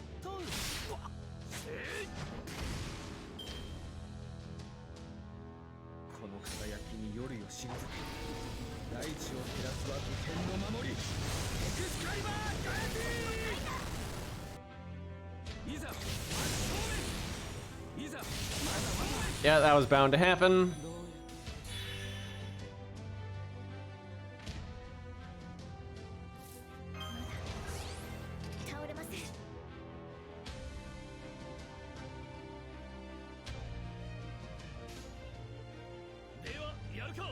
All right, we should be set. This won't kill, but it'll get him close.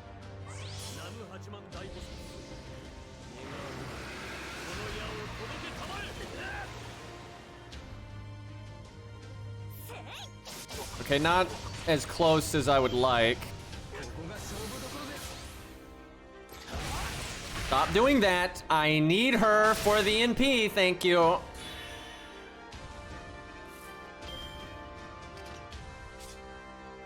There's a chance we kill here. I'll do slow-mo to get myself more time to yeet the app.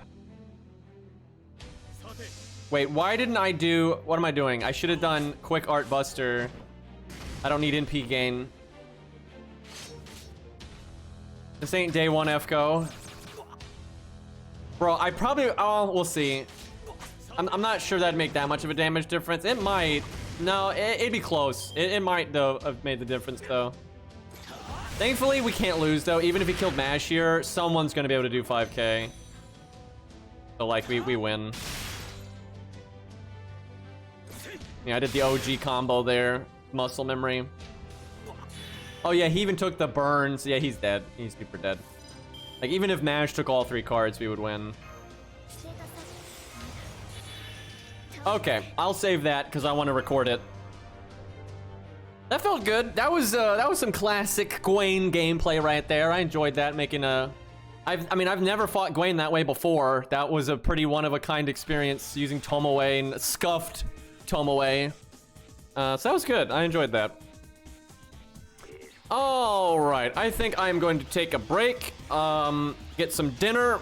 I probably will play a bonus game. I don't know what I'll play. I might play Super Auto Pets. I'm not gonna lie, I haven't played that in a while, and I love that game, so I might dip into that. We'll see. But I'm gonna take a quick break. I'm gonna get some food. Thank you for hanging out. This was a fun stream. I had a really good time. Camelot's good, by the way. But yeah, Super Auto Pets is probably what I'll come back with. Like, why not? Probably 10 minutes, 20 minutes, depending on how long it takes me to cook. Probably gonna make bratwursts, chat. Why not? Anyway, I'll be back. Take care. Blah, blah, blah, blah. Wait, is IS3 out? Wait, no. That's not right? Yeah, no, it's not out yet, right? It's like later. Don't scare me like that, chat.